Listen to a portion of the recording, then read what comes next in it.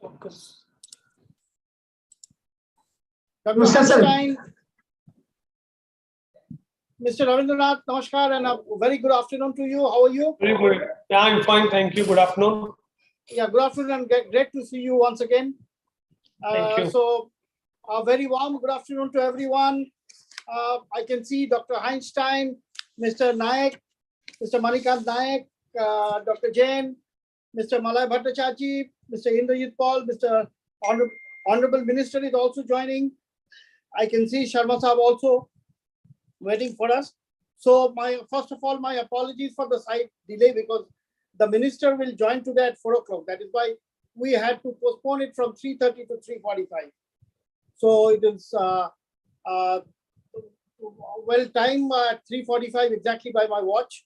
So we can get started. Sharma Sahab, with your kind permission, can we start? And Pravada, Mr. Ravindranath, Dr. Muller, once again, a very warm good afternoon, good evening to all of you. And Kashivaji, namaskar. Mr. Indrajit Paul, namaskar. So may I request, since it is already 3:45, may I request Ankit to get started? Kashivaji, namaskar. Namaskar, namaskar. Good to see you after quite some time.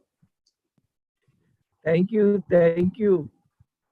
And it's always a pleasure to recollect the good old days since we knew it. We started knowing each other almost more than 2.5 decades ago. So since then, you have always supported us, and really grateful for all that you have done over the years. Thank you, Kashivaji. So for the knowledge of everyone, Kashivaji was with the Ministry of Steel. So during the days he was in Udyog Bhavan, from those days we used to interact with each other 2.5 decades ago, almost 25 years.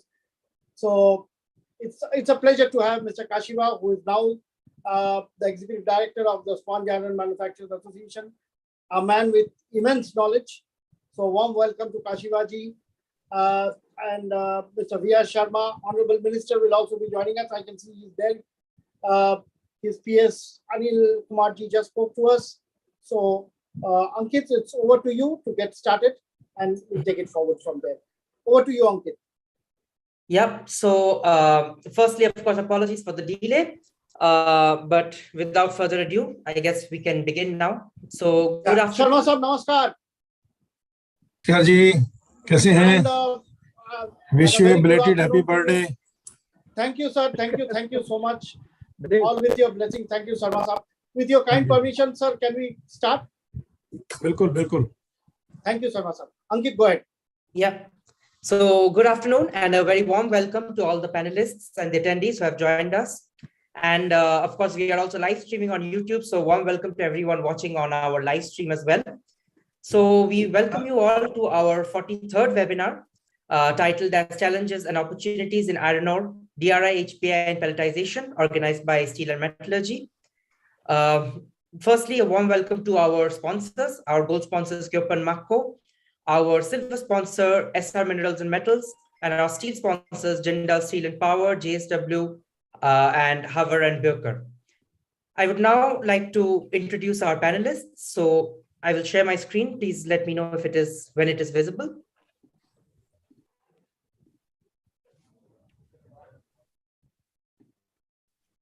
Is my screen... In the meantime, can you update Mr. Anil Kumar Chaudhary, because he is in the audience. He's in the attendee list. Can you upgrade him to the panel, please?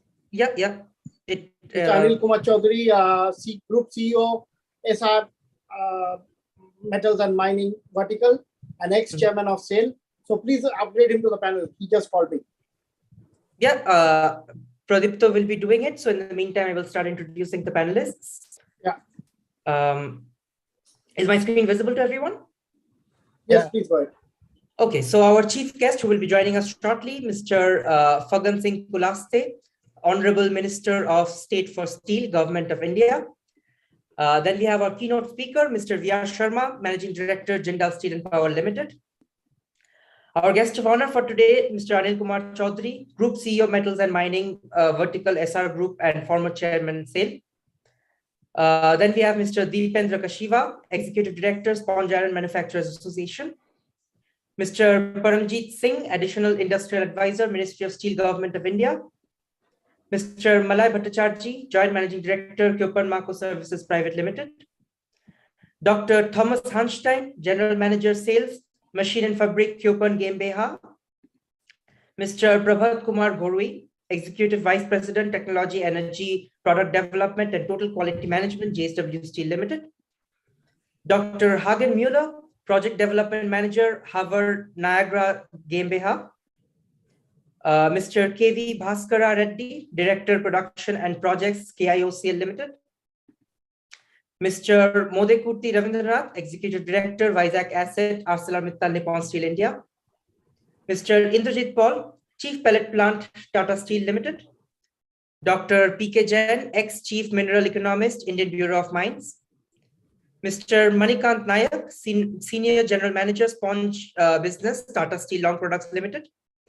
Mr. S.K. Chaurasia, Head R&D, NMDC Limited. Mr. Rajiv Maitra, Director, Deloitte Consulting. So these are our panelists today. We have a lot of panelists today, so I would just share a few short guidelines for smooth platform management. First of all, for all the numerous attendees who have joined us on Zoom to listen to our discussion today, we have a Q&A section, which can be accessed by panelists and attendees alike. So I would request you all to post your questions and queries in the Q&A section, and it will be visible to all the panelists who can choose to either answer it live or directly in the chat. I would also request all the panelists to keep their microphones muted when the other panelists are speaking, just to avoid any kind of noise feedback. And last but not the least, all panelists are requested to adhere to the time limit as given in the program to avoid any further delays. Today's webinar will be moderated by my father, Mr. Nirmalya Mukherjee. On behalf of Steel and Metallurgy and our sponsors, I would like to welcome you all to this webinar. So before we move on to our welcome address, I would request you all to rise for the national anthem. Just a second, Ankit. Let me welcome Chaudhary Sahab. Mr. Anil Kumar Chaudhary, a warm welcome, Chaudhary Sahab, to you. And it's a great honor to have you on board, because this morning I was talking to Mr. Malay Bhattacharjee of Copenhagen. He was telling me that a lot of work has been done by SR in the SR Minmet with the field that we are going to talk about today, primarily pelletization and using our so-called resources which otherwise would have been wasted. So a great contribution SR has done, I would say, in the last, over the last few decades, I would say, since the beginning of, starting the slurry, right from the slurry pipeline to building up the pellet plant. So a huge amount of assets have been created by SR Group, and it's great to have you on board today, Chaudhary Sahab, to take us through. And at the same time, Mr. V.R. Sharma also needs a special mention, because JSPL has also done tremendous amount of work, and the same goes for AMNS India, ArcelorMittal Nippon Steel, who are now focused. Mr. Ravindranath would perhaps take you through the story how AMNS India is thinking of and planning of expanding their entire resources for pelletization and for using the fines, utilizing the fines. So that Mr. Ravindranath will take you through. Mr. Kashiwa is also here, who represents the Sponge Iron Association.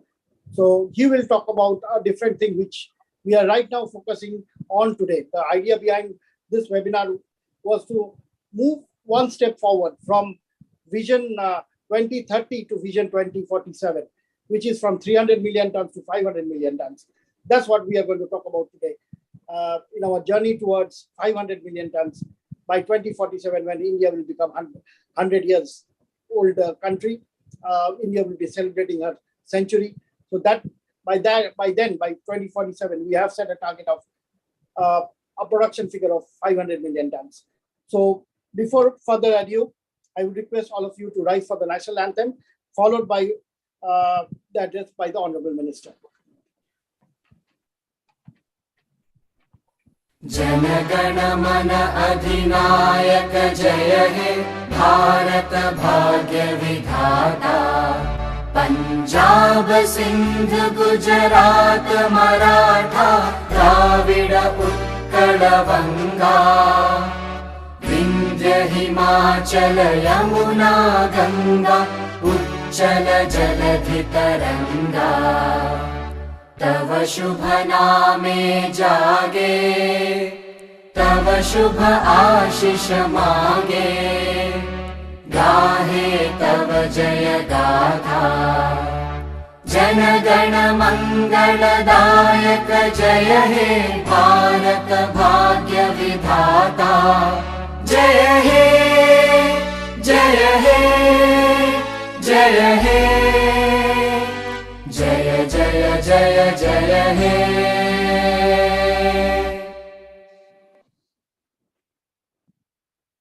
Thank you, ladies and gentlemen. Thank you so much. So before the Honorable Minister speaks, may I request Mr. Anil Kumar to just mention is the main. Anil Kumar ji, Mantri ji, आ गए हैं क्या? Mantri ji, Anil Kumar ji, if you could just let us know if Minister. हाँ बोलिए अनिल कुमार जी। ये कार्यक्रम है आगे join कर लेंगे 4 बजे के आसपास। ठीक है। कार्यक्रम है। अनिल कुमार जी आपका आवाज ठीक से नहीं आ रही है, आप दोबारा बताएंगे। हाँ आप है ना दोबारा audible to me honourable minister will join in 5 to 10 minutes है ना he is on the program है ना he will come and join in 5 to 10 minutes। Ankit, could you hear what there's some feedback from his microphone, but from what I understood, he said that he will be joining in another 5 to 10 minutes. Okay. Till such time, just check if any of our panelists are missing right now. Has everyone joined? I can see Mr. Muller joined. Yes, he joined right at the beginning. Okay, Mr. Muller is there. Mr. Ravinath is also there. Yes, I can see all of them. Mr. Einstein is also there. So, Mr. V.R. Sharma joined right at the beginning. Mr. Inderjit Paul, has he joined? Mr. Naik? Yes, I joined. I'm there. Oh, yeah, Thank okay. you. Mr. Naik is also there. Yeah, Mr. I'm Inderjit there. Paul yeah, Mr. Inderjit Paul is also there. So that means more or less from Mr. Chaurasia from NMDC, are you there? Yeah, I'm there. I'm here. Okay. Okay, great. So Rajiv, are you there? Rajiv has joined? I don't think Rajiv is here. Anyway, Rajiv is later on, so he may perhaps join later. Just hold on, the minister's speech is just calling. Just a second. Yep.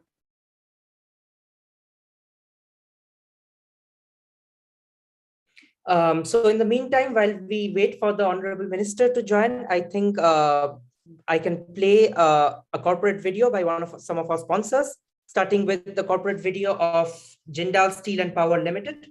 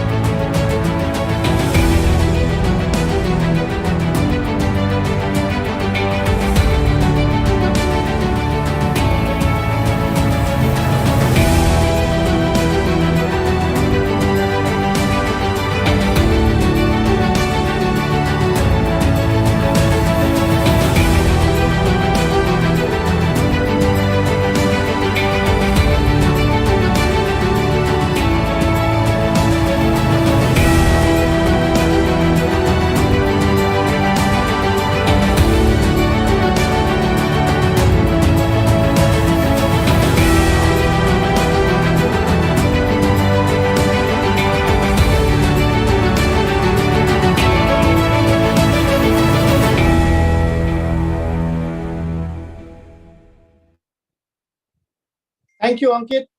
Sharma Saab, before you start, let me congratulate you on bagging being the highest bidder for the Paradip port. And I think this will add one more feather on your cap, because now you will have very, I would say, at rational cost, you will be able to rationalize your, logistics along with raw material and finished steel movement through Paradip port. So my heartiest congratulations, Sharma Saab, to you on, I think this is going to be a very useful asset for JSPL, because, Paradip is very strategically located in the heartland of, I would say, iron producing region of Odisha. So this will add tremendous benefits to Angul plant especially. And with that, let me also mention that we lost today's session chairman was supposed to be Dr. Mukesh Kumar, Director of Steel Research and Technology Mission of India. But unfortunately, he lost his mother yesterday early morning at 5 o'clock. So my condolences to Dr. Mukesh Kumar, and we pray that the soul rest in peace. Bhagwan unko atma ko shanti de. Paranjit ji, namaskar. So, नमस्कार sir, कैसे हैं sir? Fine, Paranjit ji. Mr. Paranjit Singh is the joint industrial advisor to Ministry of Steel, Government of India. So whenever I visit Udyog Bhavan, I make it a point to see that I get to see Paranjit ji once. So Paranjit ji, warm welcome to you. And I was just mentioning to Kashiwa ji, from the days, I remember from the days of early 90s, when Mr. S.S. Saha was industrial advisor. From early 90s, I've been visiting the same corridors of Udyog Bhavan. And so I have a special, sort of a relationship with the industrial advisors, whoever has been there in the ministry. So with that, we'll move on to our keynote speaker today, Mr. V.R. Sharma, who needs no introduction. And I call him the visionary of the industry, because of whatever Mr. V.R. Sharma predicts today becomes true tomorrow. So I'm sure he will have many more insights for us today, Sharma Saab. And with that, it's over to our keynote speaker for today, Mr. V.R. Sharma, Managing Director, JSPL Limited. Sharma Saab, the floor is yours. Thank you, Nirmala ji. Thank you for the very nice introduction. But I'm not a astrologer, so whatever knowledge I have, I share with my team and my colleagues in the industry. So Shri Anil Chaudhary ji, my friend, and Shri Paramjit Singh ji, Shri Kashiwa ji, my all friends, ladies and gentlemen, good afternoon, namaskar, aap sabhi ko, assalamu alaikum. It's a great time that we are meeting in the new financial year and discussing challenges and opportunities in iron ore, DRI, HBI, and pelletization.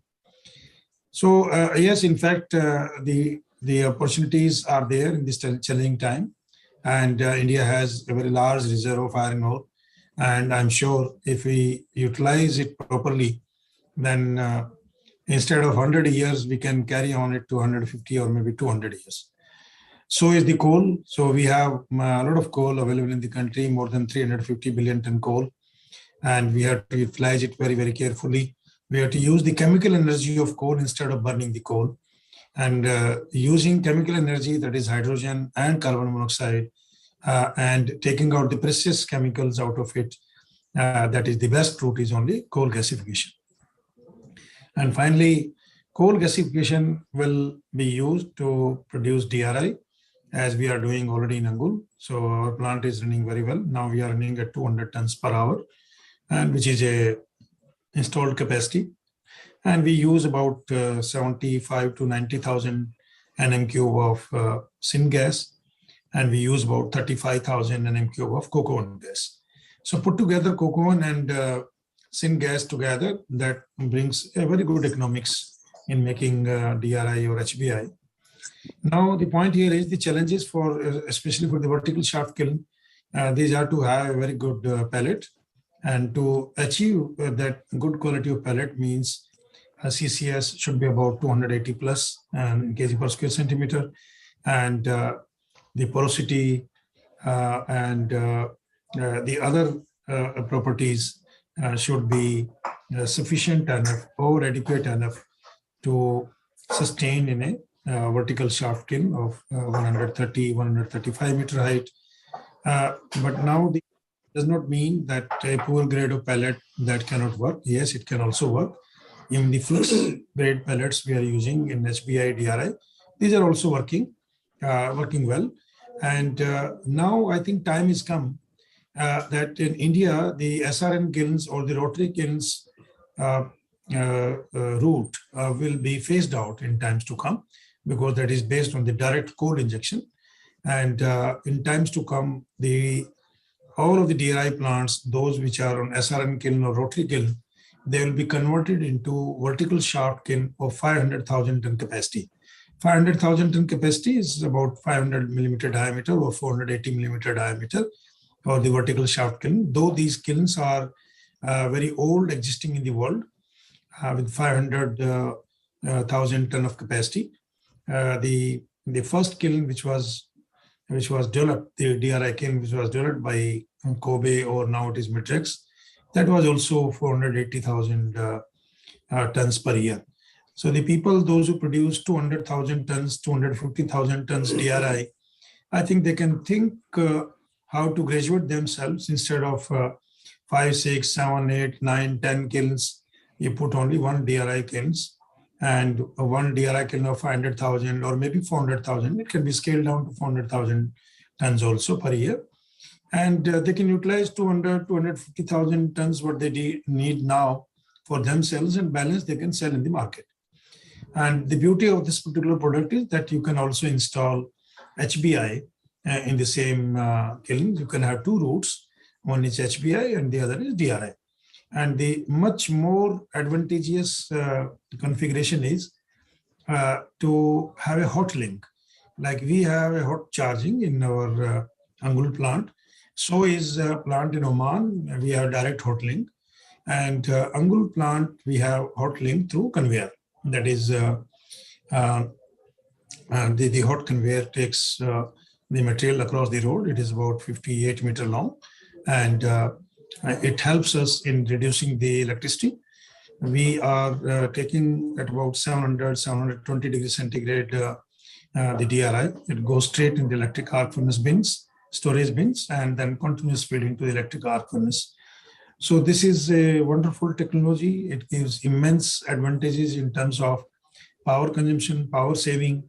So we are managing in somewhere about 320 kilowatt hour per ton for steel making, as against 550 or 520 kilowatt hour per ton in conventional electric arc furnaces.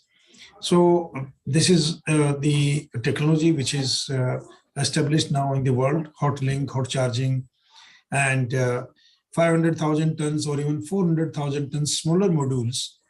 These are available in the world, and in India, SR is having the capability. SR Engineering, the company of Anil Chaudhary ji, is representing now SR.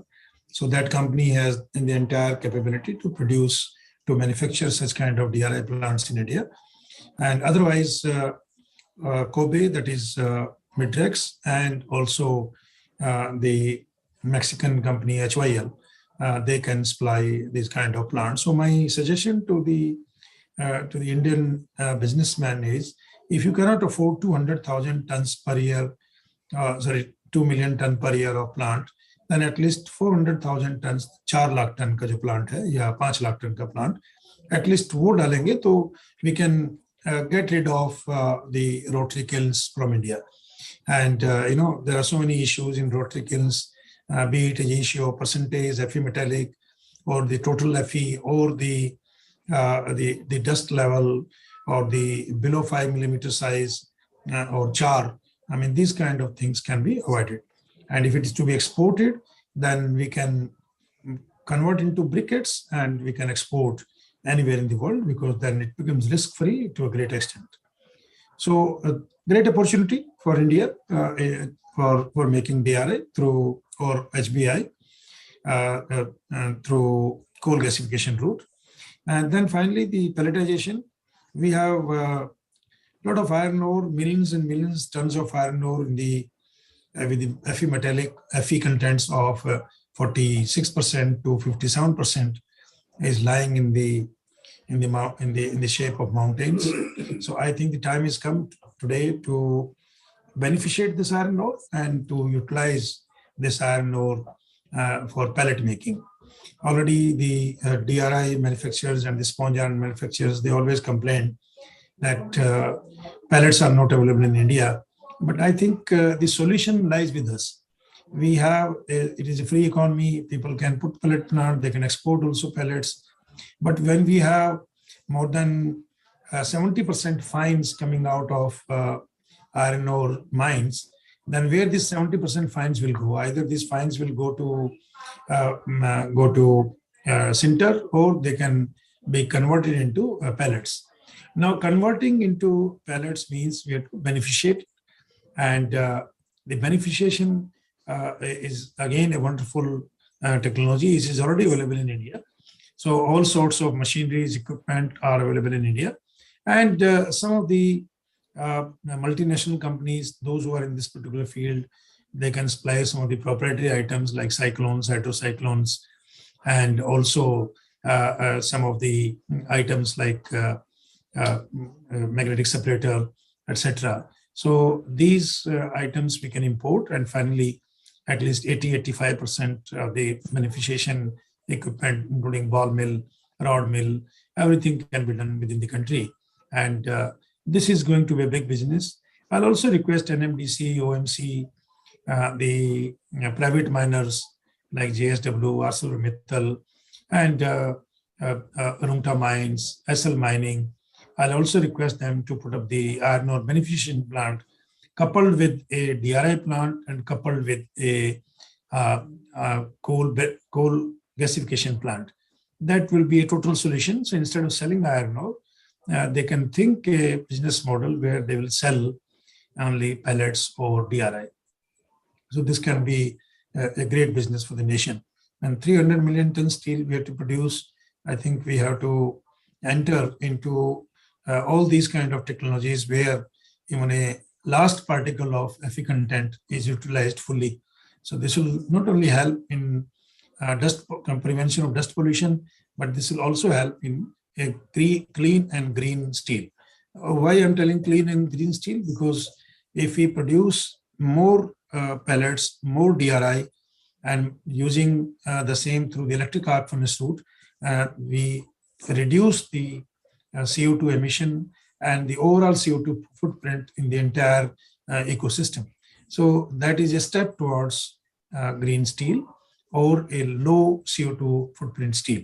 Country today with the blast furnace route is hovering around 2.4 ton of CO2 to 2.6 ton of CO2 per ton of steel. And with this route, I think we can come down to below 2 ton of CO2 per ton of steel. Coupled with the electric arc furnaces, coupled with some scrap as a circular economy, I think we can bring it down to a level of about 1.6 or maybe 1.5 ton of CO2 per ton of steel. If you consume about 30-35% of shredded scrap with the 70% of hot charge DRI. So once you have hot charge DRI, the electricity consumption also reduces. That means again the CO2 footprint is reduced somewhere in the country, whether it is through the NTPC or through the captive power plant or through any other route. So that is also reduced. So there is a significant saving, and we can reduce the CO2 footprint. Now, next is how to capture the carbon. So that is again a big challenge in front of all of us. Honorable Prime Minister has given the guidelines, and he has already committed to the world bodies that by 2070, India will be neutral, carbon neutral country. So the time is only 50 years or so, like 48 years. So during this time, I think we should be ready at least by 2050. And we should use coal only through the coal gasification. And we should try to utilize only the chemical energy of coal, which is hydrogen and carbon monoxide. And whatever methane contents are there, so the methane should be again broken down into the furnaces and to carbon CO2 plus hydrogen. And since it is CH4, so it is great amount of hydrogen available in methane. So we in general, so we can take out from coal in terms of when it is syngas. So we can take out at least 72 to 74% hydrogen and balance 26% carbon monoxide through the refining process. So we are working very seriously on this project. We are now adding coal gas to methanol, a pilot plant. This will be done very soon.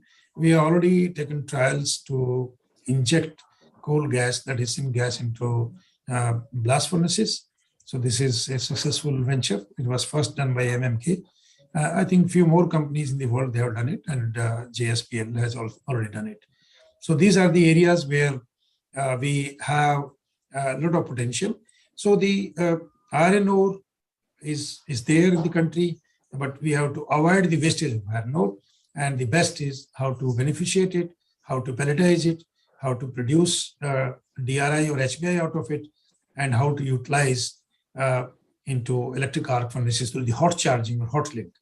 So many people, those who are in the small or medium enterprises or so-called secondary, but I don't agree that they are secondary, they are primary only.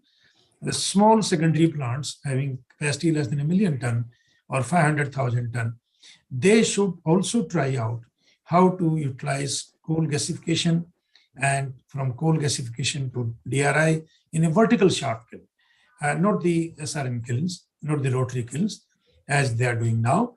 A vertical shaft kiln, if required, can also be designed to 300,000 tons a year, which is very, very nominal, 25,000 tons per month. But of course, the cost of production will be a little high, but never mind, it is still better or lower than the SRM kilns, and the overall surface footprint will be less. And the other is you need 10 or 12 SRM kilns of 200 ton, 100 ton, 350 ton, and some big companies are maintaining 500 ton. So you need so much of kilns. So, but instead of having so much of area, consuming so much of land, and maintaining 5 times more manpower, it is better to utilize to make DRI through vertical shaft kiln. We in Raigad, we produce 1.3, 1.4 million ton DRI through rotary kilns. We are phasing them out. Hopefully, next 3 years, we will phase them out fully, and we'll put up a 2.5 million ton DRI kiln, vertical DRI shaft plant based on coal gasification in Raigad also. It's already there in Angul, it will come in Raigad also. Next point is to reduce the CO2 footprint. As you know, the entire world is working how to reduce the consumption of coal. So we in Jindal JSPL, we have taken a decision that at least next expansions, 50% production should come through blast furnace, and balance 50% production should come through gasification, DRI, and electric arc furnace route, so that we can bring down without any green hydrogen or green energy, we can bring down the total sigma, total complex CO2 to below 2 ton per ton of making steel, hopefully to a level of 1.7 or 1.8 ton per ton of making steel. So this is what we are working. We are also working how to utilize, how to capture CO2 and how to utilize CO2. We also suggested to Government of India through Niti Aayog that a CO2 pipeline should be laid starting from Bokaro, Jamshedpur, Raurkela, Bhilai, Angul, and Jajpur, Kalinganagar, and finally going to Paradeep through Indian Oil Refinery, and taking it to Paradeep, and then we see how to do the sequestering of CO2 in Bay of Bengal if it is possible, which will definitely boost some of the natural gas reserves. Or we take this pipeline via Bangladesh and we take it to Meghalaya and also to Agartala, so that, and also to Assam, so that we can inject this CO2 into oil fields and the gas fields in northeast of India. And Bangladesh also needs the CO2 because they have in high sea more than 10 blocks where they intend to take out natural gas. So I think the CO2 can also be utilized by them if it is surplus available, and hopefully it will be available surplus. Then we are also working with some of the companies how to convert CO2, how to utilize CO2 into soda ash. So this plant also we are working very seriously, and we are also working how to utilize CO2 in fertilizer making or urea manufacturing. For ton of urea, we need about 30% of CO2, and balance 70% will be the other hydrocarbons, or especially H2, that is hydrogen. And we are now talking to the technology suppliers how to utilize CO2 to produce urea. We are also working with a company in America, in Texas. They started a plant to begin with a cryogenic CO2, started 5 megawatt of power plant, and they reached up to 100 megawatt power plant.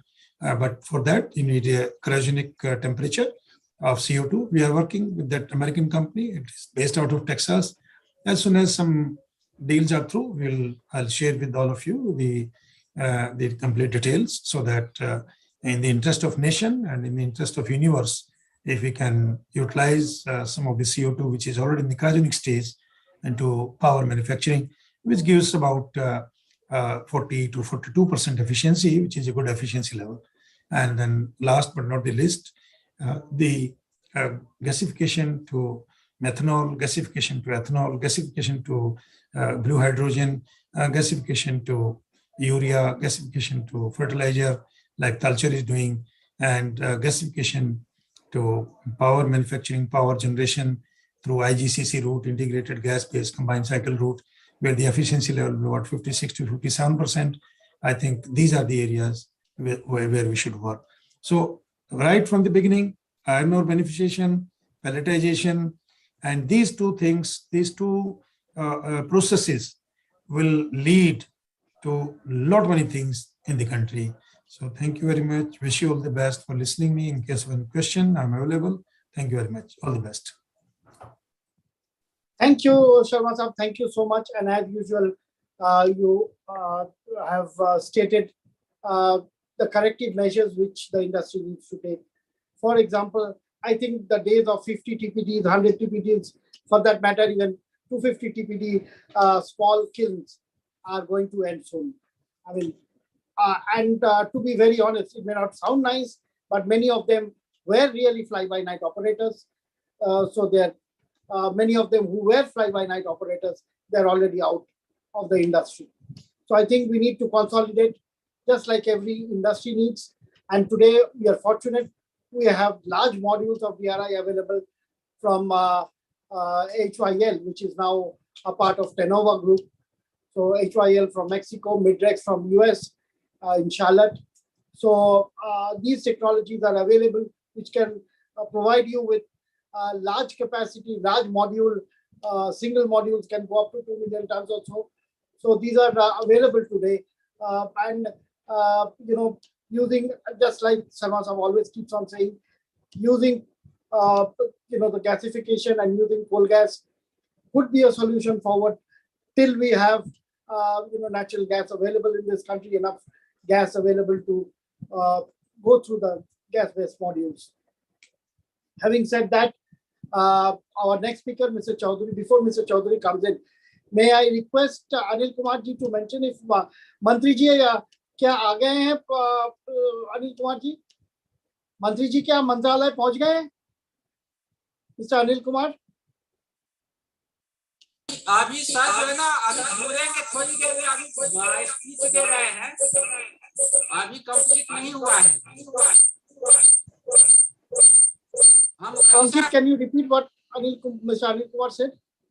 Yeah, he's saying that he will be joining in some time. He's not ready yet. Okay. So we will wait as soon as the minister comes to join. But now we have our guest of honor today, and someone who again needs no introduction at all. During his chairmanship of SAIL, I always used to refer him as the best chairman SAIL has ever produced. And I can once again state with my confidence that the responsibility he has taken to move SR forward to its level where it was is undoubtedly a challenge, but I'm sure when you have Mr. Chaudhary at the helm of affairs, this challenge is no challenge. So we will see, as I mentioned right at the beginning, SR has already put in, and having worked with the Ruya family for so many years, I know for sure that Mr. Chaudhary will take the ship to a level where, by the way, SR has always been known for his shipping business as well. So the ship has to sail fast. Ship has to sail with all its might, and Mr. Chaudhary Mr. Anil Kumar Chaudhary as the captain of the ship will take it to new heights. And before further ado, I will request Mr. Chaudhary. By the way, Mr. Chaudhary, we are also grateful that you have joined us today. So over to you. And Ankit, before Mr. Chaudhary, can you play the corporate video of SR? Yeah. By the way, SR is our sponsor for today. SR Global Fund, So thanks to a SR, portfolio JSPL, of world-class JSW. companies, managed by its investment manager, SR Capital.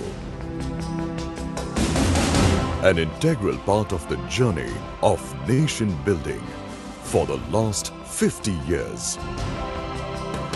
Building some of India's best industrial assets that have attracted the world's largest companies to invest in India. The greenfield assets we have built and monetized have brought in significant foreign direct investment into India. Vodafone SR, one of India's most respected telecom operators with a huge subscriber base. SR Oil, among India's most advanced oil refining companies. Aegis, in the league of the fastest growing BPO companies. SR Steel, India's largest single location flat steel manufacturer. We have played a vital role in the country's development, investing more than rupees 2 lakh crore. We have also fulfilled our corporate social responsibility through focused community uplift programs. Our current portfolio of businesses straddle the following sectors. SR Oil UK, a strategic asset ensuring UK's energy security. SR Exploration and Production, the foremost unconventional energy player in India.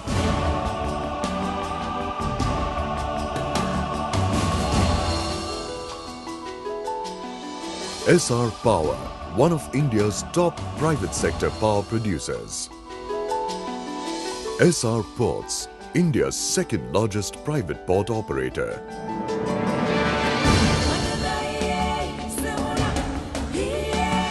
SR Projects, over 5 decades of experience in project execution. Metals and Mining, world-class proven reserves in North America and Indonesia. SR Shipping and Oilfield Services, among India's leading private sector shipping companies.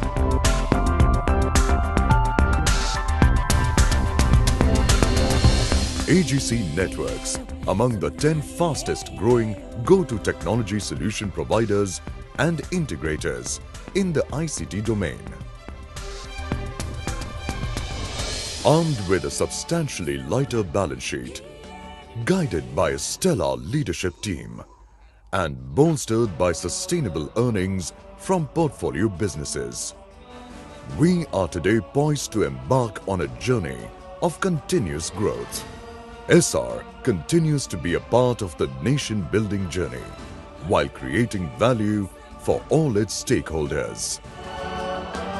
SR, making in India, making India. So with that, let's say kudos to Team SR, which has always been resilient in spite of tough times. It is not the first time that they have gone through tough times, or even earlier. Whenever SR has come through tough times, it has overcome it. It has been a resilient company. And those of you who know the promoters, the Ruyas as a family, they are a very close-knit family and wonderful human beings.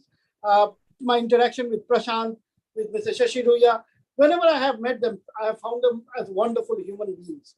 So it's a great, I would say, opportunity for Mr. Chaudhary to have joined a group which has excelled in so many facets. I'll just, without wasting much of time, I'll just mention one single incident. There is a company called Ramakrishna Hospitality Services, which actually provides the hospitality for all the SR group companies, including the ship which used to. And the company turnover went beyond 100 crores. I'm talking about something a couple of years ago, only because of the support from the Ruya family. With Mr. Shashi Ruya, personally knew him. So that's how this company grew up as a very small entity to what it is, RKHS. And they run all the guest houses and properties of SR Group. So this is an example of how the Ruyas have brought up small entities to its size. So hats off to the efforts of SR.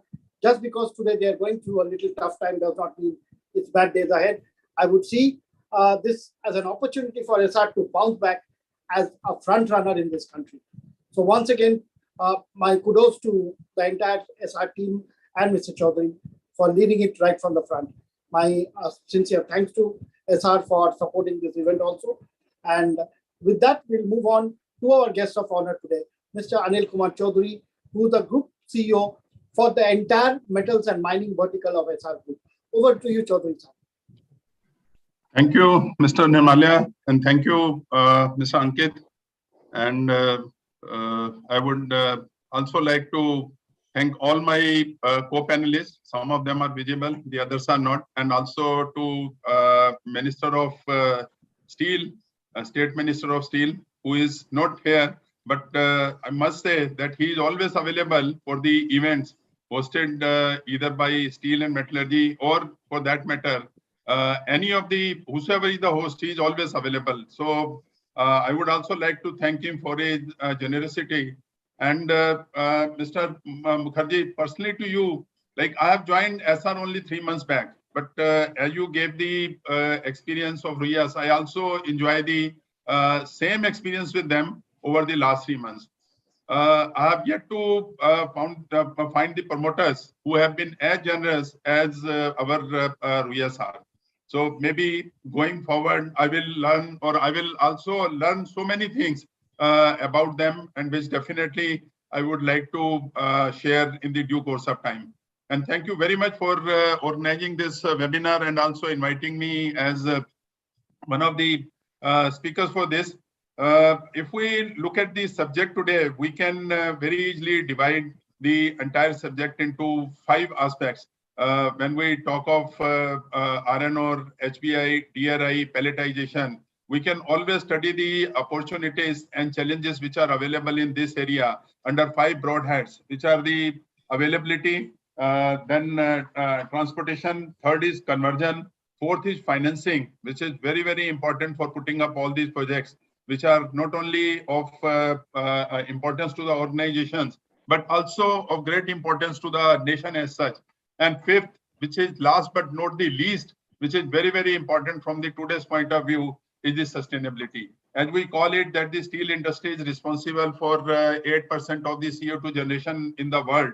So we have to be very, very careful while manufacturing steel, so that we are able to follow the highest standards, which are helping us to keep the these greenhouses, green gas houses under control. If we look at availability, as just Mr. Sharma mentioned, that India is having abundance of iron ore, but it has to be used very logically, very judiciously, so that it not only lasts for 100 years, but for more than that. And of late, we find that the policy of auction, which was started by the government of India a few years back, that established over a period of time the HBI premiums ranging from 125% to 142%, they have gone. And I was very delighted to see from the recent auction, which was won by JSW in Maharashtra, on the border of Maharashtra and Goa, that they could get it at a premium of 25%. I'm not very sure about the quality of the ore because not much of the details were available. But it is quite heartening to know that this auction business has stabilized within the country. And now the producers or now the owners who are willing to do it on merchant basis, they have also matured and they are not quoting haywire without considering that whether it will be useful in the time to come or not, or at what price we should buy. The premiums have stabilized, which is a very good thing for the country. And of course, as we are utilizing more and more iron ore, the quality is getting depleted. The Fe content is coming down, and for that, the beneficiation is must. So every manufacturer of steel, they have to put up the beneficiation facilities so that the iron ore, which has not been utilized over a period of time. Particularly, I would like to also talk of the down fines which are available in our country in millions of tons. Some estimate says that it is 300. I was reading somewhere. Of course, it is not 300, but if it is not, and even it is not less than 100 million ton. So even if we take it at 100 million ton, this is a precious resource which can be utilized after beneficiation, and which can help us definitely in taking care of the requirement and also in taking care of the environment. And one important thing which is missing, which we started talking some time back and today nobody has been talking, that is the more and more exploration of the reserves which are available in the country. Somehow this is one area where we have been lacking, be it iron ore, be it coal, or be it any other mineral. We find that our emphasis is not there on the exploration. Like the need of the hour is that we should go for JORC exploration 2012, and we should establish that what kind of reserves are available and how we can utilize these reserves. Maybe we can bring in the private sector companies, as we were talking earlier, with a right to them after exploration. If they are successful, the right can be given to them, or the lessons can be given to them on priority basis, of course, while following all the norms to exploit those mines. So it is very, very important that we should put due emphasis on the aspect of exploration. Now, as far as coal is concerned, you all know whether it is met coal, thermal coal, or and sources of other sources of energy are concerned, whether it is natural gas, syngas, LNG, hydrogen. We have been lacking somewhere, not only in their reserves, but also in their proper utilization. The thermal coal, definitely, we may talk of syngas, we may talk of any other technology, but today we know that the syngas is also not that successful economically as the making steel through blast furnace route is there. If we have to run the DRI furnaces, we need to have the LNG, we need to have the natural gas. Without that, it will not be possible to make it economical. And very few plants are today working on syngas. So that shows there is a need to do more work or more research on that, and there is a need to do more R&D, or there is a need to spend more money on this. The data which is available with me, like we are hardly spending any money on research and development of this coal gasification. So even if we have the Midrex technology or we have the HBI or energy iron, we will not be able to achieve the results unless we do more research and development and we go and work more on the syngas. It will not be possible to make steel economically unless we have some more R&D on this area. Now, second aspect is the transportation. Transportation becomes very, very important. You know, there are 3 or 4 ways of transporting. One is conveyor, second is roads, third is railways, and fourth, which is becoming very, very important, is the slurry pipeline. So roads, we know it causes so much of pollution, and conveyors cannot be used everywhere. Likewise, for rails also, we need to create the infrastructure which is lacking in our country. The slurry pipeline is one area where definitely I would like to emphasize, which not only helps to cut down the cost, but also help us to save the environment. And I can share with you with pride, and you know also that SR has been pioneer in putting up the slurry pipelines in the country. Perhaps SR has been the first company in the country, or SR Group has been the first in putting up the two slurry pipelines. The first one was put up from Belladella to Vizag, 8 million ton per annum, and second one from Odisha to Paradip, which was 12 million ton per annum. After that, we saw the BRPL slurry pipeline coming in between Barbil and Jajpur. So those have gone to ArcelorMittal, but we have not given up. Again, we have been talking of putting up a 14 million ton beneficiation plant just to take care of the abundant fines or dump fines or even fresh fines. And also, we are going to put up a 250 kilometer pipeline, slurry pipeline between Kionjar and Paradip with a 14 million ton pelletization plant at Paradip. And at least out of 40 million ton, 5 million ton will be the high Fe DR for DR purposes, and balance 9 million ton for blast furnaces purposes. So the operational cost can be brought down significantly if we go in for slurry pipeline. And the cost which I have worked out, it is just 60 paisa per kilometer per ton, which is the lowest, as against maybe 2 rupees 50 paisa when we use the other modes of transport, mainly railways. And if we use the road, it is going to be much higher. And we have been contributing to the environment safety also. So we feel that wherever it is feasible, one should go in for the installation of the slurry pipelines. And that is must if we have to transport iron ore in a very, very safe or in the environmental friendly manner. And then we talk of the conversion. Mr. Sharma talked a lot about conversion, and he has given very nice suggestions that how we can shift from the this vertical shaft kiln from the this rotary kiln, and how we can, even for the small DRI manufacturers, this can be of great help to us. So these thoughts are, I would say, they are worth emulating. But at the same time, like if we have to effectively produce the iron from direct reduced route, then we have to take help of the natural gas or hydrogen. Of course, you know, hydrogen is a distant reality, but natural gas is something which can always be provided by the government. And he talked of the pipeline across the country, which is a very, I would say, wonderful idea. And if we look at that, the plants which were put up earlier on the basis of natural gas, somehow they could not survive because the natural gas could not be made available. And the SR, you all know, it is one of the sufferers of this thing only. The government agreed to give the natural gas at a particular price, but after that it could not come through. And a major portion of our capacity was lying idle for a long period of time. So this is one area where definitely we would like to have the intervention from the government, because all said and done, as I said, that more work is required to be done if we have to use the syngas for making the DRI. And coal-based, of course, there is no doubt. Today, the country has already been producing more than 39 million ton of this DRI with the help of mainly coal-based furnaces.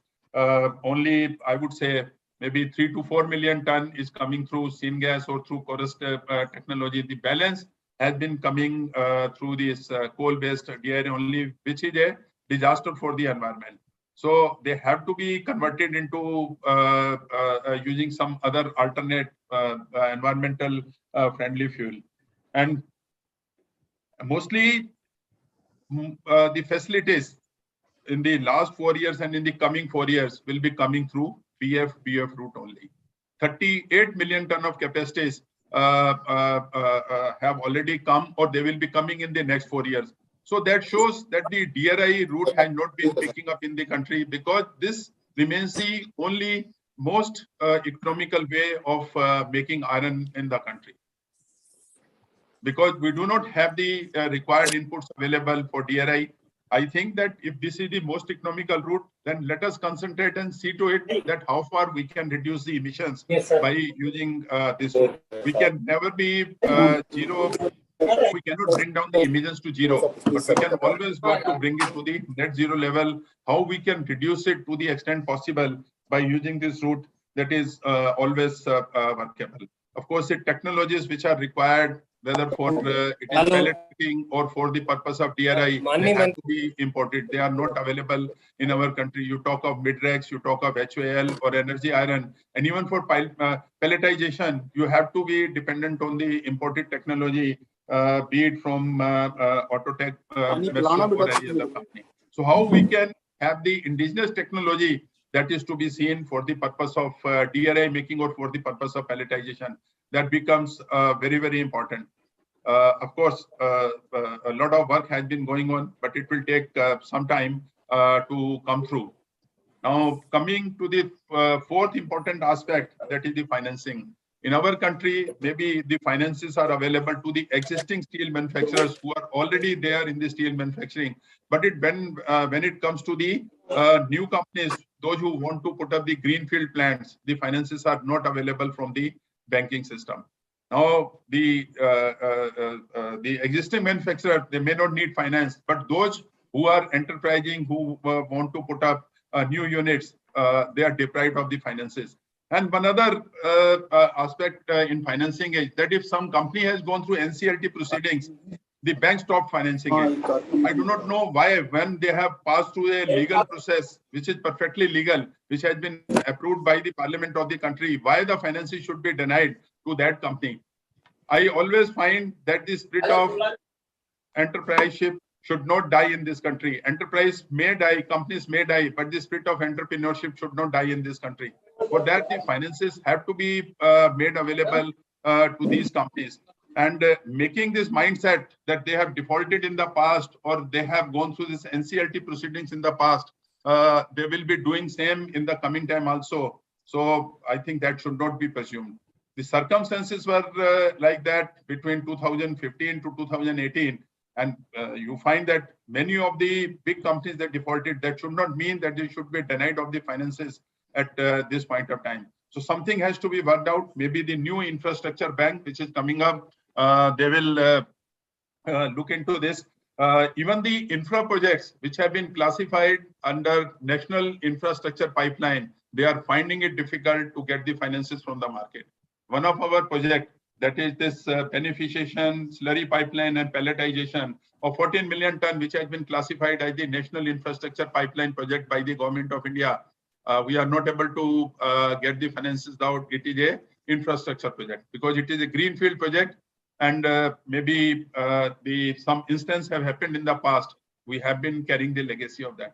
So it has to be looked into, and the projects have to come up in this country, so finances have to be made available by the system.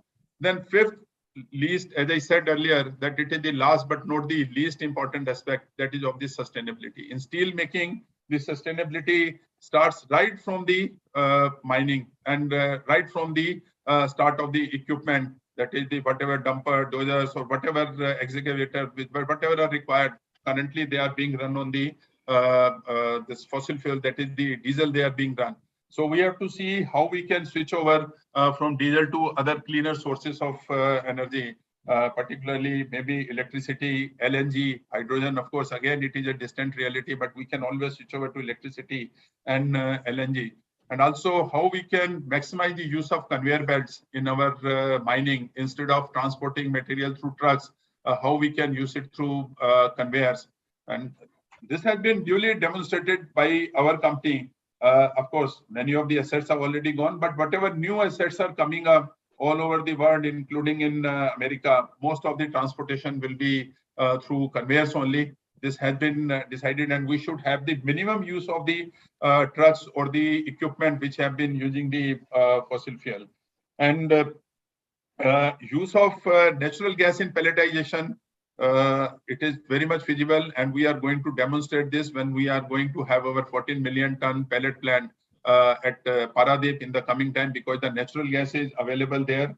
And I would like to say here that in pelletization also, today we are having the cold bonding solutions. This is technology is already available, and I learned from Dr. Mukesh Kumar and also from the Monash University that a lot of work has been done on the cold pelletization. Of course, it is at the pilot stage, and it has not been put in, or lab stage or pilot stage, it has not been put into commercial production. But this is one aspect. If we have to bring down the emissions, this should be looked into by the industry very seriously. Cold briquetting, it is already there in vogue, but we are not able to get the strength which is required for using pellet in the large blast furnaces. So this has to be looked into, and how we can go in for a better binder, organic binder, which can help us to get the required CSS. So I find that in the coming time, particularly in our country, this raw material should not be a problem, except coal, which has to be imported, whether it is for DRI purposes or it is for our blast furnace purposes. But going forward, I would like to emphasize one thing, that we have to put emphasis on the circular economy. We have to make use of scrap as far as possible. By 2030, we are going to have our steel production at 300 million ton, or capacity at 300 million ton, which implies a production of 250 million ton. Today, the scrap utilization is just 25 to 30 million ton, which will be going only to 60 million ton if I take the same rate, which will just be 20%. So if we have to really bring down the emission level, if we have to give a clean environment, then we have to go in for circular economy, that more and more steel should be recycled. And this end of the vehicle policy, though it has been rolled out, but the implementation I find is not working out. The agencies have to work on this. The government agencies, whosoever are responsible, they have to see to it that whatever policy has been brought out, it should be implemented scrupulously. So, friends, I find that the future of our this, as far as raw materials are concerned for steel making or for iron making, it appears to be very good, but we have to work on certain things collectively, maybe with the help of SRTMI, with the help of Ministry of Steel, or with the help of research and development centers of the large steel companies. We should work out, and we should ensure that whatever new technologies we can adopt in the coming time, which will help us in conservation of the material, in attaining the sustainability, or in saving our environment, we should work on that. And with this, I once again thank Mr. Nirmalya Mukherjee, our Steel and Metallurgy, for hosting this wonderful webinar on the very contemporary subject. And let us hope that we will continue to work together to see to it that raw materials are made available to the steel industry for all the time to come at a very reasonable price, or not only raw materials, but other inputs, including energy, is made available at a very reasonable price. Thank you. Dhanyavad, Chaudhary Sahab, thank you so much. And once again, you took us through the journey, and I quite started identifying, what this country needs to do primarily to retain the industrialists who have put in so much in this country. And let us accept this for a fact. So much of investment, SR Group, Ruya, whether it is Shashi Ruya, Ravi Ruya, they did not leave the country. They kept on investing in spite of bad times. और ये मंत्री जी से मैं नमस्कार मंत्री जी, आप आज इतना व्यस्त होते हुए भी हमारे साथ जुड़े, इसके लिए हम बहुत आभारी हैं आपके। आप लग तो रहा है आप अभी मंत्रालय में भी नहीं, बाहर से जुड़ रहे हैं, कहीं बाहर है, फिर भी आप हमारे साथ जुड़े, इसके लिए आपको तहे दिल से धन्यवाद। और आपका स्वागत करते हुए मैं बस यही, चौधरी साहब जैसे बोल रहे थे कि हमारे जितने उद्योगपति इतना उद्योग में जो मतलब इन्वेस्टमेंट करते, विनियोग करते हैं, तो उसके बाद कोई भी उद्योग अगर कभी ठप पड़ जाता है, क्योंकि ये साइक्लिकल है, सारे उद्योग जो है इनका एक साइकिल होता है, कभी साइकिल ऊपर जाता है, कभी नीचे जाता है। इसके बावजूद हम तो यही चाहते हैं कि फिर से एसआर ग्रुप हमारे जो पहले वाला स्थिति था, एसआर उसी स्थिति पे आ जाए और हमारे उद्योग पे वही मतलब वही योगदान करे। चौधरी साहब, मंत्री जी के लिए आपका कोई अगर मंत्री जी के लिए आप भारत सरकार से, प्रधानमंत्री जी से क्या आवेदन करना चाहेंगे एसआर ग्रुप को, मतलब अगली स्थिति, पिछले जो स्थिति था उसी स्थिति में लाने के लिए बैंक से जो सहयोग चाहिए, हमारे आर्थिक जो इंस्टीट्यूशन है उनसे जो चौधरी साहब आप कुलस्ते जी और हमारे मंत्रालय से, हमारे मंत्रालय जो मतलब बाकी वित्तीय मंत्रालय आदि से जो दरख्वास्त कर सकते हैं। चौधरी साहब। धन्यवाद मुखर्जी साहब। नमस्कार। इनफैक्ट मंत्री जी से मीटिंग की थी फरवरी महीने में। हमने कैबिनेट मिनिस्टर से मिले थे, सेक्रेटरी साहब से मिले थे और अपने माननीय कुलस्ते साहब से भी मिले थे, और जो हम रिक्वेस्ट इनको कर सकते थे वो हमने की है, और मुझे पूरा विश्वास है कि उसके ऊपर ये ध्यान देंगे। और एक चीज का मैं आपको विश्वास दिलाता हूँ कि it's a matter of 2 to 3 years that SR will be the same SR as we used to be earlier. We will be having our same glory. We are simultaneously working on 5 projects right now, and I'm sure some of them are within the country and some are outside the country also. Some of the projects were left in between. We are all working together to complete those projects. And in country also, we have been working. First of all, as I said, there's 14 million ton this pelletization plant with slurry pipeline and beneficiation. That is going to be the game changer, not only for the company, but for the entire country. And this will help us in earning a lot of foreign exchange, because this is going to be SEZ.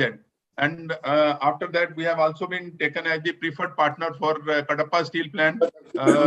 For that also, we have been working on the financial closure. Apart from that, also, we are working on 8 million ton the steel plant in the state of Gujarat. The work has been going on that. Then we are also having plans to put up a 4+4 million ton DRI based, natural gas based DRI plant in Kingdom of Saudi Arabia.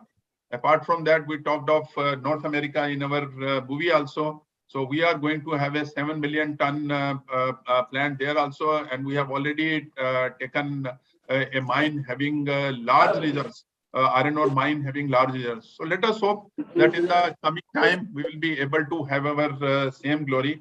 And if you see our this booklet, our opening sentence is: the secret of change is to focus all our energy not on fighting the old, but on building the new. So we are all we have all resolved that we will work on the new, and we will take this organization to the same glory as we used to enjoy some 5 years back. Thank you. Thank you Chaudhary साहब।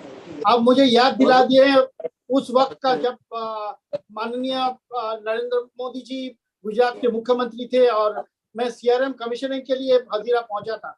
मैंने देखा मतलब कैसा जो प्यार और जो मतलब आशीर्वाद नरेंद्र मोदी जी शशि रुइया के साथ जो मिले, जो रिश्ता उनका था, मैंने खुद देखा हुआ है। नरेंद्र मोदी जी तब गुजरात के मुख्यमंत्री थे। तो मैं इसी वेबिनार के माध्यम से माननीय प्रधानमंत्री जी से भी दरख्वास्त करूंगा कि आप एसआर को पुराना जो एसआर का कंट्रीब्यूशन था उस लेवल तक पहुंचने के लिए उनका सहयोग करें, उनको आशीर्वाद दें, because I want SR group to get back the glory. In fact Sharma साहब भी शायद याद करेंगे कि JSPL was in a very bad state when he came in 2017, during the time he came as MD. Before that, of course, during Vijay Ratan Sharma 1, VRS1 was as deputy MD, VRS2 was as MD. So, and Mr. Sharma has been fortunate to turn the company around. Today, I keep giving an example of what JSPL has done in terms of turning around the entire company from almost a company which would have perhaps gone to the and Mr. Sharma turned it around. Sharma साहब, मंत्री जी के लिए आपका कोई संदेश या कोई आपका कोई आप जो चाहते हैं मंत्रालय से, शर्मा साहब, mister V R Sharma, Sharma साहब, वो जो बैठने वाला है शर्मा साहब आप सुन पा रहे हैं? He is muted. शर्मा साहब आप सुन पा रहे हैं? I think he is muted, but he can. Mr. Malay, he is muted. Yeah, he is muted, but he can hear, no? Sharma साहब आप सुन पा रहे हैं? मुखर्जी साहब, माननीय मंत्री बोलो ना वहाँ अपने PS को। अच्छा, बिना वक्त बिताए मैं अभी मंत्री जी तो सवाल का जवाब बाद में भी, उसके बाद भी मंत्री जी आपसे दरख्वास्त यही रहेगा कि आप कुछ देर जुड़े रहें, तो किसी का अगर कोई सवाल हो, कोई प्रार्थना हो, आप उसके लिए कुछ देर तक आपके संदेश के बाद आप जुड़े रहे हमारे साथ। तो अभी मैं मंत्री जी का फिर से बहुत बहुत बहुत शुक्रिया अदा करता हूँ कि इतना व्यस्त होते हुए भी आज मंत्रालय तक पहुंचे भी नहीं थे माननीय मंत्री जी, फिर भी हमारे साथ जुड़े। और ये पहली बार नहीं है, मंत्री जी जब कभी हमने उनसे अनुरोध किया है वो कभी ना नहीं बोले हैं। तो इसीलिए मैं माननीय मंत्री जी का तहे दिल से फिर से शुक्र अदा करते हुए शुक्रगुजार हूँ उनका। और मैं स्वागत करता हूँ मंत्री जी, हमारे आज के जो मुख्य अतिथि हैं, chief guest mister Faggan Singh Kulaste ji, honourable minister of state for steel, to address us today. और आप हमें मार्गदर्शन करें। ये जो माननीय प्रधानमंत्री जी का जो आत्मनिर्भर भारत की ओर जो दिशा है उस दिशा तक हमें ले जाए। और आज हम ये भी बात करेंगे कि 300 मिलियन टन से आगे 500 मिलियन तक 2047 तक कैसे पहुंचा जाए, उसका मार्गदर्शन हमें माननीय मंत्री जी, आपका स्वागत है। Floor is all yours minister sir. Mr. Faggan Singh Kulasте, Honorable Minister of State for Steel, Government of India, will address us now. जो भी हो, मंत्री जी। धन्यवाद मुखर्जी जी। आप सबको आज इस वेबिनार में लो हाईएस्ट DRI HBI टाइजेशन की जो चुनौतियां हैं इसके बारे में ये आप लोग, और विशेषकर आज मुखर्जी जी, हमारे अनिल चौधरी जी, परमजीत जी, शर्मा जी, अंकित जी और ऐसे अन्य हमारे जो विशेषज्ञ हैं, मैं सबको नमस्कार करता हूं। और मेरी थोड़ी व्यस्तता के कारण मैं थोड़ा क्षेत्र में हूं, परंतु मोटे तौर से एक जो विषय आप लोगों ने जो ध्यान में लाया है कि ये जो हमारे सामने जो संकट है, जो चुनौतियां हैं, इन चुनौतियों का अवसर में कैसे इस आयोजन को और इस आयोजन के माध्यम से पूरा करना। देश में न तो लौह अयस्क की कमी है और ना ही DRI की क्षमता और ना ही पेलेटाइजेशन की जो क्षमता है, और ना इसके बारे में जो बेनिफिसिएशन की जो बात आप लोगों ने की है इसकी क्षमता के बारे में मुझे कहते हुए प्रसन्नता है कि जब मैं आज इस बात को, और जो देश की वित्तीय व्यवस्था है, वित्तीय वर्ष की स्थिति में हम जब देखते हैं कि 21-22 में इस्पात के इतिहास में अब तक का सबसे बड़ा बेहतर प्रदर्शन स्टील के क्षेत्र में रहा है। और इसलिए आज चाहे हम क्रूड इस्पात की बात करें, उत्पादन की, या इस्पात का उत्पादन हो या खपत, ये दोनों जो हमारे क्रूड इस्पात का उत्पादन जो 120.1 मिलियन टन, जो तैयार इस्पात का उत्पादन की जो क्षमता है 113.25 मिलियन टन, और इसका खपत जो हुआ है आज की स्थिति में आप देखें तो 105.4 मिलियन टन रहा है। इसके लिए मैं स्टील बिरादरी को और इससे जुड़े हुए सभी हमारे जी को बहुत शुभकामनाएं देता हूं, बधाई देता हूं। आप में क्षमता है, कैपेसिटी है, परंतु उस कैपेसिटी को कैसे हमको बढ़ाना है, उस क्षमता को, ये हमारे सामने एक बहुत बड़ा चुनौती है। आपको ध्यान होगा कि इससे हमारा जो 5 ईयर प्लान है और इसमें पैलेट प्लांट की जो क्षमता है 110 मिलियन टन का है, जबकि उत्पादन का जो लगभग है 76 मिलियन टन के आसपास ही रहा है। और अगर स्पंज आयरन का जो क्षमता है उसको आप देखेंगे तो लगभग 51 मिलियन टन, जबकि उत्पादन अप्रैल से फरवरी तक का जो हमारे सामने जो स्थिति है लगभग 36 मिलियन टन ही रहा है। तो इससे स्पष्ट होता है कि कहीं ना कहीं बेनिफिसिएशन के मामले में प्लांट की जो क्षमता है उसको और कैसे हम डेवलप कर सकते हैं, और इसके लिए 120 मिलियन टन की जो आसपास जो हमारा प्रोडक्शन इस समय हुआ, ये देश के इतिहास में सबसे ज्यादा प्रोडक्शन है। और इसलिए जब हम इस योजना को प्लान कर रहे थे तो हमारा 2030 तक हम 300 मिलियन टन को हमको पार करना है, और जब हम इसको 40-48 तक ले जाएंगे तो 500 का, एक पूरे इन 10 वर्षों का प्लान।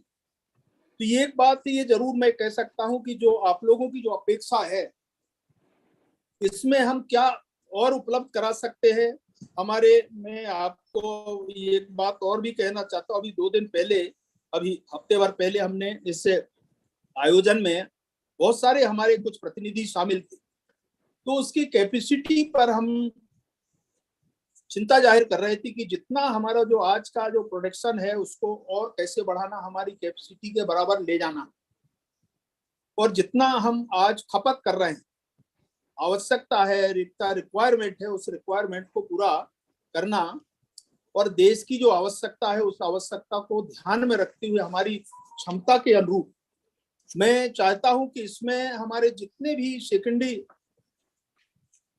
स्तर के जो हमारे इंडस्ट्री हैं, उनके रॉ मटेरियल्स के लिए उनकी जो आवश्यकता है, जो डिमांड है, उसके लिए मैं समय समय में बात कर रहा हूं, और जहां जहां पर हमारे पास जितना भी कच्चा माल है उसका ठीक प्रकार से दोहन और हमारे लोगों को उसकी जो आवश्यकता है उस आवश्यकता को पूरा करना है।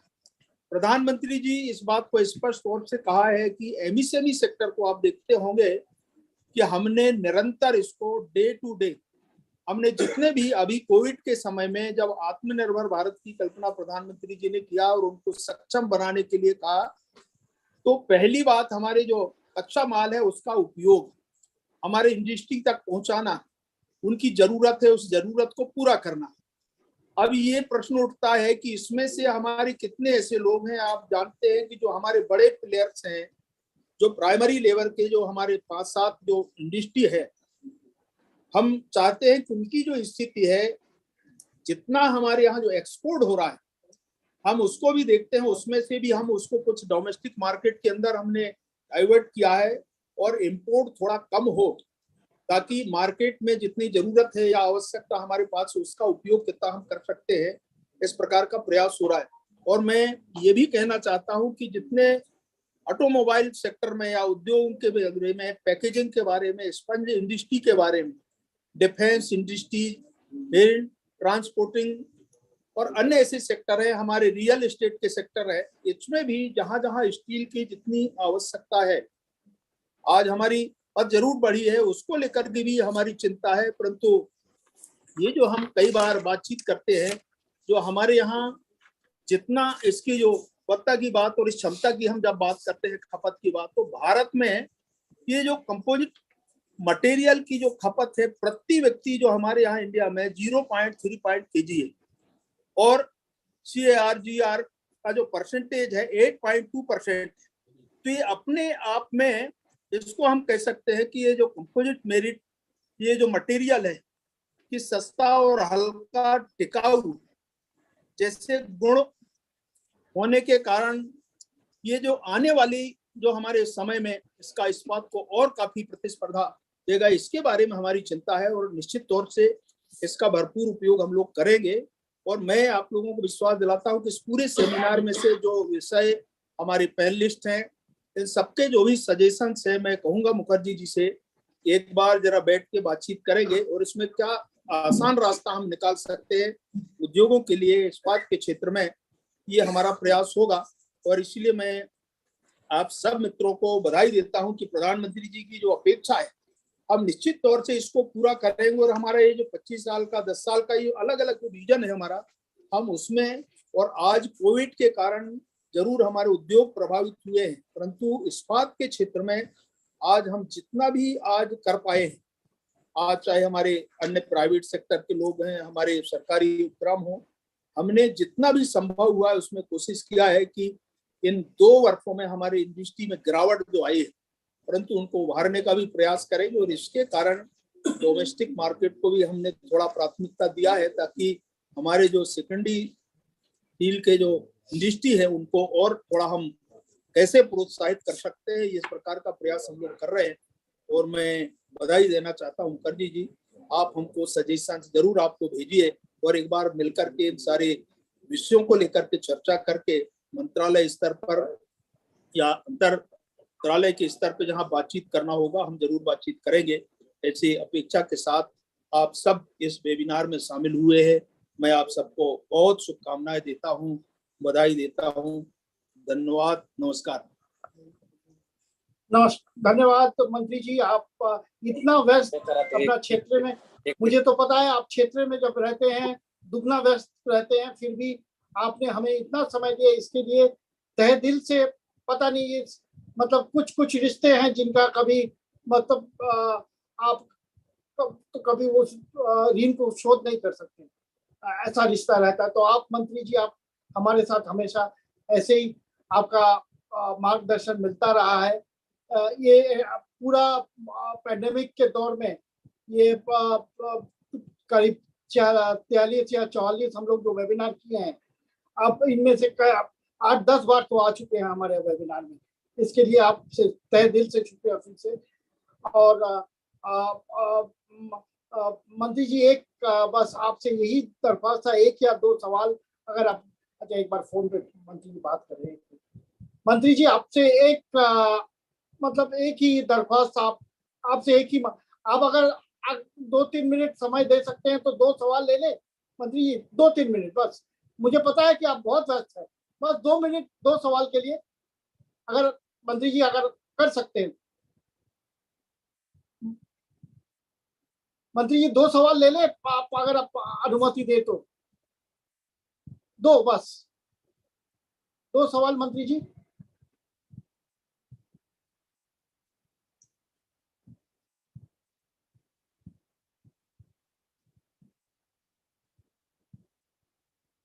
मंत्री जी आप अगर सुन पा रहे हैं, मंत्री जी म्यूटेड है शायद। मंत्री जी आप म्यूटेड हैं। मंत्री जी अगर आप अनम्यूट कर सकते हैं तो बस एक ही। मंत्री जी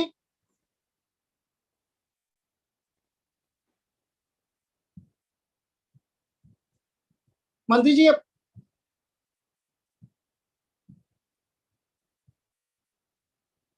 मेरा ख्याल से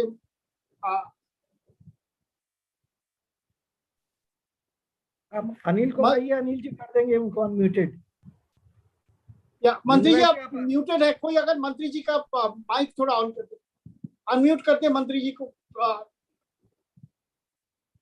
can someone unmute the honourable minister please. हाँ मंत्री जी आप बहुत व्यस्त है, फिर भी 1-2 सवाल ले सकते हैं क्या?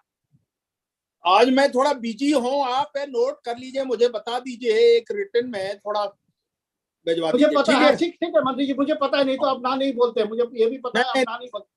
आज बहुत ही आप लग भी रहे हैं, बहुत ही व्यस्त है आज वैसे भी आप क्षेत्र में, मुझे पता है आपका क्षेत्र में रहने से दुगना व्यस्तता जो है वो दुगना हो जाती है वैसे भी। ठीक है मंत्री जी, बहुत बहुत धन्यवाद, आज फिर भी आप हमें समय दिया क्षेत्र में रहते हुए भी, इसके लिए फिर से शुक्रिया आपका। और हम आज एक नोटशीट जैसे जो हम लोग जो डिस्कस करते हैं वो एक नोटशीट बना के मैं काशीवा जी से भी रिक्वेस्ट करूंगा, वो अगर थोड़ा समाप्त आज का कर दे तो हमारे आज के अगले जो स्पीकर है, our next speaker today is Mr. Dipender Kashiwa, who I can see on my screen next to Paranjit Singh. So both of them, come from the same office sitting on the same floor for years. So they will speak one after another. First will be Mr. Kashiwa, who is the Executive Director of Sponge Iron Manufacturers Association, and earlier he was with the Ministry of Steel, as I told you. So over to you, Kashiwa ji, to give an insight into what we discussed the other day, our next step forward, what is to be done next, and what is the way forward. Like Mr. Chaudhary mentioned about the gas-based DRI being a better solution, whereas Mr. V.R. Sharma keeps saying that whole gasification is the way forward. So you have to give us, since you represent the entire industry, so you have to give us the insight of what the industry thinks about. Please go ahead. Good afternoon, all the distinguished panelists and participants. And thank you, Nirmal, for giving me an opportunity to put forth my views. But talking after the legends like V.R. Sharma and Mr. Chaudhary is a huge task. They have covered almost all the points which I wanted to flag. But still, I will like to put forth my views from the industries and practical prospects point of view. First, the topic is the prospects and challenges. Let me just speak a few words about the prospects. We have presently about 48 million ton of a DRI capacity in the country, Out of that, 77% is a coal-based, which means around 37 million ton is a coal-based industry in India, and around 3 million ton further capacity coal-based is coming in the pipeline and will be commissioned in 1.5 years also. So we will be having a around 40 million ton coal-based DRI capacity in the country. Lot of the things have been talked about my previous speakers about the need to have a syngas based or a vertical shaft furnace based DRI production. But I will like to draw their attention that since last 28 years, not a single gas based DRI plant has come in this country, barring a Corex based plant and a one syngas plant. No natural gas plants has come up in this country for last 28 years. Why? These are the things which we have to ponder upon and we'll find out the possible solution if we want to reduce the carbon footprints. Criticizing the coal-based DRI is not a solution. This 40 million ton capacity cannot be switched off on one fine day. So let us talk on the practical aspects from the national perspectives. Now coming to the production as issue, as Mantriji has said, around 34.16 million ton we have produced in 2020-21, and this year we are expecting to produce around 39 million tons, and out of that around 80% would come from the coal-based DRI industry. We are the world's largest DRI producer for 19 years and continuously. And we hope that we will continue to keep flying the Indian flag in the world DRI industry in times to come. Now, what are the prospects of the Indian DRI industry? Mr. Chaudhary has spoken the constant about the availability of the steel melting scrap, which is another important metallics for steel production in the country. I personally feel that is going to be a bottleneck in a time to come, because the international scrap prices are very high and will continue to be very high because the entire world is moving toward the gas-based DRI production or the steel production. Steel production. A lot of the countries has put a export bar, or some have imposed the export very high export duty. So forget about getting the imported steel scrap in the for augmenting the steel production in the country. So our option is we have no choice but to increase either the scrap availability in the country, or we have to continue to promote the DRI industry in the country if we want to produce 2.5 million and 255 million ton as envisaged in the Nation Steel Policy 2017. Now, what are the prospects? What are the prospects of the DRI industry? I think Paramjit Singh ji will throw some light about the Vision 2047, which I think Ministerial is still in the process of making. But if we want to increase the per capita consumption from the 78 kg to around 250 kg, then we would be requiring a crude steel production in the country of 400 million ton by 2047 in next 25 years. But if we take into account of a 50% production will come from the secondary sector, 50% will come from the main producer, then we would be around 200 million tons has to be produced from the so-called secondary steel sector, for which the metallic requirement will be around 250 million ton. And if we assume that 50% will be the scrap consumption and 50% would be the DRI consumption, then the DRI requirement in next 25 years would be 125 million ton, around 125 million ton. These figures must look very ambitious, must be very ambitious, but we don't have any option. It will become a necessity. This I am talking from my experience of more than 48 years. We have no choice but has to promote the DRI industry in the country, whether it is a coal-based or it is a vertical shaft furnace or a gas-based industry. I would also like to draw your kind attention that if I look into the vision of the main producers, I don't find anyone is talking about the gas-based, natural gas-based DRI plant. Mr. Chaudhary has propagated that there is a need to talk about or to plan about the natural gas-based DRI industry, because he talked about certain limitation of the syngas-based industry DRI production, which I will not like to talk today because of the paucity of the time. But yes, I will like to draw the attention of the participant that GAIL has set up a gas pipeline from Jagdishpur, UP, Uttar Pradesh to Haldia in West Bengal with the investment of more than rupees 10,000 crore rupees. And as per my information, not a single main producer or the DRI producer or the pellet producer, no one has come forward so far. I think the reason is, as Mr. Chaudhary has said, that the experience, he talked about the experience of SR, which is still valid, because there is no certainty about the continuous supply of a natural gas and its prices. So no one is coming forward. So what are our options? Our options continue to be the coal-based DRI industry. Yes, I agree, it is very energy inefficient and a polluting industry, but we have to sit together, all the scientists and research scholars, to think over how we can reduce the carbon footprints from this industry. Now I will come to the challenges, because I have been given a time only 10 minutes. I cannot explore much more. Challenges is iron ore, coal, gas, infrastructure. Everywhere there are the challenges. We have got an iron ore reserve of 32 billion tons, and we are the world third largest deposit holders. But see the condition of the iron ore. Availability from the domestic sources.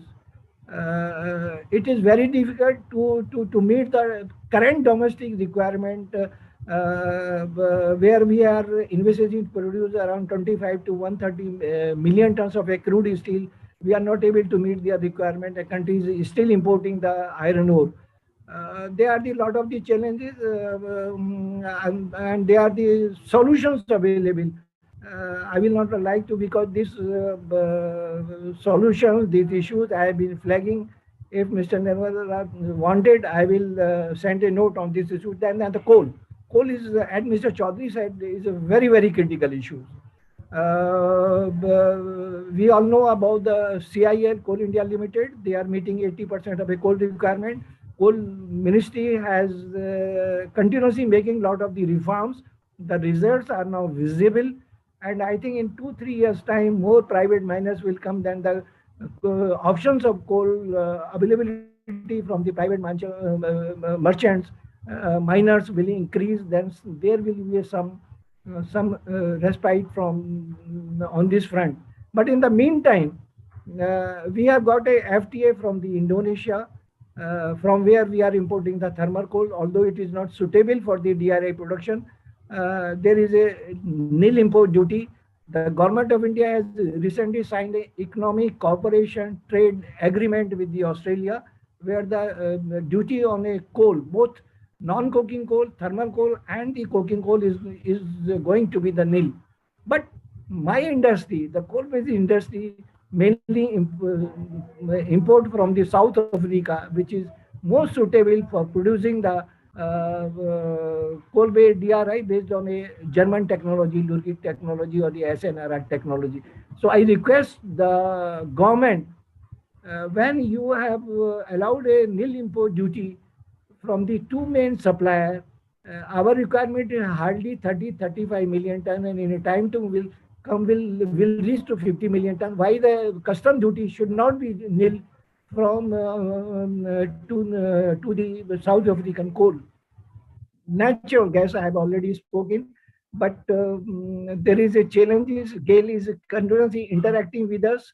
We have organized a workshop, invited all the stakeholders, sale, main producer, secondary producer, so-called secondary producer, but no one has come forward and will not come forward because the gas prices is now skyrocketed. It is more than $36, which was at the time when I organized the workshop, it was hovering around $15. So no one is going to talk about the natural gas-based DRI or steel production in the country.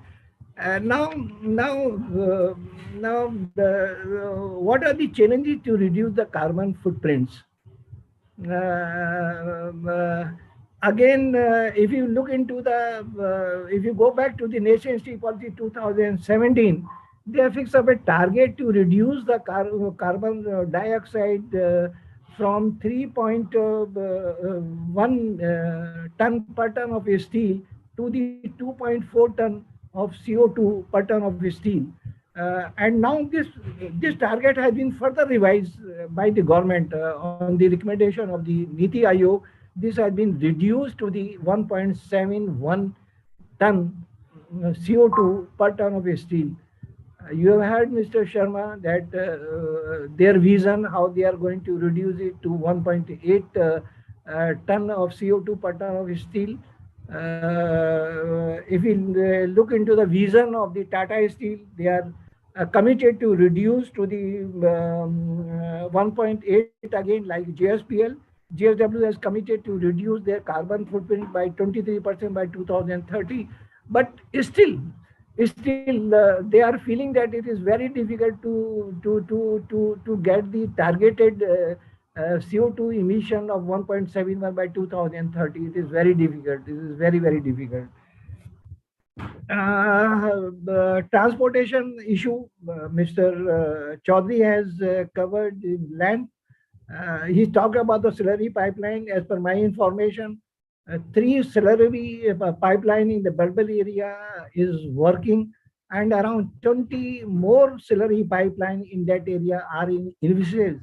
From where we are going to get the water? Are they going to be along the highway side, or are they going along the railway track? How they are going to be maintained? These are the challenges we have to face. We have to find out the solution, because the REX availability continue to be shortage. I was reading the newspaper that Ministry of Railways has tendered order for about 1 lakhs REX. Even if we interact with the Coal India, they say REX are not available. What can I do? What we can do? And they have recently issued a directive that people who are interested to move the coal by road are welcome. It is ridiculous to move the coal on a long distance by road. A, it is time taking. B, it is very cost ineffective. C, it will be highly polluting. We have to find out the solutions of all these issues if we want to produce 255 million ton and not 400 million ton, what I explained in next 25 years. But we have to find out the solutions for next 8 years if we want to produce around 255 million tons of crude steel. Now another thing which I know is very close to some of you know, very close to my heart, and Paramjit is knowing that I have been pursuing this issue for last 2 years. My first concern is that how do you reduce the carbon footprint, or how to substitute part of a coal in a rotary kiln? Is it technically feasible? It is economically viable? We have to do some R&D. I am fighting on this front for last 2 years, and I am happy to announce that with our continuous efforts, we have taken on board the IIT Roorkee, IIT Madras, IIT Bhubaneswar, IIT Kharagpur, and I think within 1 or 2 months, one plan of exploring the potential of substituting part of a coal by the syngas or by natural gas will take off. Another plant of exploring the possibility of using the green hydrogen will take another 6 to 1 year to take off, but definitely this project will also take off. Whether someone supports us or not support us, we are bound to take these issues, and will ensure that the coal-based industry should reduce their carbon footprint. Thank you very much. Thank you, Kashivaji. Thank you so much. And as your normal style is. You gave a overview of the fact that gas-based units, point one, is not really feasible. Second is, we are, at least at this stage of time, it is not something which is likely to happen, given the circumstances as of today. And when we are talking about slurry pipeline, I remember when the Naxalite movement was at its peak, how the slurry pipeline were cut off when because of that, the entire assets of the slurry pipeline, I think those days SR was cut off for quite some time, because it was not along the national highway. So protecting the asset was really a challenge. So I think these are issues which we have to take care of, how we take care of the slurry pipeline to ensure that the security is not a threat and you have continuous supply from the slurry pipeline. So these are challenges we have to keep in mind while we talk of a feasible alternative in terms of transporting rather than depending on rail or road transport. Unfortunately, we don't have a representative from the railways today, but I'm sure in future, when Mr. Kashiwa takes up this issue with the railways also, we will have more interactions where the railways, they can assure us what kind of support they can provide. Now, we have a representative from NMDC also. So he's the head of R&D of NMDC. So may I request Mr. Chaurasia to share a minute on what NMDC plans to do, Mr. Chaurasia. Oh, Mr. Chaurasia, what are your thoughts on this? How can NMDC come forward to help? You are muted, Chaurasia. Yeah. Is my screen visible? Yes, we can see you. We can see you. And first of all, thanks to you, Mr. Mohanty, your director of production, who nominated you. You can give your presentation later, because your presentation slot is later. So right now, it's just we just want feedback from you how NMDC could come forward to help us. Yeah. First of all, I congratulate the organizers of challenges and opportunities of iron ore, DRI, HBI, and pelletisation. Yes, you can give your Mr. Chaurasia, you can give your presentation later, because now we just, your presentation slot is later, because right now the presentation is from Mr. Paranjit Singh. He will be talking. Okay. I will be giving my letter. We just want your thoughts on how you could come forward to help the DRI producers of this country, and how NMDC could play a role there. Just a short answer. Thank you. Presentation will be given later, definitely. But I'm telling you 2-3 things. Iron ore resources is depleting, good grade. So beneficiation is the challenges as well as opportunities, because challenges is to upgrade it acceptable to the downstream industry, whether it is a blast furnace or DRI. So NMDC is having all the capability, whether it is wet process or dry process, because wet process is slowly coming down, because water is a scarce, as Mantriji and others also told, how you will get water for slurry transportation or for other purpose. So we have developed technology of dry beneficiation. We are emphasizing to come up a solution in dry beneficiation. We already have done many projects and many work with IMT Bhubaneswar as well as CISRO Australia, and also we also developed our own and patented also, and it is working lab scale as well as pilot scale. First, and other things like pelletization, we are also giving support or solution to many industry, including SAIL. SAIL recently has given us work for the SAIL Bhilai for beneficiation as well as for subsequent pelletization technology to be process developed. Based on our flow sheet, they are working at Delhi Rajara Bhilai Steel Plant, and also SAIL has given for Goa mines a project for us to develop flow sheet as well as pelletization on nomination basis, because we don't fight for tendering process, and they have given in nomination basis to us. So our R&D center is well equipped in beneficiation, pelletization, which is need of the hour. And also for August gathering, I'm informing that we are working above slurry pipeline, because slurry pipeline already NMDC is putting up. We are working on pneumatic transportation, which doesn't require water. Pneumatic transportation is not new, mainly for cement industry and for fly ash transportation it is working. So we are trying to develop technology for the iron ore transportation also. These are some of the challenges which NMDC can give solution. In pelletization also we have developed many technology, and our pelletization plant is working smoothly at Donimalai based on beneficiation of slimes. Slimes is used, beneficiated, then pelletized, and then it is being sold to the customer.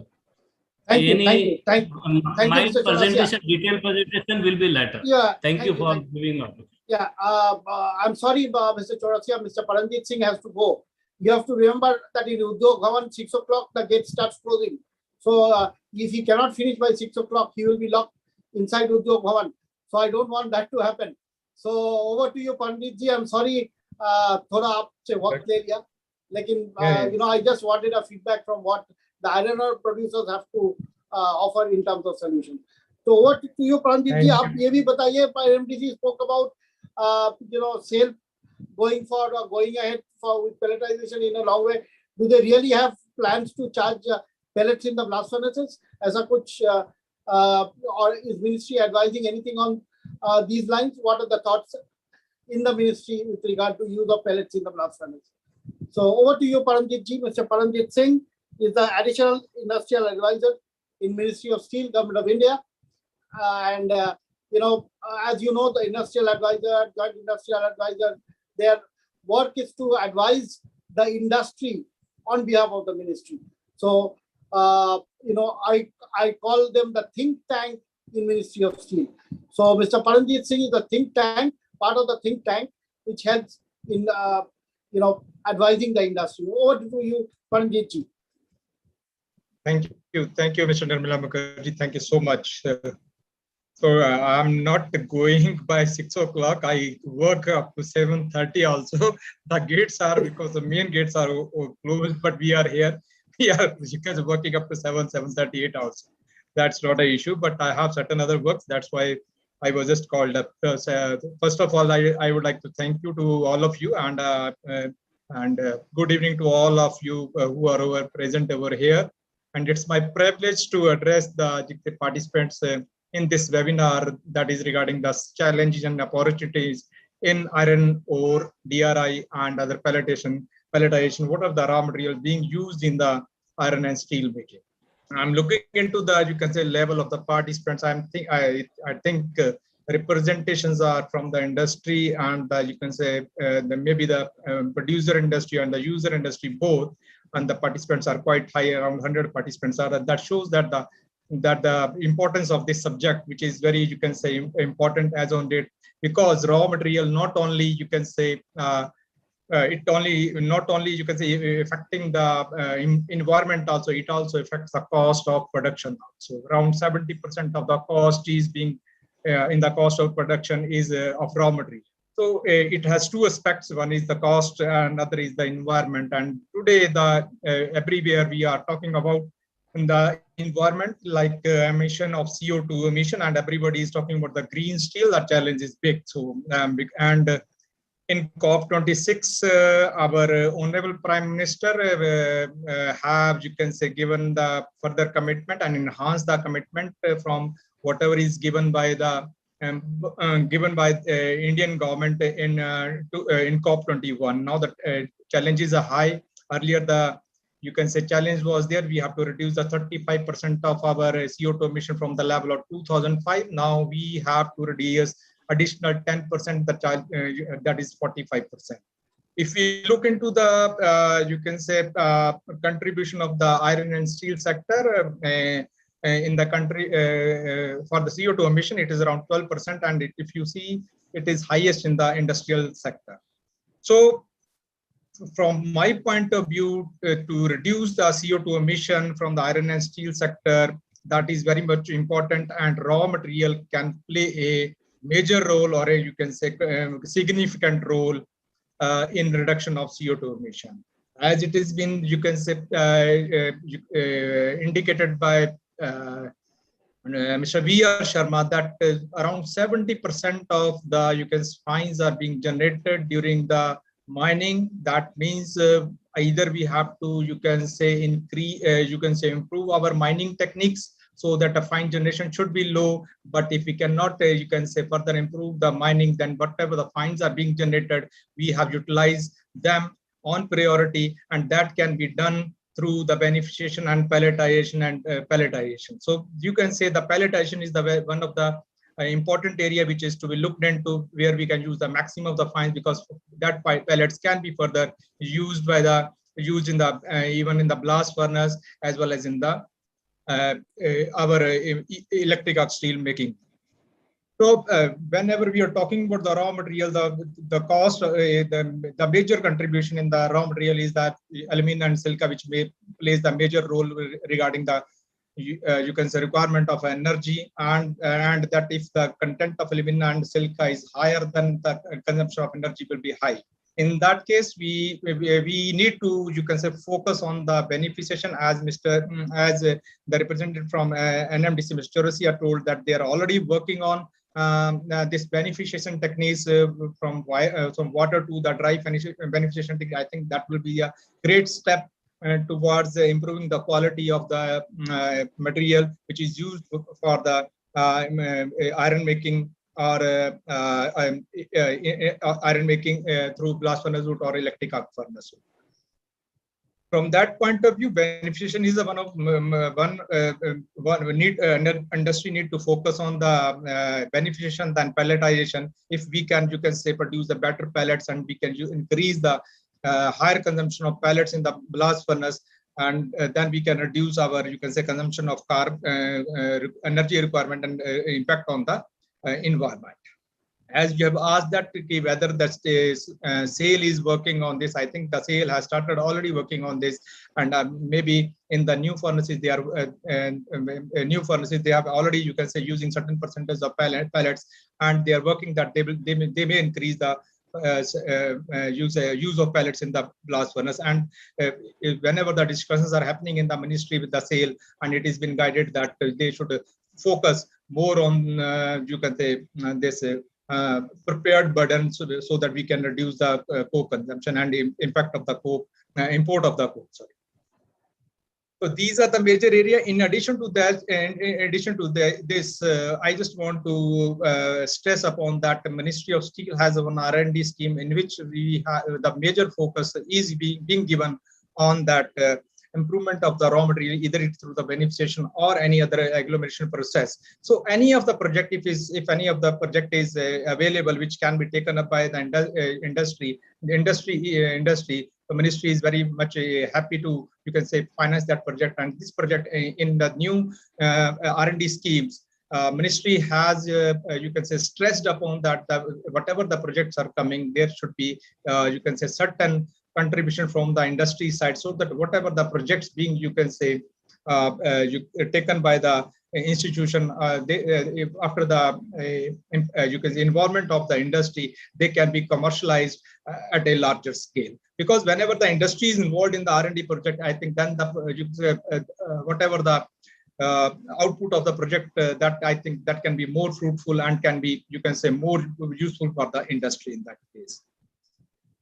Regarding if you see that in you can say for any production of the inequality product, again the raw material plays a major role. If we have to produce a quality steel with the low tramp elements, then I think the blast furnace route or the route of iron making route is the most preferred route, because we have the low tramp elements in that. And if you know that in future ministry wants that industry should more focus on the quality products like special steels, and then according to that this blast furnace route or the iron making route, either it could be from the hydrogen based DRI making through the mid-rex process, that will be the preferred route. So industry, I think that then industry has to, you can say, focus on these areas, and in future, for the future plan that as everybody knows that ministry is working on the formulation of vision 2047. By 2047, what we are planning that we are thinking that the industry should focus on the processes and the iron making processes or the steel making processes, where we can reduce the CO2 emission reduce the CO2 emission less than 1, because if in future whenever we are focusing on the, you can say, reduction of the CO2 emission, and we are planning that we are envisaging that the capacity of the Indian steel industry would be around 500 million ton, and the production will be around, you can say, 450 ton. And by if we out of that, around 100 million ton will be a special steel, and out of the maximum of the steel will be used in the country, or it will be exported. And looking into the vision of the, you can say, 2047, we are ministry also emphasizing that maximum of the steel which is being imported as on date, we should produce that all type of grades in the country, and we should become a hub of, you can say, exporter of all these grades. With you can say, challenge, as the challenges have been discussed by all the, you can say, previous speakers, Mr. B.R. Sharma, Mr. Chaudhary, and Mr. Kashiba. The challenges are many, but if you see the challenges always gives you the opportunities. We have to you can say search the opportunities out of that, and find out the ways to, you can say, remove the hurdles and create them into the, you can say, opportunities. And automation in other area which can play a major role in, you can say, overcome the challenges is that the automation.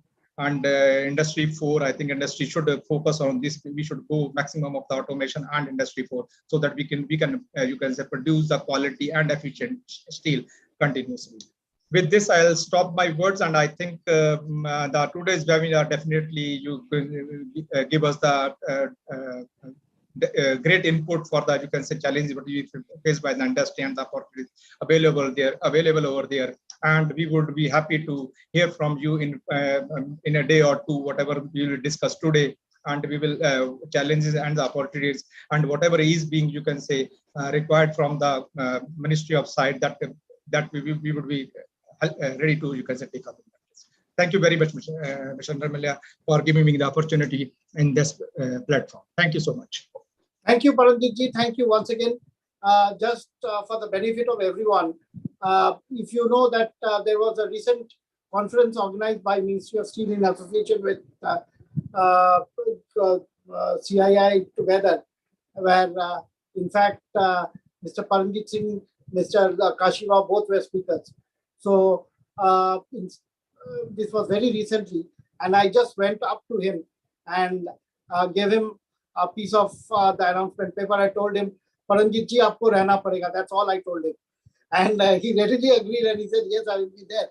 So I'm really grateful to him that in spite of such a short notice which I gave him, he readily agreed and said yes. Same goes for Mr. Kashiva. I just sent a WhatsApp message to him, and he called me back, and he said, yes, I will be there.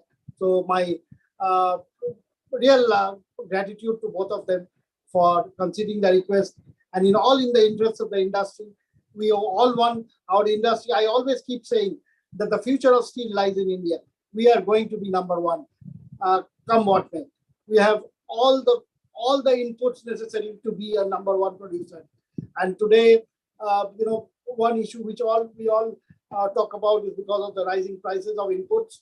And Mr. Chaurasia is well aware that in China, CFR 62 Fe has cost $160. Mr. Chaurasia, I think you are aware of this, how the price movements are happening.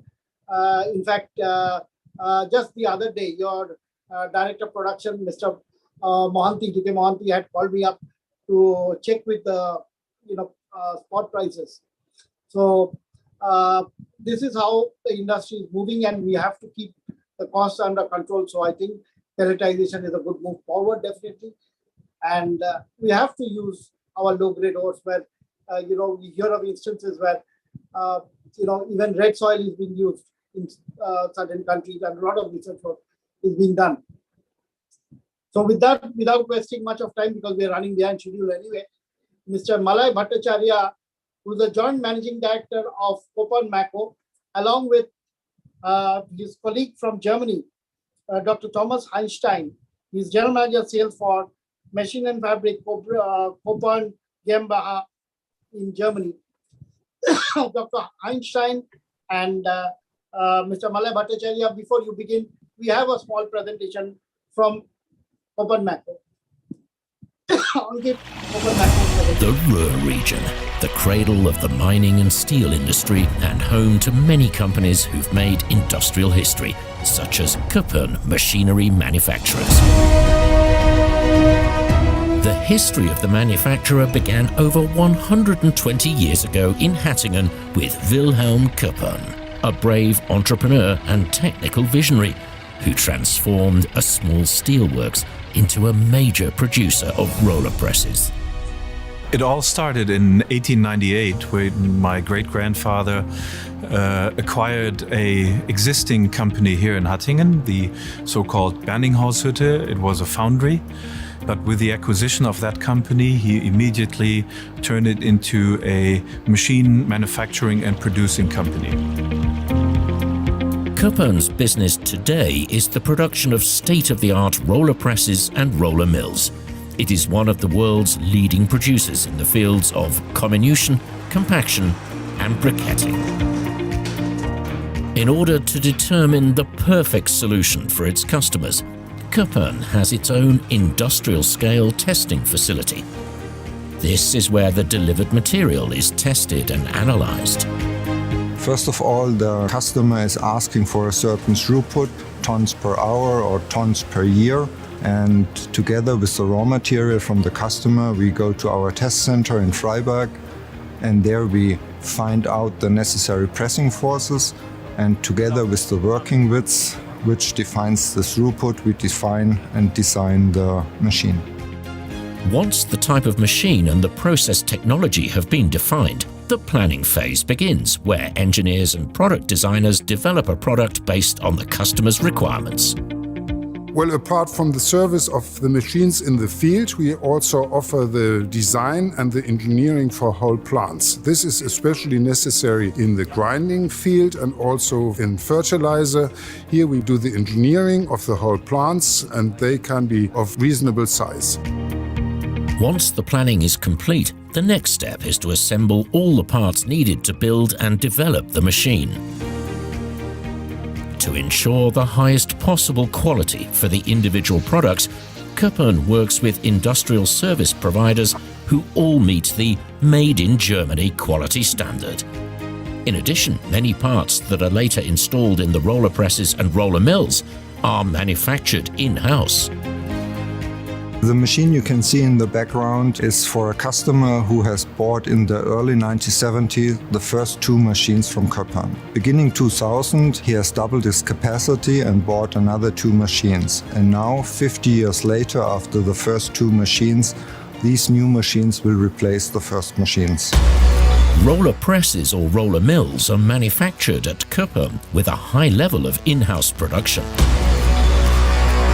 Many production steps run in parallel in the large factory halls so that manufacturing and assembly can produce effectively and just in time. State-of-the-art machines and the latest technology with innovative ideas. Well, important in our field is especially the wear protection. Here we do high-class and very advanced powder metallurgical production of our own surfaces in order to reach highest and best wear protection. We also have very modern machines here in our factory, so we are able to produce all know-how parts in our machines by ourselves. Kopan is represented all over the world, with a large network of contacts for sales and services. In addition to the commissioning of complete plants, maintenance and repair are important points in customer care. It's not just a bit and piece of metal we are supplying.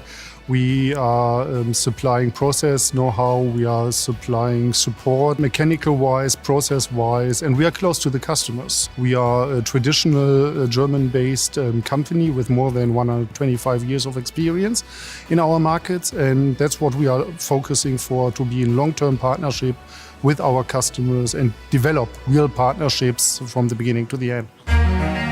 From planning to production, assembly to commissioning, and far beyond, Köpern accompanies its products and also its customers throughout the life of the machine. One of our key drivers is high technical professionalism and responsibility and reliability. And that's something which Köpern stands for, of course, most important to the customers, but our responsibility refers also to all our employees, our partners, our sub-suppliers, that they can rely on Köpern as a responsible partner. For over 120 years, Köpern has been a family-run company with a reliable team that works in a customer and solution-orientated manner. Day after day, year after year, since 1898.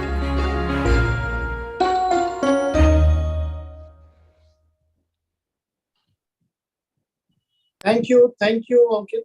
Well, thank you, Mr. Bhattacharya, Mr. Malay Bhattacharya, and thank you, Mr. Einstein, Freitmesh, and good to see that the company Köpern is located at the backyard of my most favorite city, the city of Düsseldorf. So, as we all know, Ratingen is just in the backyard of Düsseldorf. And whenever we don't get a hotel to stay in Düsseldorf during the fair times, Ratingen is our only choice. The first choice is Ratingen. So good to hear about that. And next time I'm there in Düsseldorf, Dr. Einstein, you owe me a good treat in the Altstadt.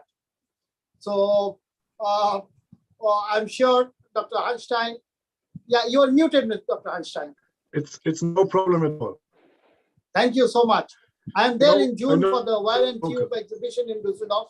So during Wire and Tube, I'll surely get a chance to meet you and come over to your office to visit your workshop. So, and Ankit, you can wish Dr. Einstein in Deutsch because my son, Dr. Einstein, lives also in Germany, in the city of Munich. So he is working for Siemens in R&D. So Ankit, welcome to Dr. Einstein in Deutsch. Ja, Dr. Einstein, herzlich willkommen zu unserem Webinar. Und wir danken Ihnen für Ihre Teilnahme an unserem heutigen Webinar und wünschen ihr viel Spaß bei der Lektüre. Klar. Vielen Dank für die Begrüßung in Deutsch. Ich kann das leider nicht auf Indisch wiederholen. Alles gut, alles klar. Thank you so much. So over to you, Mr. Malay Bhattacharya and Dr. Einstein, to take us through what Köpern and Mako together can bring in terms of, offering us solutions, especially for with regard to what you can do in terms of saving our energy cost, saving our fines, converting, in fact, what Mako has been doing in terms of your association with them over the years. And I remember having visited your workshop at the time of inauguration. Mr. Bhattacharya was kind enough, Mr. Nagesh Patel was kind enough to invite me. So I was there for the inauguration for the workshop at that point of time.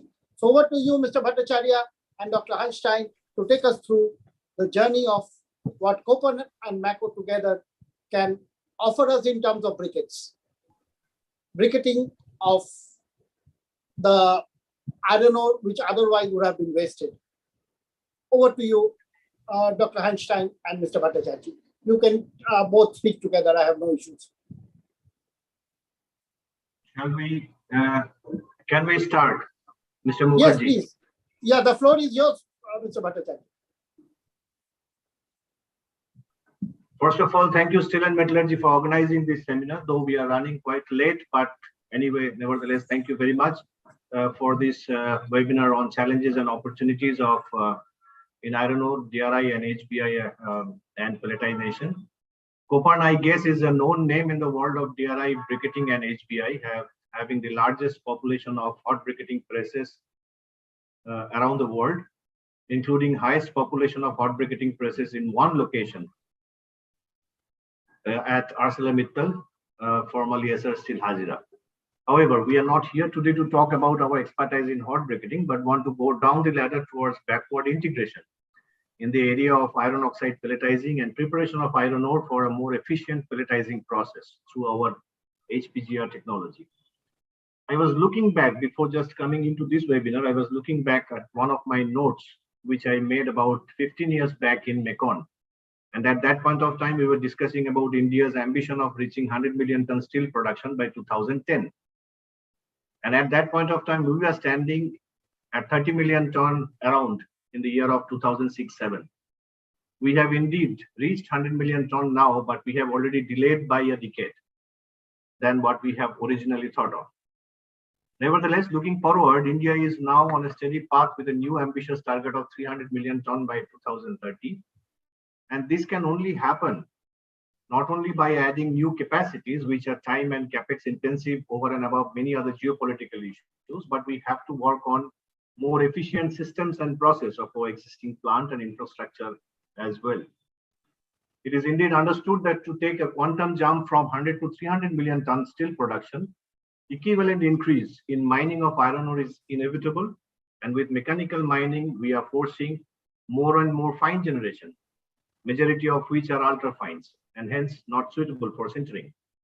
On the other hand, using pellets have proven efficiency recorded of increasing the capacity of the DR module by up to 25%. Therefore, our focus today is to prepare the pellet feed more energy efficient, more water efficient, and more environment efficient for not only upcoming pellet plants, but also for the existing ones. To give further detailed overview of the same, I will now hand over to Thomas. We are already late and he needs some time.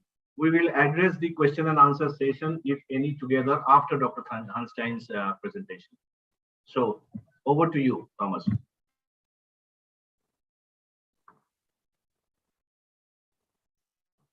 Hey, thanks, Malay, for the nice introduction.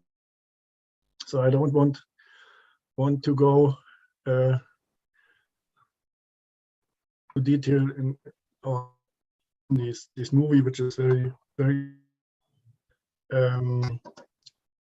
one part. What you have seen is in Freiberg, where I am situated. This is our pilot plant. So we are process-related office here in Freiberg, and all issues which have to be brought onto the between customer and us, they will be in our plant, and results will be the basis for sizing the equipment.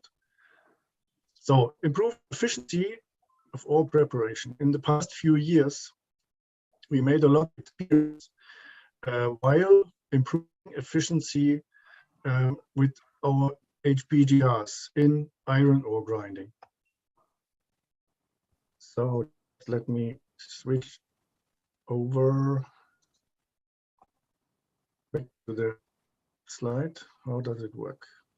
Hold on.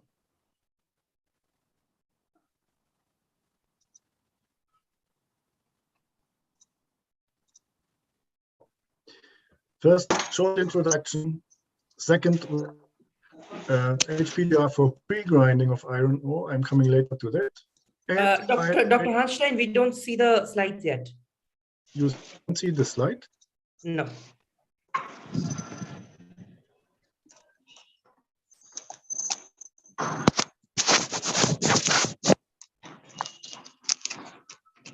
Yeah. Now better? Yes. Okay. Short introduction. HPGR for pre and regrinding will be the next steps. So coming to the next slide.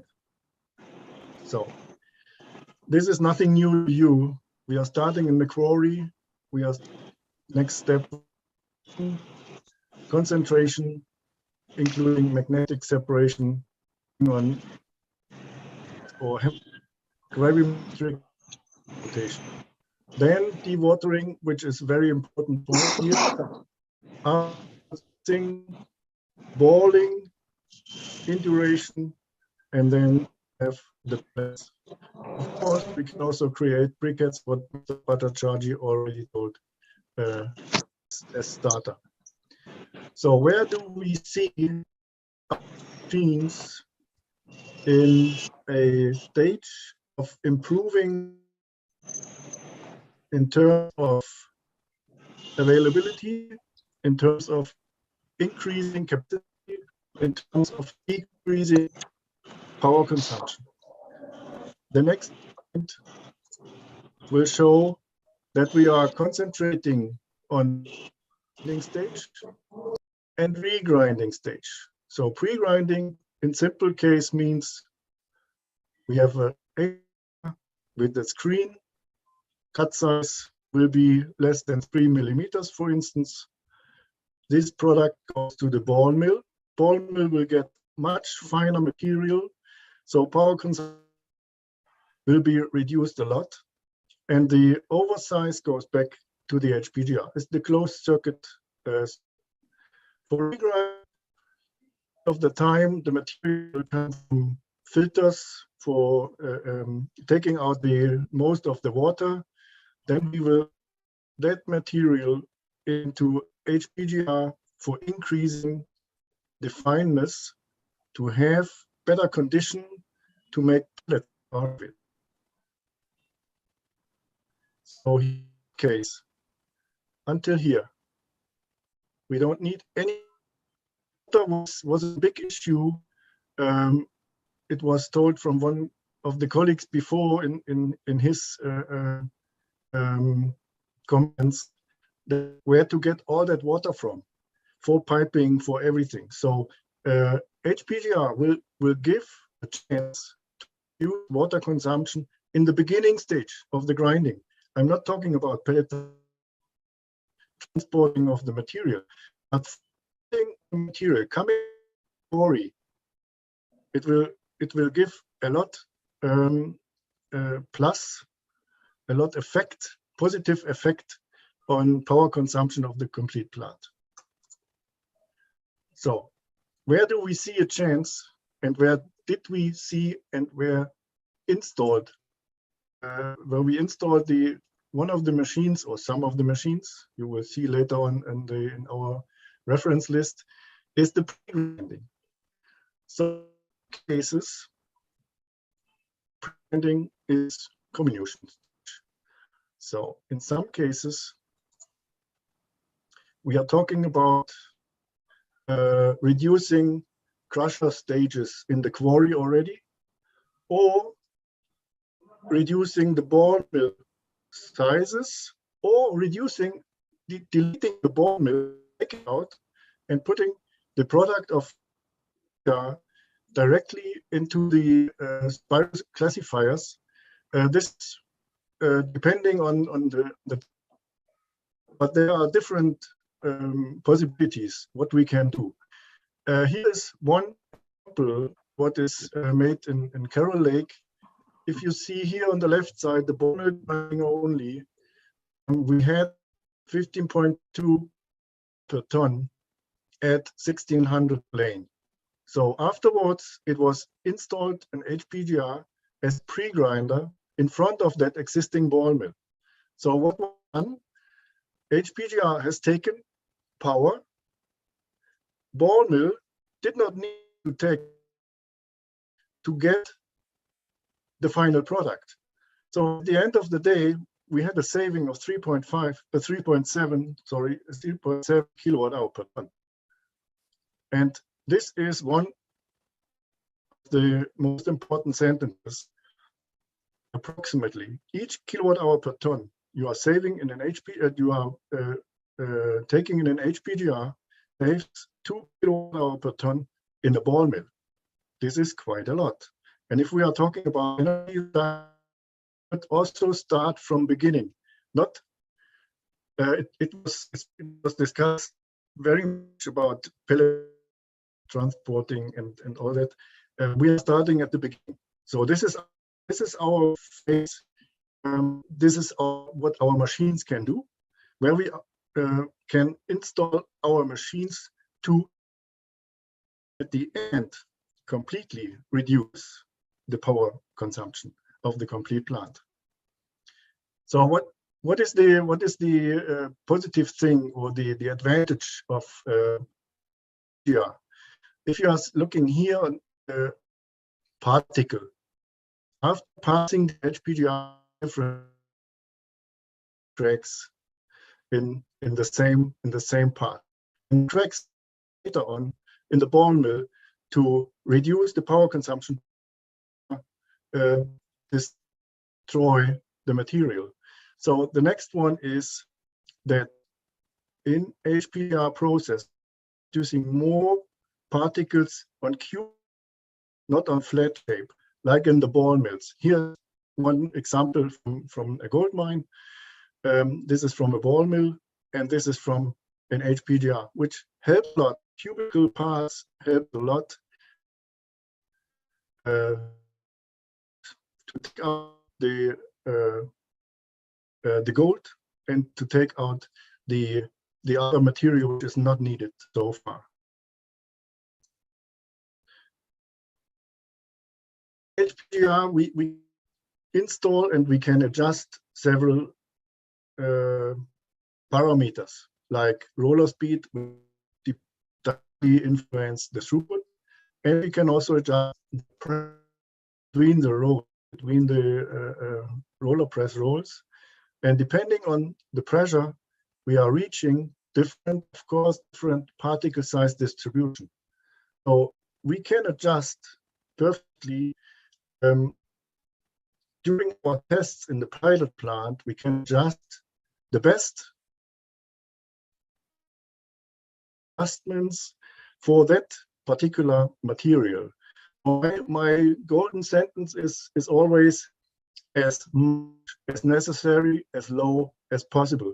So as much means sometimes we are losing power, we are losing efficiency if we put too much pressure on the system. So that's why we take a lot of load on our process design, on our pilot plant testing, so to see and to find the best solution for this particular material.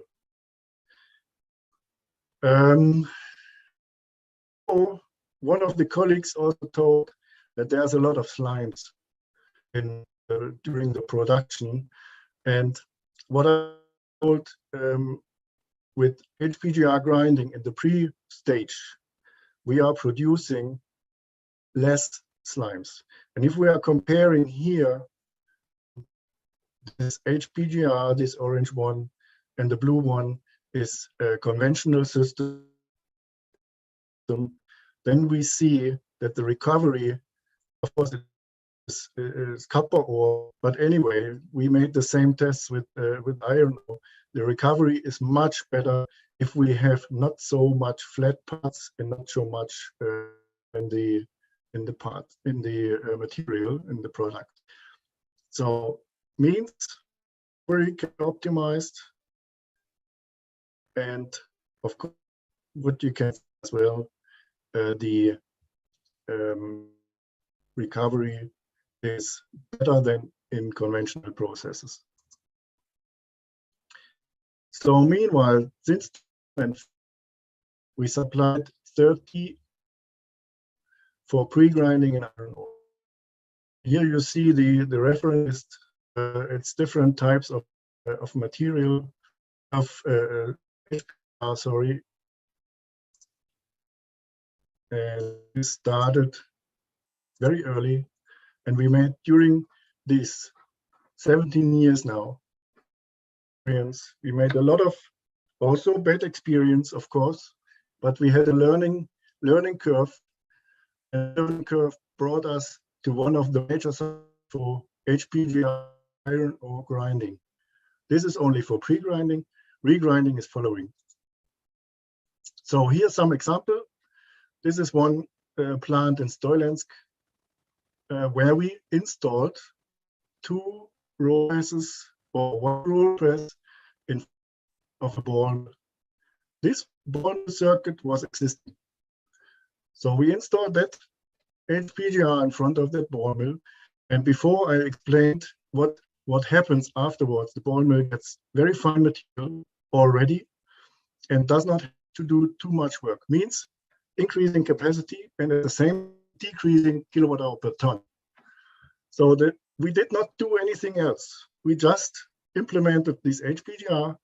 We were in close contact to the gentleman at site, and we developed a further stage. But this was the first stage, just to show what HPGR can do. Roll press size, diameter 1500 by 1000 meter, particle size 0 to 25. Okay. So what is the result? There were different lines. Meanwhile, we have there 10 machines installed. And this was the first example. One is existing capacity before HPGR 556, effect 12.5. This is not telling anything. This is just efficiency increase. Power consumption is, but the same or similar we did in section 4. They have different sections. Which plant they existing was 590, and placed an HPGR increase also by 12.5%. So we reached 5. So average productivity in section 530 to 470, of course, depending on the quarry. They have their own quarry. Depending on which they are digging, capacity will vary. So we did not do any setup downstream system where already another 2.5%. This is to them. If we do something in this stages afterwards, you get 2.5% top. And energy consumption per material 2.53. This is the first example. Second example is mass steel, China, where we also installed in an existing system. We installed an HPGR circuit with so oversized material goes directly to the type. And comes back to the HPGR plus fresh feed will be ground again. So this material goes to magnetic separator, the underflow, and then into the existing ball mills. So here the size was a little bit bigger. It could be this. Before installation, 630, after 820. 30.2% if in through power consumption, minus 30% reduced. Grinding media, which is also one of importance, where we so ball mill grinding, if the ball mill gets very material, grinding media will wear fast, especially if there's a lot of quartzite in and so on. We could reduce also this grinding media consumption by 24.5%. Very good result. So this was for the pre-grinding. I'm coming to the regrind. This is the next where we thought and where we made a lot of and we were sure that it will help a lot to make the fresh feed for the pelletizing is simply after the ball mill. So this, just as an example, this is some request from pelletizing suppliers.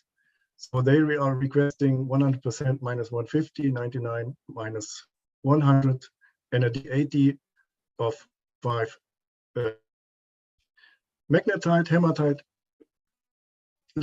in terms of request feed, magnetite would be a range of 1650 to 1800, hematite 1800, 200. Again, this is depending on the supplier of the equipment.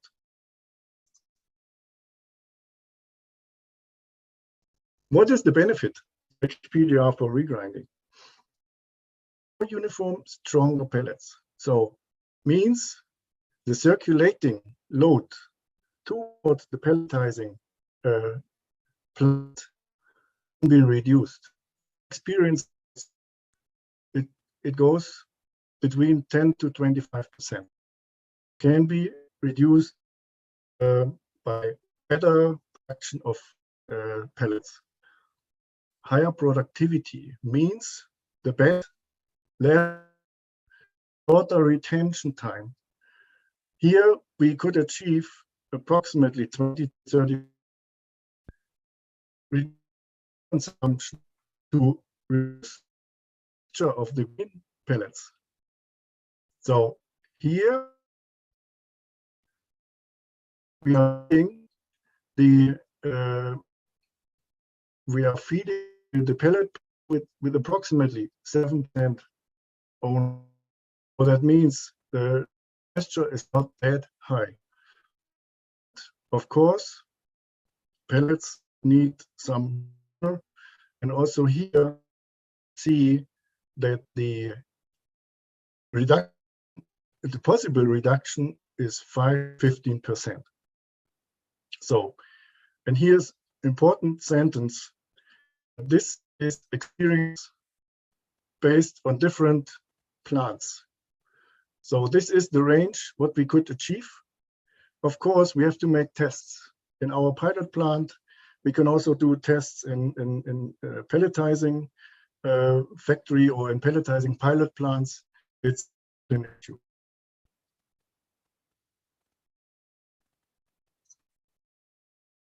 Meanwhile, we supplied 21 and if you are looking for a year of supply, see the past only the number of pelletizing machines. So we started in 2012 with the regrinding machine, and the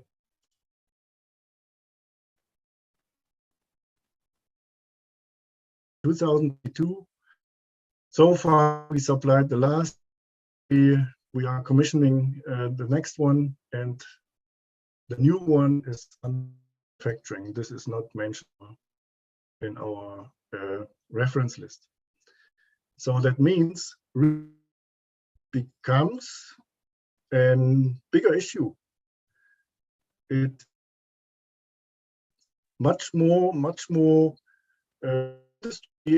steel manufacturers or much more iron ore pellets manufacturers are looking deeper into that detail to much better than only usual grindings as we know here.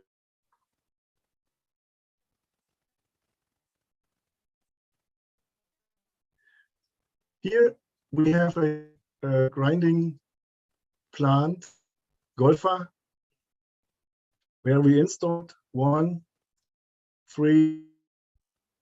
pre-grinding HBI. Here in that big building, there's the ball mill. After the building, there's cyclones and flotation process. Here we have filters for taking out the moisture. And then we are getting the material directly to the pre-grinding, to the regrind area, where we also have 3 machines. So now we are discussing about the 4th line, which are coming something like here. And this was a very successful installation. We could reach performance guarantees.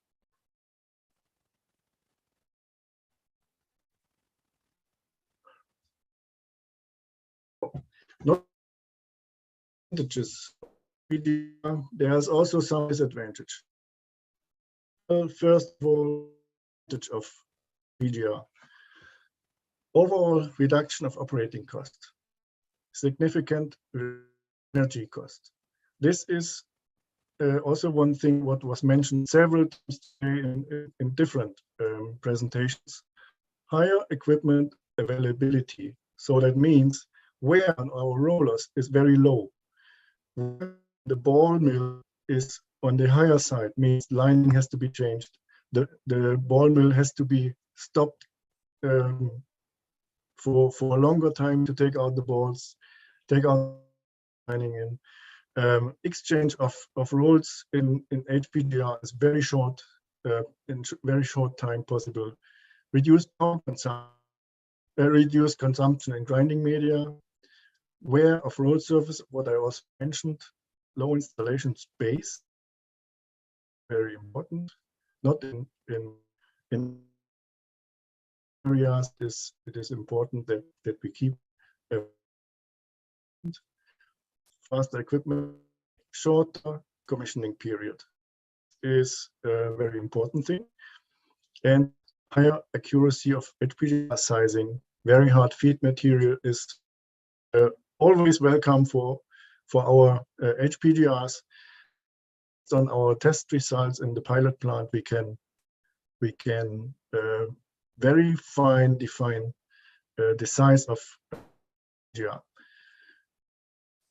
Of course, there's also some disadvantage. We have, compared to usual grinding stations like ball mill, SAG mill, we have higher capex.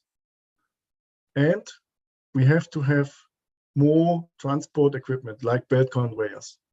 I'm talking always about dry comminution, not wet comminution, but we need some belt conveyor going to the screen, belt conveyor coming back to the HPGR. So this is the disadvantage I wanted to tell you.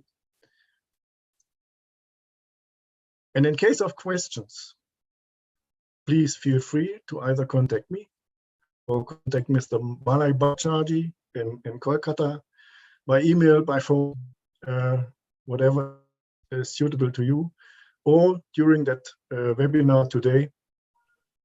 Feel free to ask any question, and we are happy to answer. So at the end of my presentation, I would like to thank you for the opportunity to take part at this webinar, which was very well prepared, and I enjoyed very much the time with you, and will be available during the complete webinar for answering questions. And I hope some questions, maybe a lot of questions would be better than only one, but this is up to you. Okay, so I would like to hand over now to. Okay, no, thank you, Thomas. Thank you, Thomas, for the nice presentation. And if there are any attendees still listening to our presentation, and if you have any questions, we are available. Or you can always send a question later on also. Thank you, Malada, and thank you, Dr. Hanstein, for a wonderful presentation, though we will still wonder as to why you have so many references in China and in fact in Europe as well. Whereas it's high time that in India you should start getting up references. I think Mr. Rabindranath would have also watched your presentation very carefully, as much as Prabhada and the others. And I'm sure you will have enough inquiries in the days ahead. Any questions? Ankit, can you see any questions in the Q&A section? Or has anyone raised their hand? I have only one question. Yes, Pravada, please go ahead. I saw in the feed that you can feed the -30 millimeter. Is that correct? Pravada, did you get Pravada's question? Yes, Dr. Thomas. Yes, sir. This is very correct. At the end of the day, the particle size of feed material is depending on the roll size. So that means the 30 millimeter is a medium size. We can also feed if the throughput request is on the higher side. So the machine will be bigger. Machine diameter, roller diameter will be bigger. And then we can easily feed also 50 millimeters. No issue. So your power consumption and then the media consumption is calculated based on the size of -30 millimeter, or it is -10 millimeter or so? It is not depending on the size of material. Okay. It is depending on the material itself. Okay, fine. Got it. Thank you. Thank you, Dr. Einstein. Ankit, there is a question which is popping up. Can you just check? So there is a question from Dr. G.V. Rao. He asks, what is the cost of the smallest lab HPGR? Okay. Right now, I don't have it in my pocket, the number, but it would be okay if you could send the request to Mr. Malay Bhattacharjee. He will forward to me or directly to me. Then we will answer. No issue. Okay. But we need to know. Oh, sorry. We need to know for what kind of grinding you need that. So depending on that, means is it only iron or is it something else? Does it need to be in closed circuit, or what is your intention? Based on this first information, we will check, come back with maybe some questions to give a more detailed and correct answer on the question. Thank you, sir. Thank you for Dr. Rao, I have given the necessary permission, so you can ask the questions and add the details yourself. Thank you, sir. Thank you for allowing me to ask the question. This is especially NMDC. We are having an excellent research and development laboratory in Hyderabad. We are having excellent facilities in beneficiation, particularly when we are going for the beneficiation and the combination. We have found that as per the various reports and various literature available, that HPGR is paying very good results. So we are thinking to establish one HPGR in our R&D laboratory. Based on the results, again, we are going to recommend the same for the our pilot plant, which is operating at Donimalai, Karnataka. We are planning that one. That's why I am asking this one. What is the first? We will see what is the laboratory equipment cost. Then we will go for the commercial equipment cost. That is the thing. Okay. Dr. Rao, please, as already mentioned, I know your laboratory in Hyderabad. I have visited there, and I have seen that you don't have an HPGR there for your test facility. We have had long discussions many times, several times earlier also. Please send me a mail on this, and we will revert. We will definitely support you with our test HPGR. Just to give okay, sir, I will be contacting you immediately. Yes. Yeah, just to give one thing also from my side. It doesn't make sense to make the roll press in the laboratory as small as possible. This will have any relation, all the results will not have any relation to industry. Okay, and that's why we are focused to more semi-industrial sized machines. So don't be surprised that roll size diameter will be in the range of 1 meter.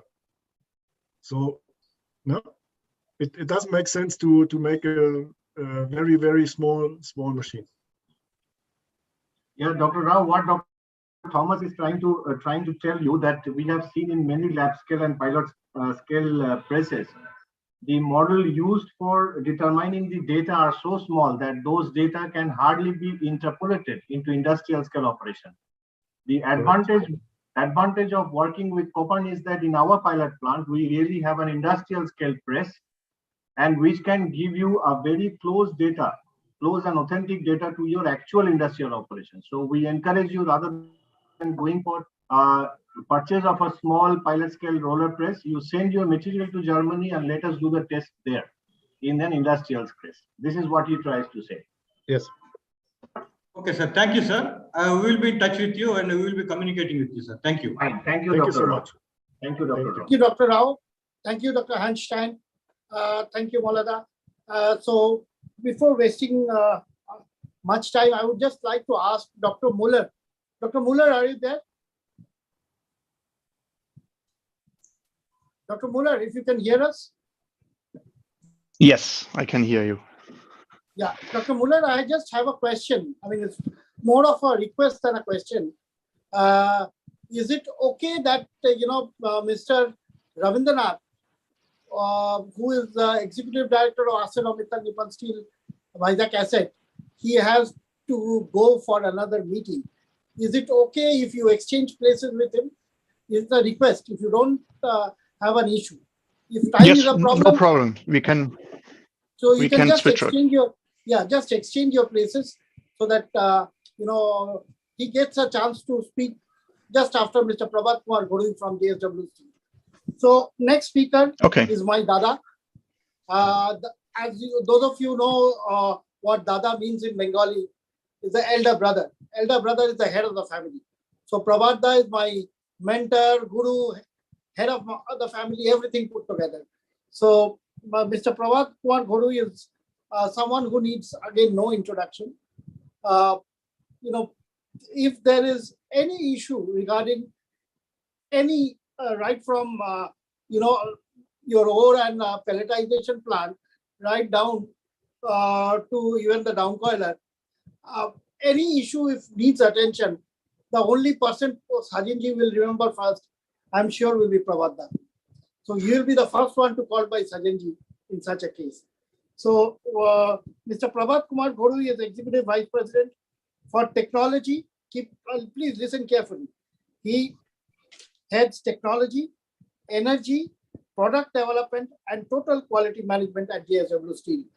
So without further ado, I would request Prabhat Da, Mr. Prabhat Kumar Ghodui, Senior Executive Vice President of JSW Steel, to share his thoughts with us. Over to you, Prabhat Da. And before that, we have a small presentation of JSW. Those of you who are from abroad and know a little less about JSW, here is a small corporate presentation from JSW. And before we go over to Prabhat Da. Prabhat Da, just 2 minutes before you start, we have the JSW presentation. Ankit, over to you. A nation powered by 1 billion dreams. Dreams that we aspire to fulfill every day.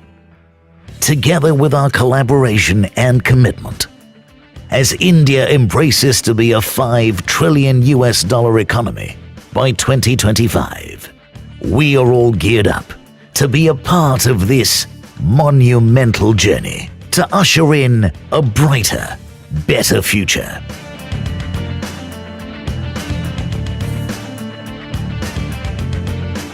Together, we touch ordinary lives and make that difference.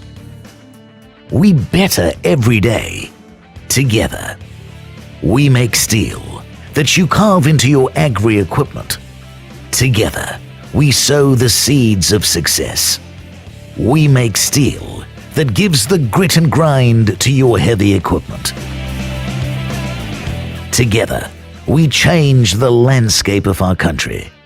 We make steel that you beautifully mold into your automobiles, just to drive our nation on its path towards prosperity. We make steel that you transform into solar energy. Together, we steer our nation towards a greener tomorrow. We make steel that relays your transmission lines just to brighten the future of millions. We make steel that styles your appliances. Together, we bring happy smiles. We make steel that adorns your development projects. Together, we provide shelter to millions. We touch lives, make them better together, every day. We empower communities, make them better together, every day. We nurture dreams, make them better together, every day. As India embarks on its accelerated growth journey, we are firmly placed to leave our mark in it. Together, we touch millions of lives and make them better every day.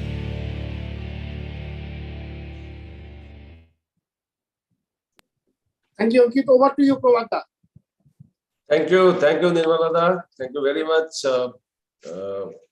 for having this, conducting this subject, which is very, very relevant today. You know, for not only for today, it is for even tomorrow, because we are discussing about you know, the sustainability, where ultimately one day we need to go for 100% pellet and then DRI and using hydrogen or green power, so to make the green steel. So to achieve you know, those pellets or finally the DRI or steel making, we have a lot of challenges. So if we look at you know, the iron ore scenario in the country, we have around 20 to 30 billion tons of reserve.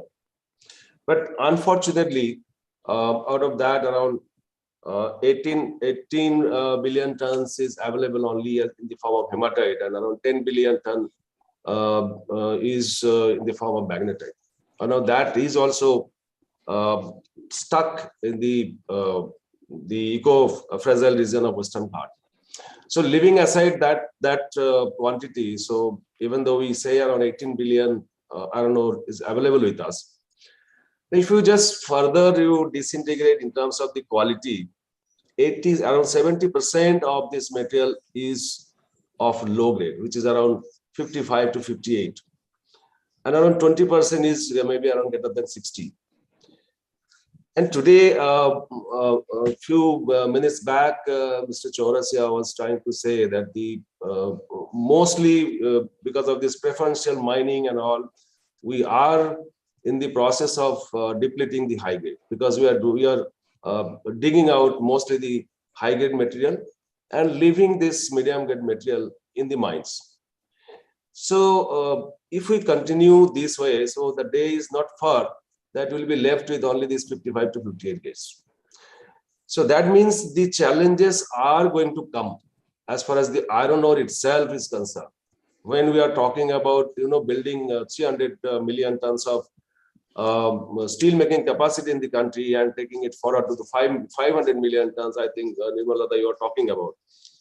So that means if I further take it forward, that 55 to 58% iron ore without beneficiation, probably it cannot be used in the process. If we try to even venture with this, in the process, we'll be generating a lot of slag, and ultimately we'll not be able to address the sustainability part, which we are you know, discussing today very seriously in terms of reduction of the fuel rate, reducing the emission. So that is not going to happen. So that means we need to lose in the form of tailing. So that means this 70% of 18 billion ultimately is going to go down, because you need to discharge around 20 to 25 or 30% of tailing. So a lot of challenges as far as the iron ore itself is concerned. But the opportunities are, when we are talking about beneficiation and upgradation of the iron ore, that means we need to grind it to less than 150 micron or 75 micron or 45 micron. Ultimately, the product which are going to get out of it is the pellet fines. So that means in future, you have the iron ore only for pellet uses. So that looks to be the reality in future. Once you deplete the 100% the high grade. So that's one way it is good that we are also looking for pellet. We are also looking for DRI and making steel with 100% carbon, 100% emission free and green steel. But the challenge is to convert into pellet grade means today we are talking about pellet grade means in Indian condition maybe 60 and above, 60% Fe and above. But tomorrow, when we have to make it usable for steel making, especially in electric arc furnace, we need to have at least minimum 63 and above. Otherwise, the slag we are going to generate in this process in electric arc furnace and the power we are going to consume, it will never be an economically viable solution. So, and what we could see in our Bellary sector or Chitradurga sector, where we are best JSW Vijayanagar works is based on. We are continuously seeing the silica is continuously going up. So at time we are using 5 to 6% silica. Today we are at 10 to 15% silica level in most of the iron ore. And my friend Mr. Chaurasia is here. NMDC, especially Doni material, the silica level has gone up to 8 to 10%. Even sometimes it is reaching 12%. So bring down the silica at the same time, and other mines high alumina. So bring down the alumina. Some of the mines the high MNO. So bring down the MNO. So I see that it's a big challenge in future. So addressing all these silica, alumina, MNO, and get the better quality and convert into a pellet product is a big challenge. Of course, in this scenario, we need to focus on R&D.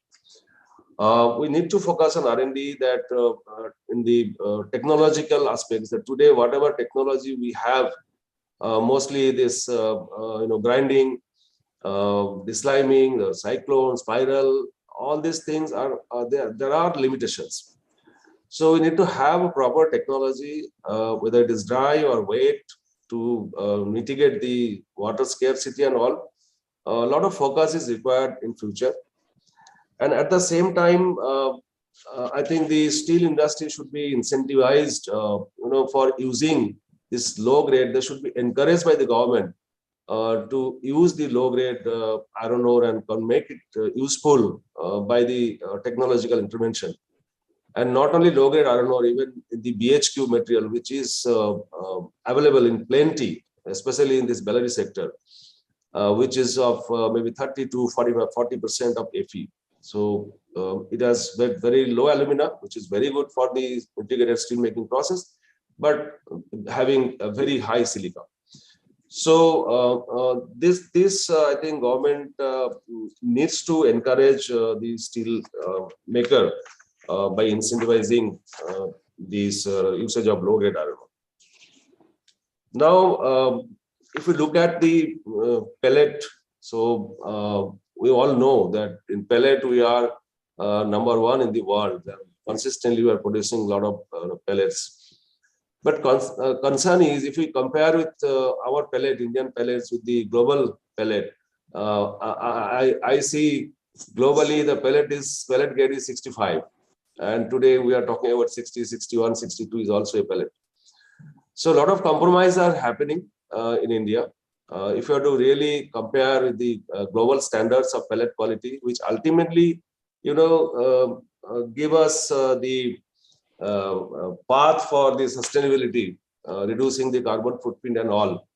So there we need to do a lot of R&D work to reach to 65 grade, at least 63 to 65, what I strongly feel. So with this, I just want to summarize the total scenario that India is a very rich in iron ore, but it is not to be encouraged. It is not of good quality. So we need to focus on how to make it useful. And at the same time, when in the process we make it useful, we need to produce only pellet.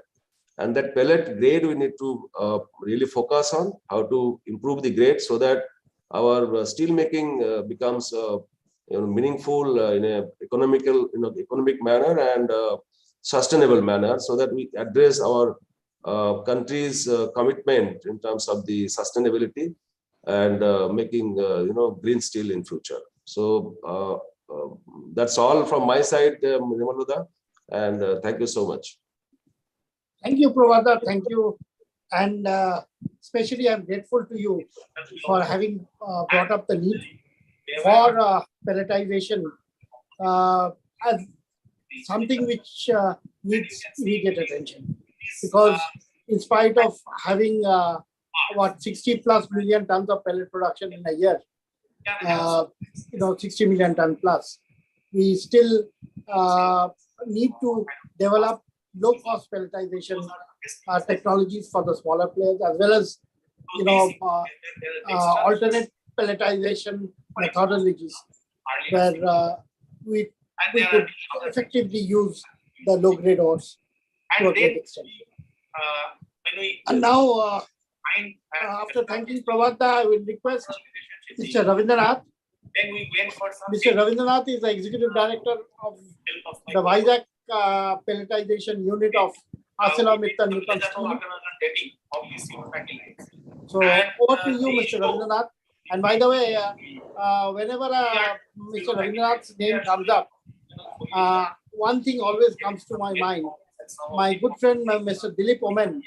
Dilip, blue-eyed boy is always Mr. Ravindranath. He is always considered the blue-eyed boy of Dilip. So over to you, Mr. Ravindranath, the so-called quote-unquote star of AMNS India. Over to you. Thank you. Thank you, Mr. Mukherjee. Thank you very much. And giving this opportunity, first of all, for steel and metallurgy. About a year back, I think we discussed on the same webinar, more or less, on the iron ore and pelletization challenges. And now again, we are on the same topic, and more so with respect to HBI, DRI, and pelletization. Whenever we discuss this, is always a hot topic, because the future is always the beneficiation and pelletization. To reach 300 million tons, the future is only beneficiation and the pelletization. Without going much into that, I'll start my presentation.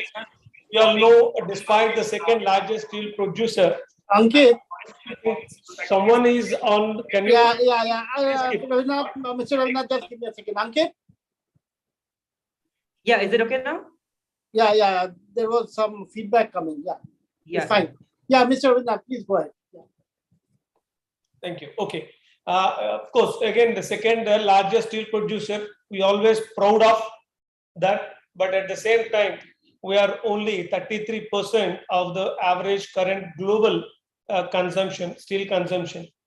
And even if we reach the 300 million tons by 2030, as per the national steel policy, but still, even then, we will be about 69%.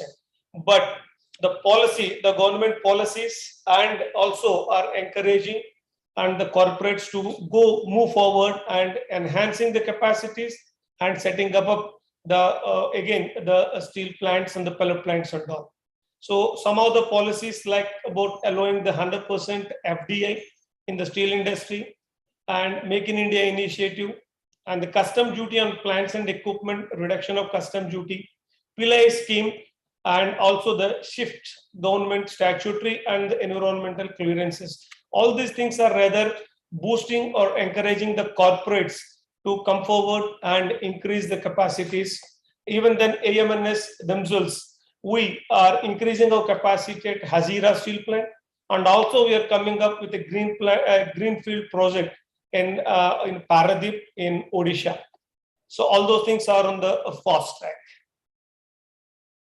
And the challenges we always talk about whenever we discuss of this 300 million tons, there are a lot of challenges also. Depletion of the high quality raw material. We all discussed, whoever spoke earlier are talking about the quality of the iron ore. And we know earlier days, the cream has already gone to Japan, China, and other places. exported the good quality. All the preferential mining has taken place during that time. And why we have not utilized that, the reasons are many for not using those finds, rather with respect to the technology non-availability, or there are the cost initiatives and also the government policies. Now, when the time has come to utilize, increase the capacities, now we are ended up with only the low quality iron ore. But still, possibilities are there. Technologies have come up over a period of last 10 years.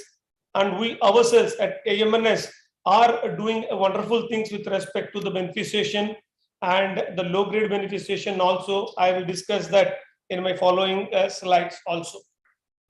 Whenever we talk about the beneficiation, and rather the beneficiation is only finally is the way, or rather beneficiation and the pellet route are only the key for increasing the capacity of the steel. When we talk about beneficiation, immediately it comes to the mind is the tailing and the waste management. How to handle this and disposal of the tailings and other waste, and also during the steel making processes. This is one of the challenge. Everyone is working hard how to manage this. Again, I'll discuss that in my following slides on that. And CO2 emissions, mitigation, and the green steel. This we have already discussed. Now we are at about at the pellet. We did our GHG emission inventory study we have done at the pellet plant level, and we are about 0.113 tons of CO2 per ton of pelletization. We are also working hard with respect to the energy efficient technologies are being done or explored to reduce this from the current level of 0.113 ton of CO2. And at the steel level also, we are about 2.6 to 2.8, and a lot of efforts are not only at the ArcelorMittal Nippon Steel India, but also on the global level. ArcelorMittal is rather coming up with a lot of new initiatives to bring down this carbon emissions. Metallurgical grade coal scarcity in India is a very long rather a topic rather, and we always depend on the imported coal for our steel plants. Logistics integration, rail, road, sea, pipeline, we discussed also. The future again for the iron ore transportation is the pipeline. We ourselves, logistics IMNS is operating 2 long distance pipelines in India. One is in Chhattisgarh to Andhra Pradesh, and second is in Odisha from Dabuna to Paradip plant. And again, we are planning to install one more pipeline in Odisha for our expansion plans. And the best available technologies is always, everyone is working towards that.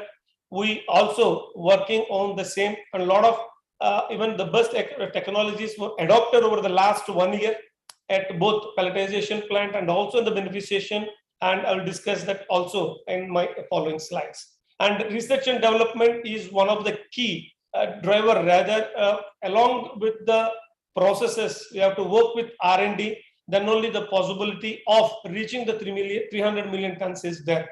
So we work very closely rather with IIMT and other R&D. We have our own R&D. In addition to that, we work with IIMT for rather improving the process and rather reducing the tail FE or increasing the weight recovery in our beneficiation plant at Chhattisgarh. This is a very common slide rather. In 2012-13, the 60% are the fine generation and 40 is the CLO. And now in just 10 years, we are almost like in 70% fine generation, and it has come down to 30. The way in which it is going on in the next 5 to 8 years, it will go to around 80%, 78 to 80% it will reach, and the CLO will be hardly 20%. The more and more fine generation, the quality of the iron ore is less. The less the iron ore quality, the more the problems with respect to the beneficiation is there. So again, we have to work in whenever you discuss about the fine generation and quality depletion, the beneficiation plant is taking really the hot topic. How to handle this? What are the research and development has done in rather doing with less than 58% or 55% iron ore beneficiation, and those type of things are coming up. We have done a wonderful things in our beneficiation plant at Kerandul, rather to do the slimes topic done at tails beneficiation. We'll just discuss that also going forward. Indian iron ore scenario, the low grade iron ore beneficiation. Of course, a lot of things have changed in the last 10 to 15 years with respect to the technology.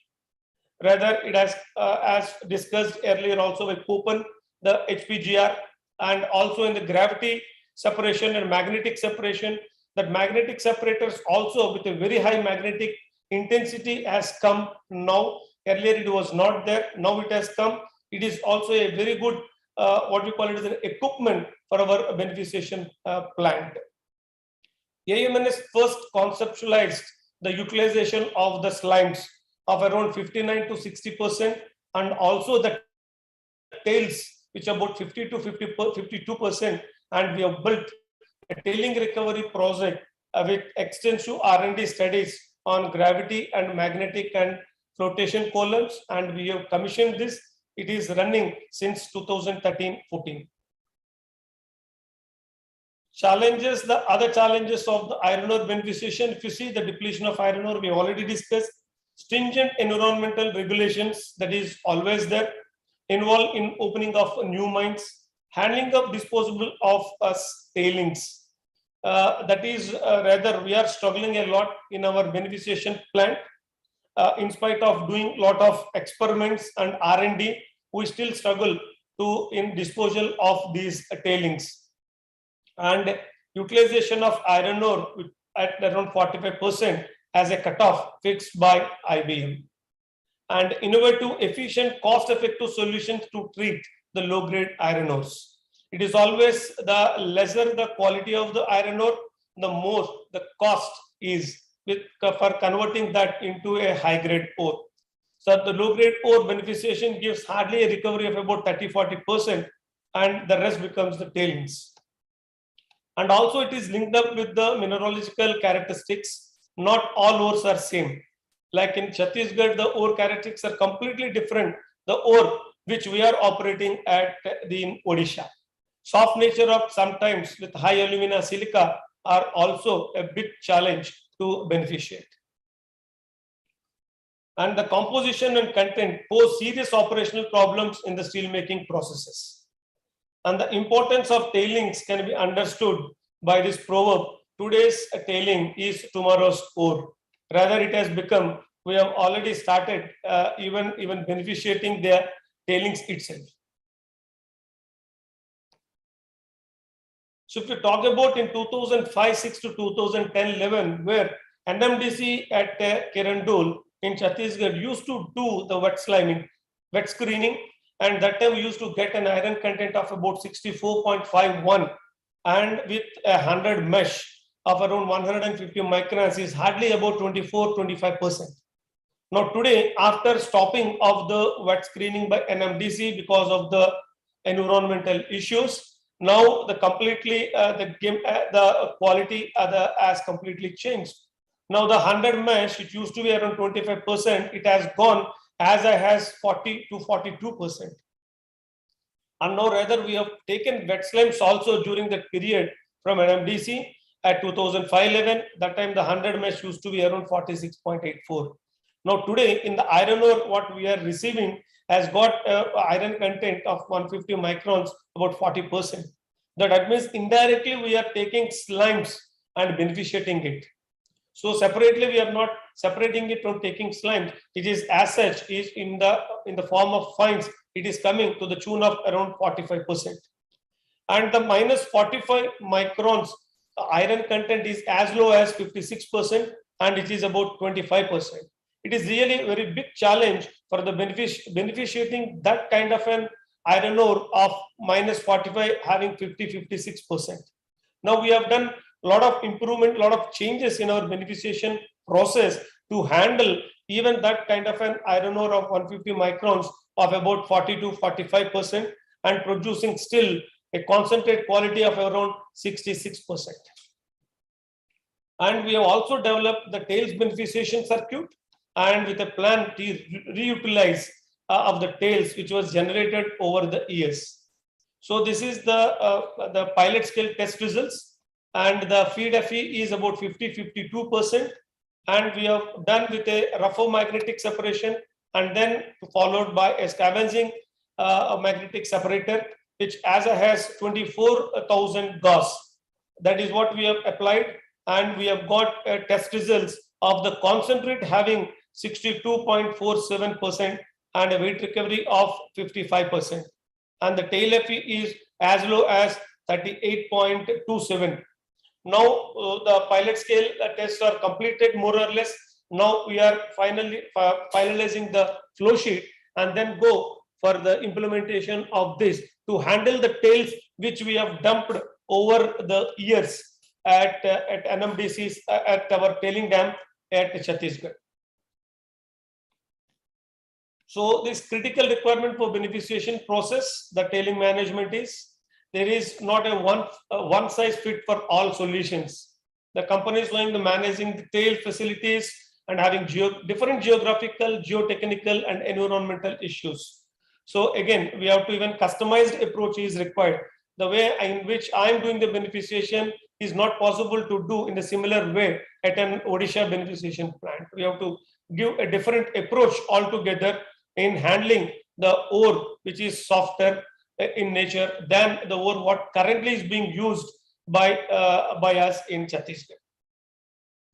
Now major industries with beneficiation setup adopted the conventional tails discharge. We also we initially started our beneficiation plant with the conventional tail discharge with about 40 to 45%, and the iron content is as high as 50 to 52% and also to 54%.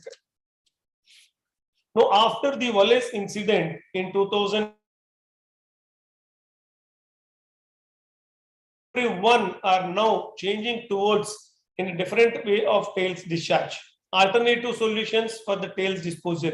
We are no different. We have also adapted the tails disposal in a different form. That's the paste form. And we already implemented that, and we are now currently disposing the tails in the paste form.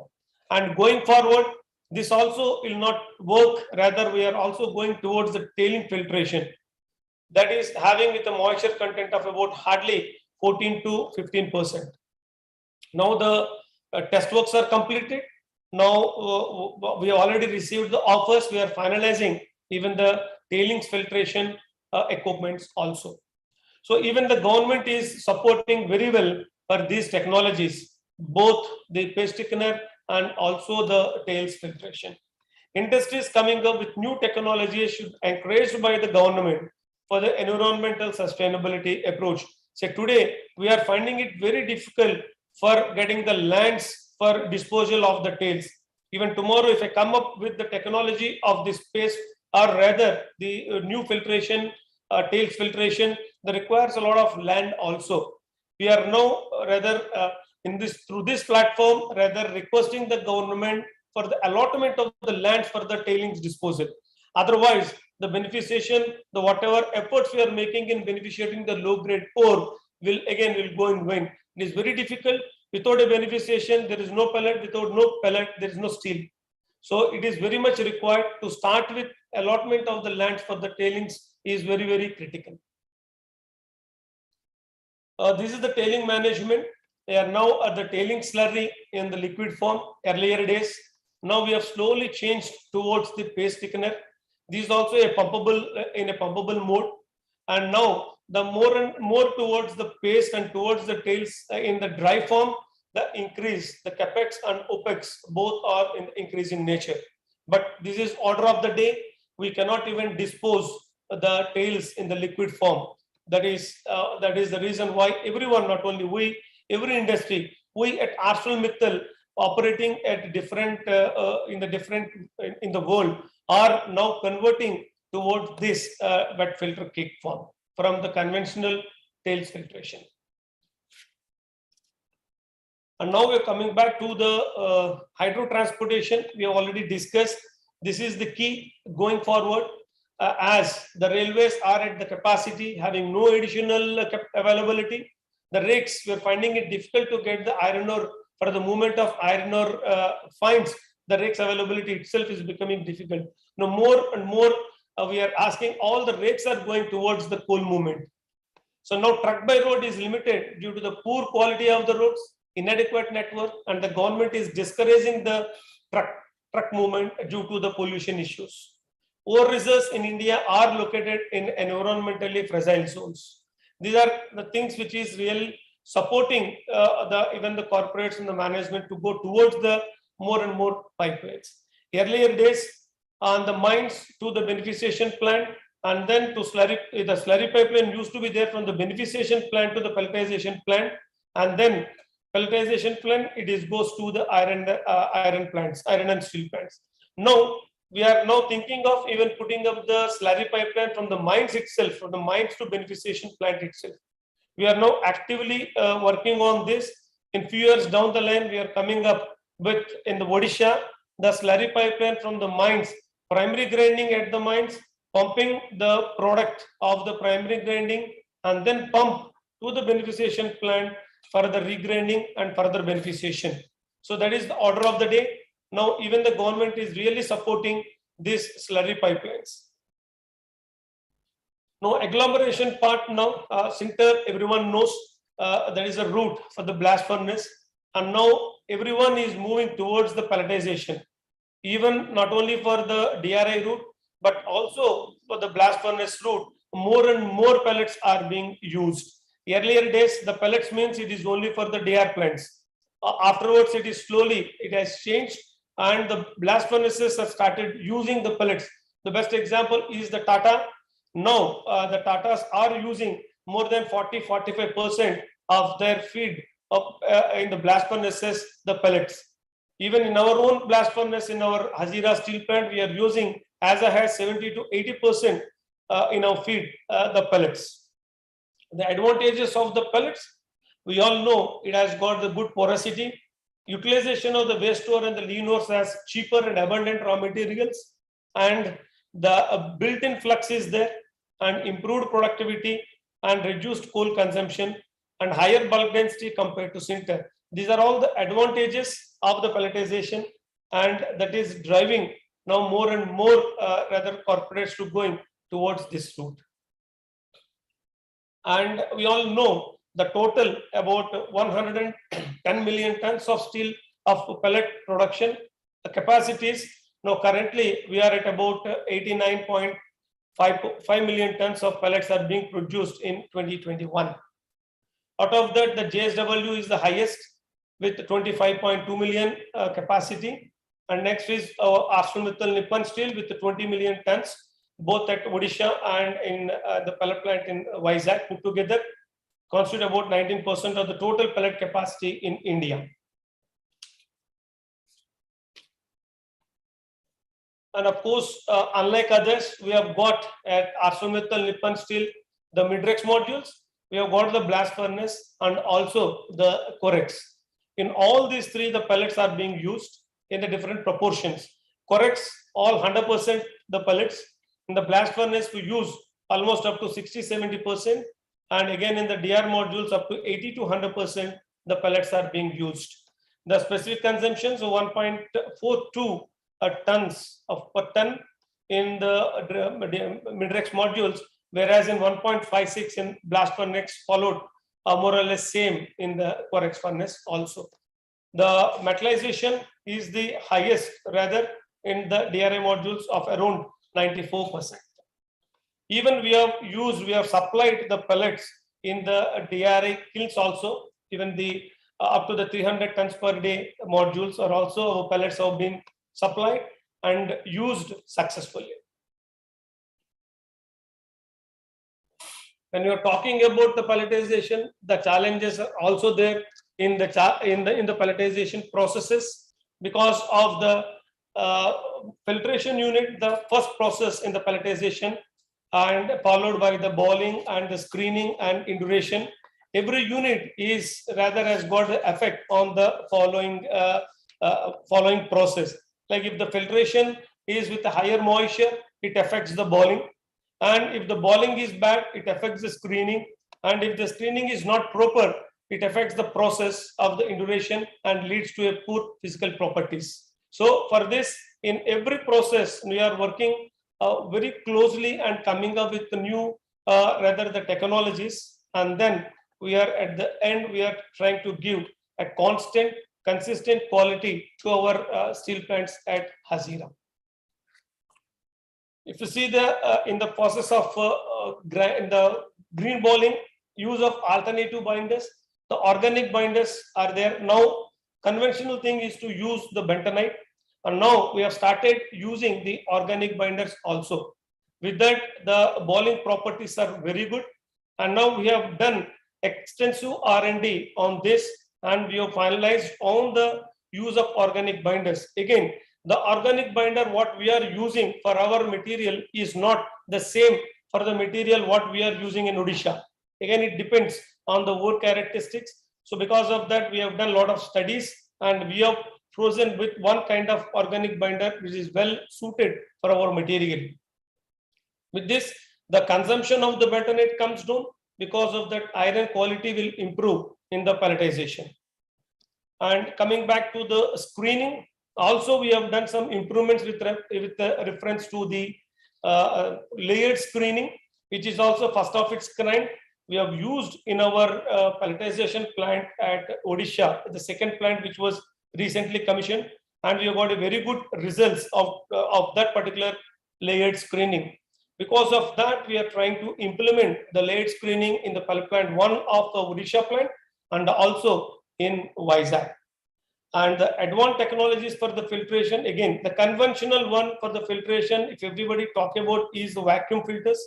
And now for the change in the ore qualities, the vacuum filters are not giving a very good results. Then people have slowly changed over to the pressure filters. Even we at Vizag and also at the Odisha using the pressure filters for a consistent, good quality filter cake with a good consistent moisture. And also in the furnace, we have done a lot of changes and modified the heat treatment and also the gas flow with respect to the dimensional changes. Again, based on the input material, we have done these changes in our furnace and continuously improving the productivity and also the quality. These are the conventional thing, the discharge screening, disc discharge screening, and wherein the oversize is being removed and then undersize is removed before entering into the furnace. That is the double deck roller screening. And now from this double deck roller screening to a double deck roller feeder, that is the segregation layered screening. This has come up very recently, and we have adopted in the pellet plant 2, and we have got a very good results with respect to the permeability and also the overall strength with respect to the cold compression strength of our pellets. We are now adapting that in our plant at Vizag 2. And improving the energy efficiency through R&D. And you can see here the furnace simulation model we have developed by our own R&D team for adjusting the temperature as per the processing material. At times we get slightly high alloy and at times low alloy, and also at the same time high alumina, low alumina, and ratio of silica to alumina also changes. Based on these changes, continuously we adopt this simulation model and changes are being done in our furnace to give a consistent quality at the end without affecting the productivity. And the AMNS, that Ashwamitra nipple steel underwear, in recycle and reuse the waste management. That's the waste management. See, in the steel plants, the mill scale, oxide fines that are the product while using the pellets are screening fines, screening pellets before sending into the DRI modules. Those fines and also the sludge pond fines, correct sludge, BF dust. These are the different kinds of waste that are being generated in the steel plant. Now at AMNS, we have successfully used the mill scale and oxide fines and also the sludge pond fines at different feed blends to our concentrate, and then without affecting the quality of the pellet at the end. So we are the first plant, rather proudly say, to use the mill scale and stabilized and optimized the plant operations. The same is being now being followed by many of the other pellet producers. In our last CY21, we have used as a has 0.7 million tons of this material all put together with a different quality. One is having 62% iron, other one is at 64%, and mill scale is having 72% with a gain on ignition of 5, whereas the others are having a loss on ignition. At this combination, we have stabilized and also operating the plant and for a consistent quality. Whereas the correct sludge are not used for our DRI production, and whereas these correct sludge are being used at the blast furnace by our Paradeep pellet plant. The pioneers in mill scale using to improve the pellet quality. During the heat hardening process in the integrating furnace, the FeO, which is there in the mill scale, that reacts with the oxygen and liberates the heat energy. That is really giving a very good impact, rather the exothermic reaction, good heat internally in the green ball, and that is giving a good strength to the pellet. And this is the key to success usage of mill scale. Grinding to required fineness, that is required because it's very hard to grind, and we have to regrind that mill scale again back in at the pelletization plant to get our required fineness. That we are doing. And also the preparation, calibrated addition and control, that is very much important. We cannot use very fine tuning of the mill scale. Addition is required. Otherwise, if anything more is going, the furnace will lead even into the very high problems with respect to the steel plate production in the pellet plant itself.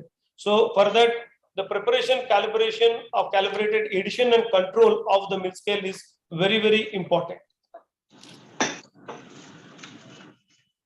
So this is one more can say, and we are in recycle and reuse waste management. Steel slag road making. This is at in Hazira. First ever steel slag road we have built recently, 1 kilometer by ArcelorMittal with CSIR, Council of Scientific and Industrial Research and Central Road Research Institute. We have done the steel slag road is built with 100% processed steel slag, which aggregate in all layers of bituminous roads at Hazira. So this is being commissioned very recently and successfully is being used for the transportation of the heavy trucks through that road. And other options now we are already working on EA slag for the road construction and BF and Corex slag for the raw material for the cement making, and also the BF and Corex slag also for the slag sand production to replace the river sand. So totally the waste which is generated in the steel plants are being used either for the road making or for the cement or in the pelletization plant back again for the pellet making. This is what we have done for a period of last 1 year.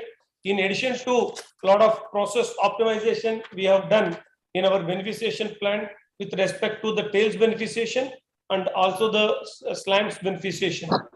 And however, the challenge is always there with respect to the waste, the tails which are generated at the beneficiation plant.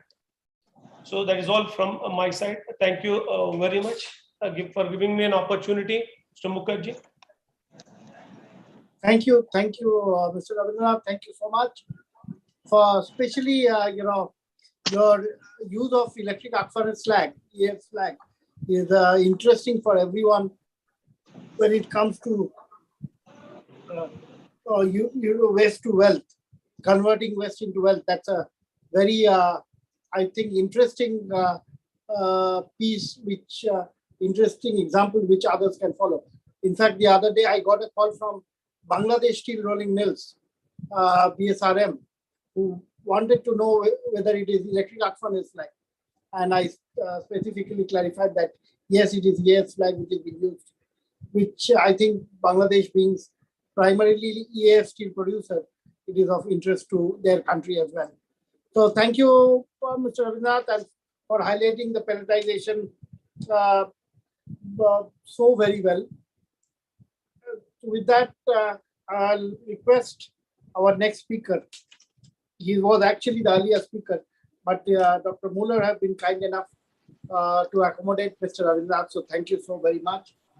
And Mr. Muller, once again, guten Abend. And yes, hello. Right now, are you in Germany?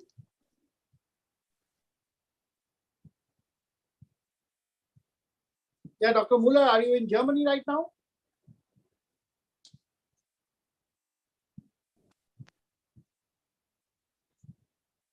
Ankit, can you stop sharing for a minute?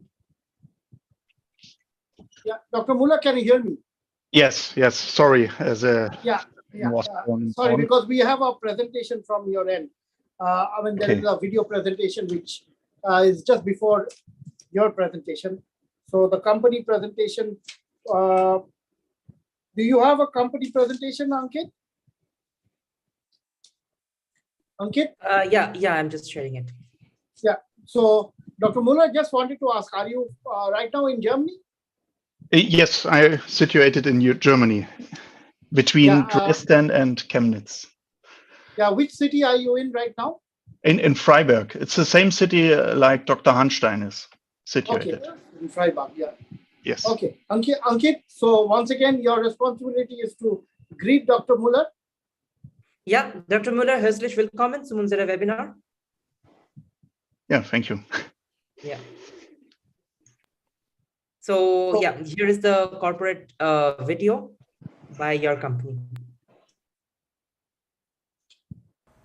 What is a pelletizing disc? What is a pelletizing disc used for? Let's discuss about agglomeration itself.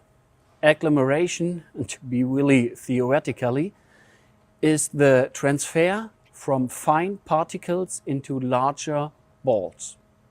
Balls like this, for example. In the end, these balls show tailor-made product properties. Let's discuss some of them. For example, the improved storage and transport properties. This is important for a global connected seaborne transport of iron ores, of fertilizers, even of building materials. Defined particle size and particle shape is necessary for the feed of a blast furnace as well of the direct reduction. Important for green steel, we like to discuss later on as well. The production of a really tight particle size distribution of the balls itself leads to the fact that the metallurgical behavior of a blast furnace and a direct reduction show improved flowabilities. With the improved flowability, the capacity of the metallurgical devices could be improved. The adjustment of porosity and density is important for fertilizers, as well the avoidance of segregation. In the end, and this is the most important fact for our clients, the products show an increased market value.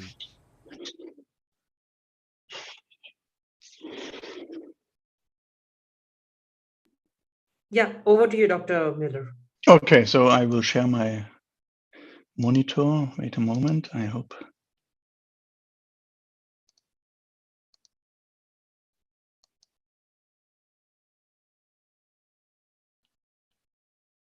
So you can see my monitor? Yes, yes.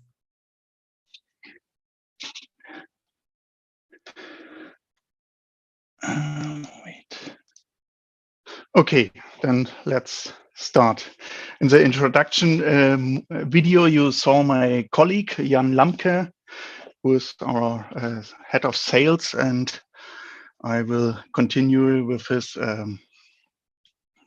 introduction. Dear Minister, dear Chairman, ladies and gentlemen, good day also from my side. Thank you for the opportunity to present our Scarabeus pelletizing system and the importance of the pelletizing process itself for sustainable iron ore production was already mentioned from previous speakers, so that I can start now directly to show you the benefits of our technology to improve pellet quality for DRI pellet production. Havon Böcker has been building pelletizing discs since the 70s, especially for the Brazilian market. You can see on the left side, and has been developing the technology ever since. First, the inclination adjustment of the pelletizing disc was introduced, and 10 years ago, we add an automatic sidewall height adjustment to the market. So we are the only producer of pelletizing discs with an automatic sidewall height adjustment. The latest development is then an online analysis system for pellet size distribution, so that we have now a toolkit with different parameters of the machine to adjust to the right pellet quality.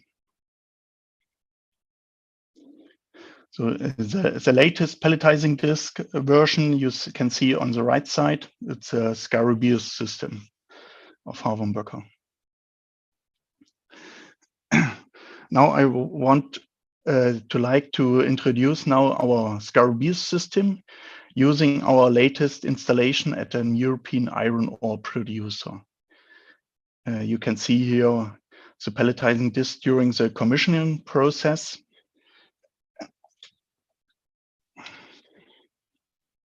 The Scarabeus system provides you different machine parameters of the disk in order to adapt the pellet size distribution to your requirements.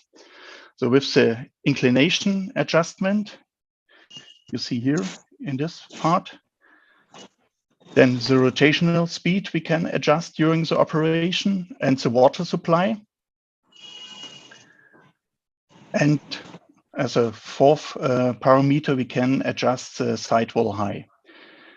And these factors all have an influence on the target pelletizing size. So the operator gets 4 machine parameters to adapt the target pellet size, which leads to several benefits for the pelletizing process. The first benefit will be improved product quality. So the Scarabeus process creates higher quality pellets, which can be sold at better prices due to a significantly tighter pellet size distribution and a higher iron ore content. The Scarabeus pelletizing gives the operators a full range of influencing parameters by the machine itself. It's not only a stupid machine which is operating, sondern you can use it for adapting the quality. And the desired pellet quality can be achieved by changes of the machine parameters and no longer only by addition of more and more binders or additives, which leads to higher iron ore content. And the second benefit will be an increased production output.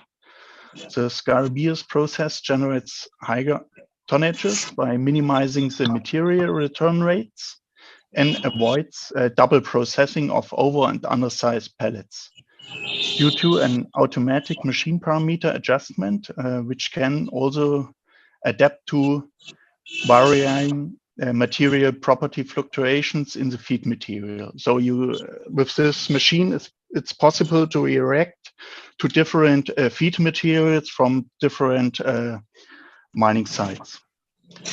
The Scarabeus pelletizing disc creates a possibility to react quickly to material fluctuations in the feed material by the self-adjustment of the rotational speed, the sidewall height, inclination, capacity, and water supply. And this leads to an increased product output by reduced over and undersized pellets. We are able to produce BF pellet products with an increased production rate by more than 30%. And regarding DR pellets, we can increase the production rate by 50%.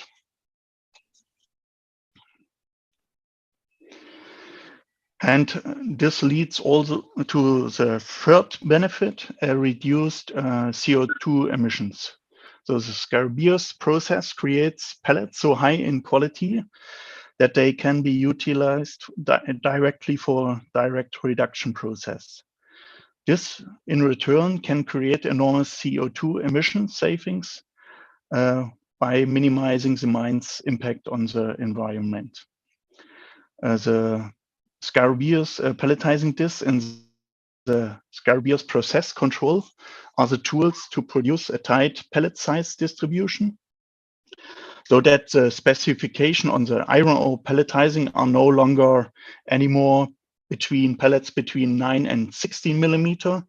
We are able to produce with these tools even a specification between 10 and 40 millimeters. Now I will show you a little bit the technology with the single machines, the Scarabeus pelletizing machine. We can adapt the rotational speed of the disc stepless during operation. We are able to adapt the inclination adjustment during operation, and we also able to adjust the sidewall height as a further influencing parameter of the machine during the operation. And the whole package with the automation system leads to the Scarabeus pelletizing process system, which is a completely automated inline analysis system, which is able to measure the pellet size distribution of the unconsolidated material on the belt conveyor after the pelletizing disc. We get a real-time measurement without disruption of the production process.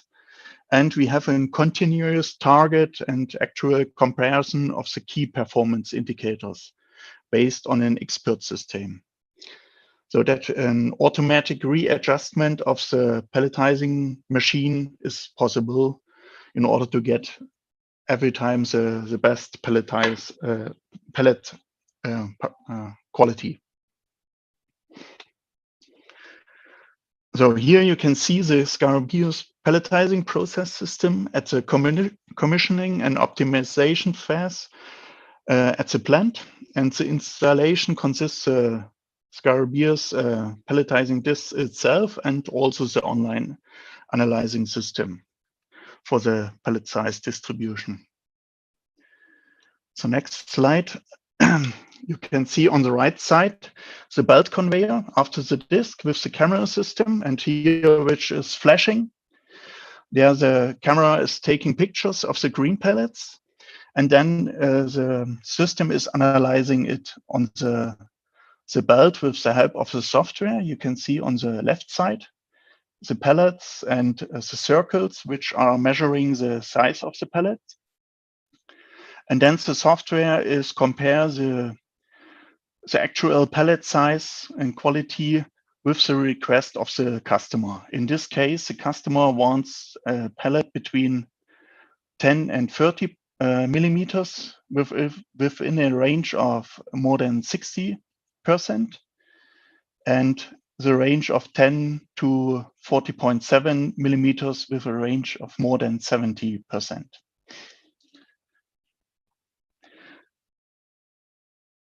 So that the software is comparing the actual production with the pellet, the customer requirements.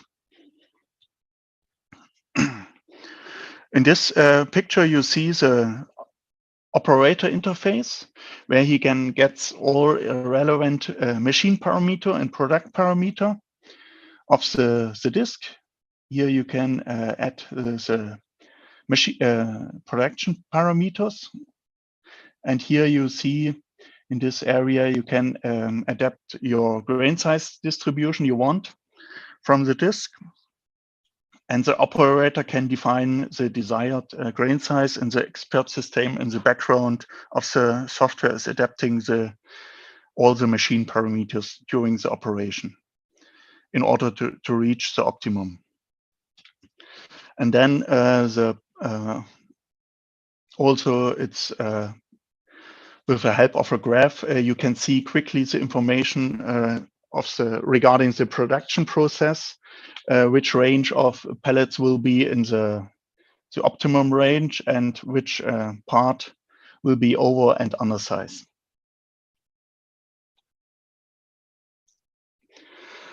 So this picture shows more detailed the product of the pelletizing disc with a fine, high quality DRI pellet.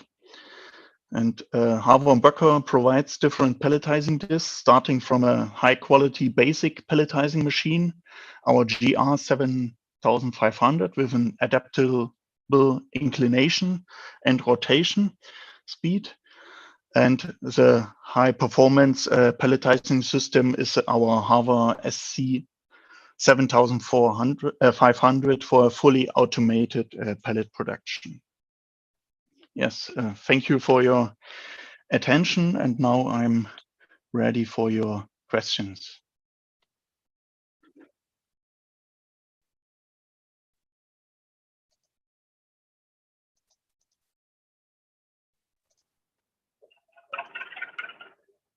Do we have any questions for Dr. Müller? Yeah, I have one. If you are able to hear me, this is how I will request you. Mr. Is that you, Mr. Bhattacharya? Yes, that's me. Yes. Yeah, your voice is not coming very clearly.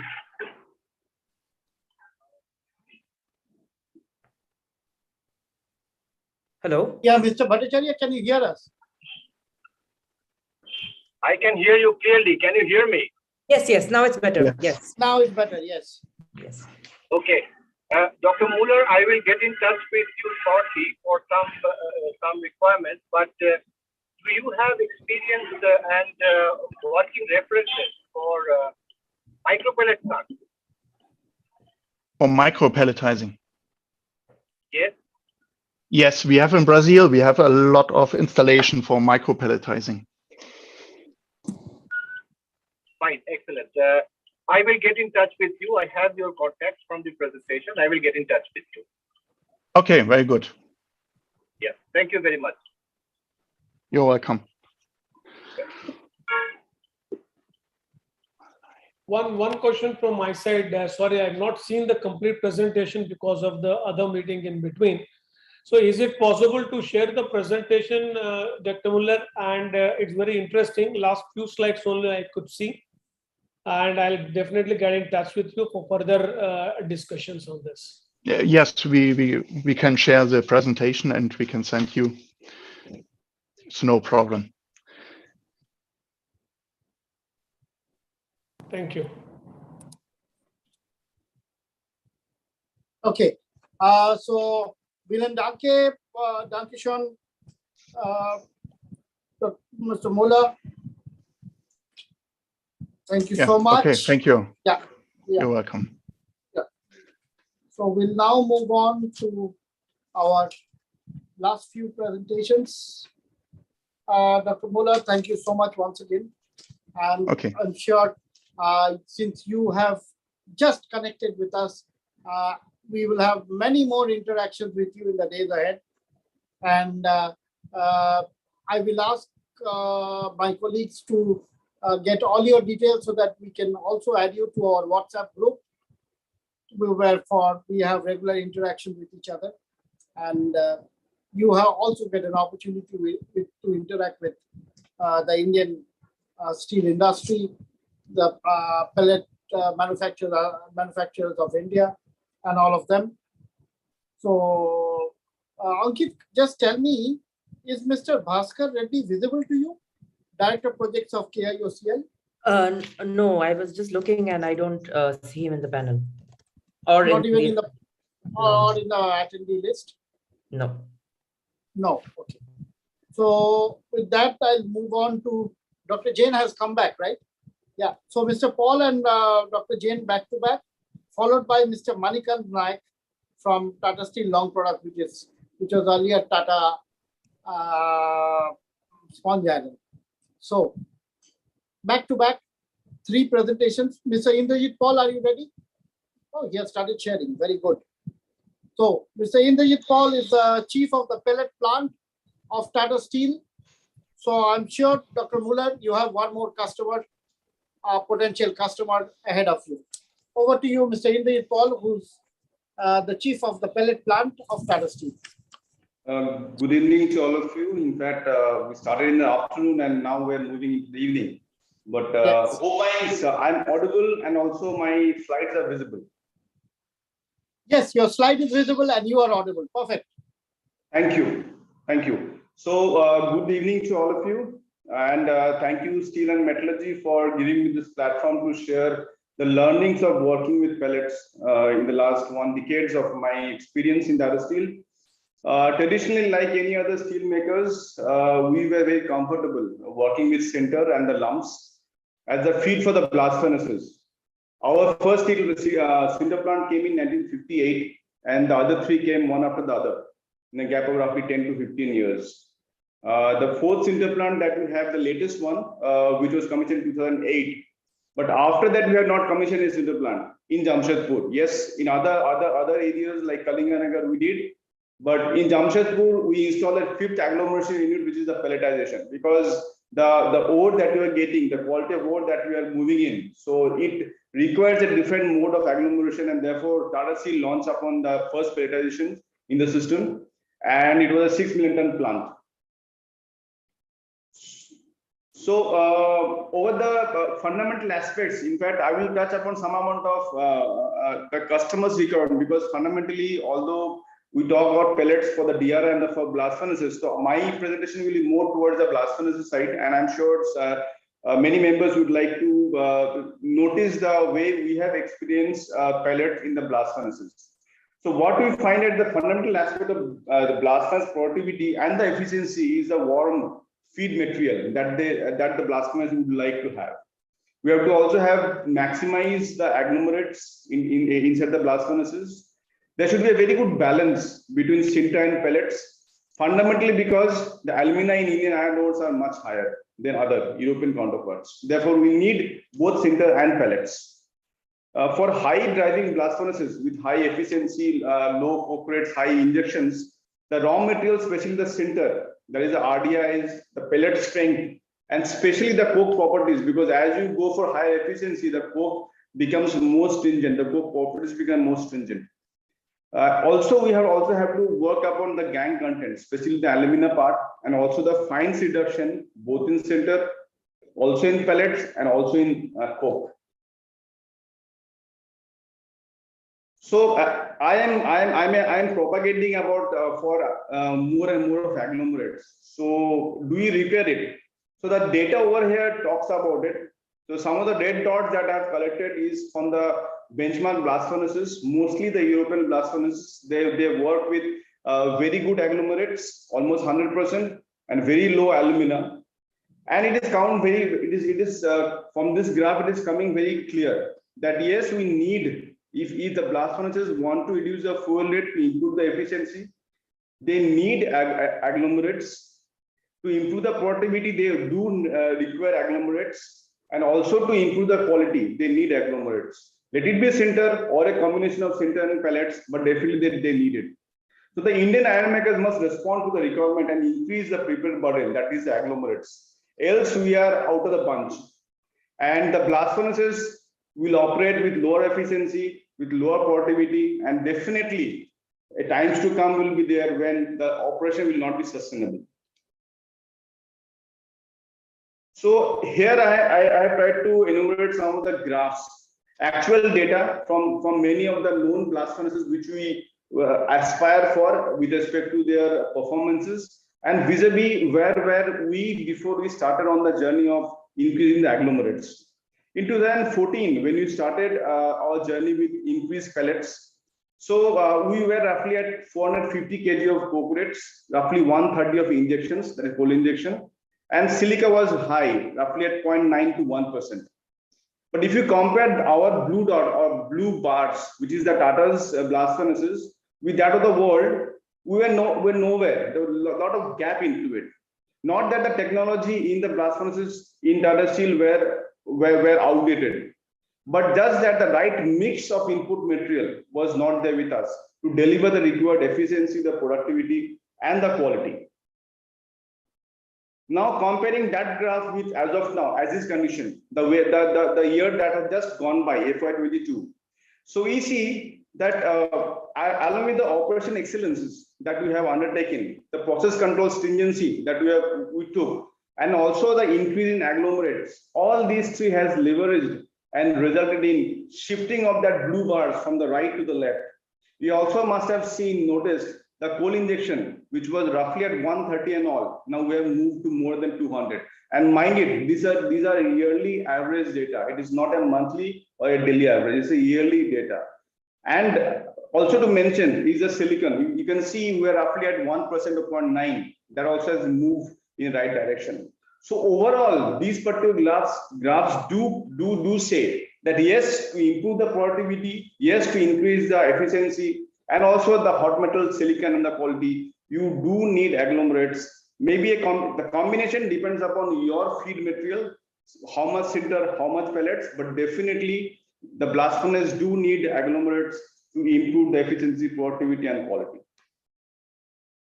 So that based on the experiences that we had in the last 10 years of operations, we found out that 1% increase in pellets reduces the carbon rates by roughly 1.15 kgs.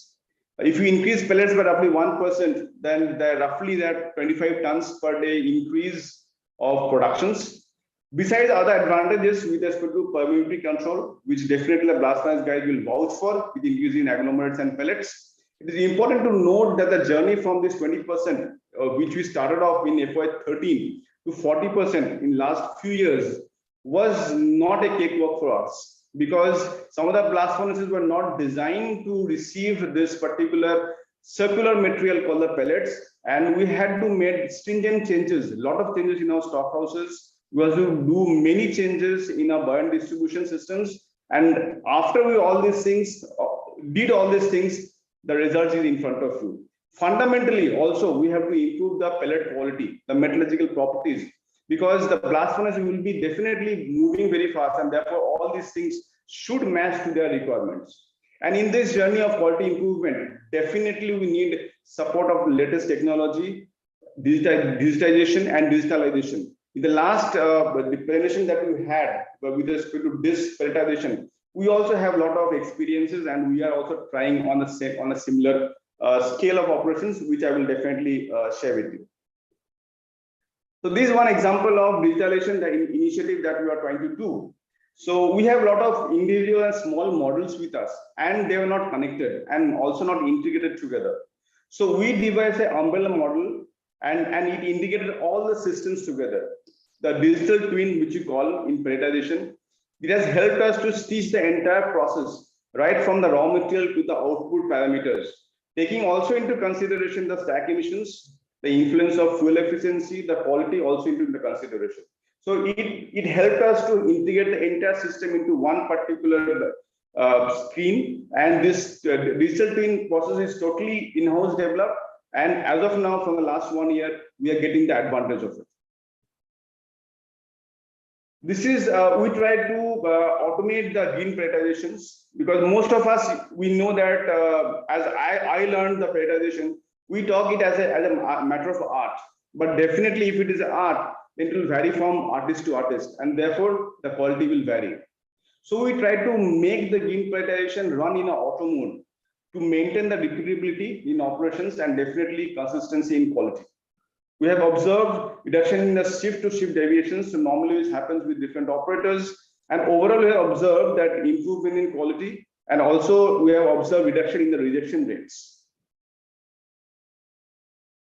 This is a very indigenous, and this auto operations also we developed in-house with the help of our automation and R&D team.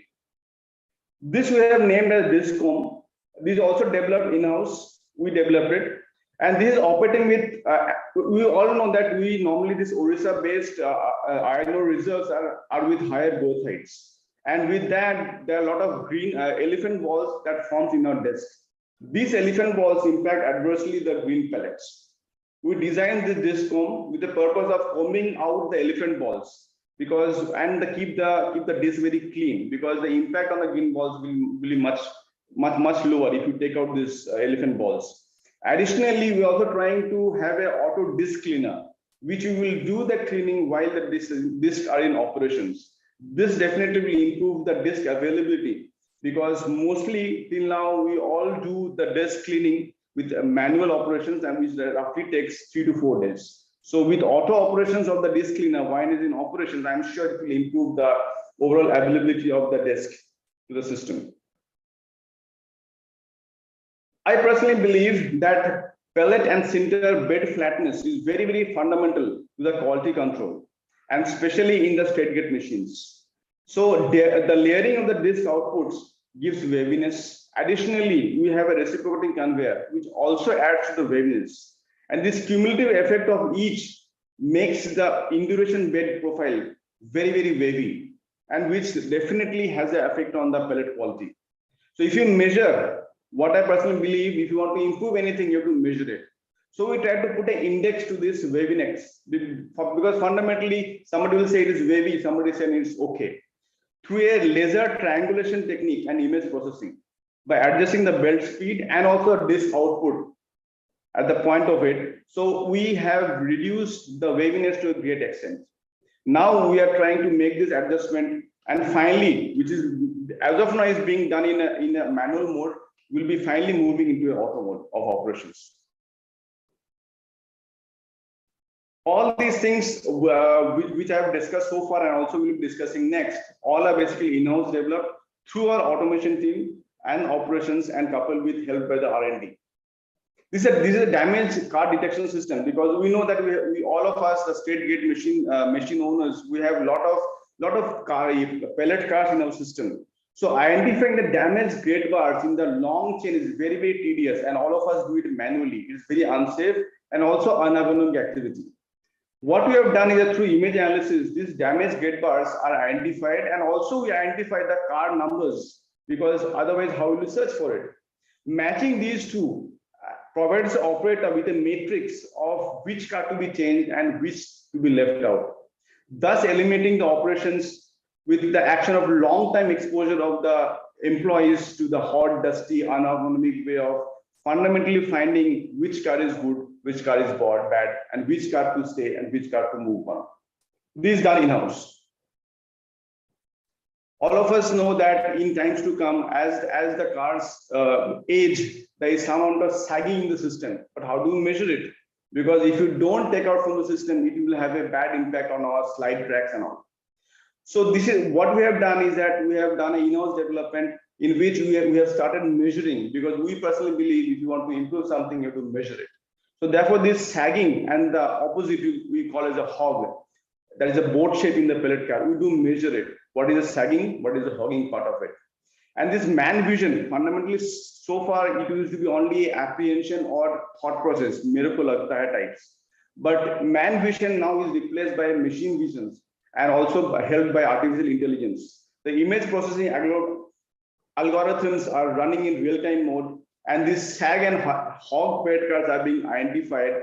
We take clear-cut identification which car to change and which not. This system provides a visualization to the operators, which and also the identification for a car to be changed or not to be done.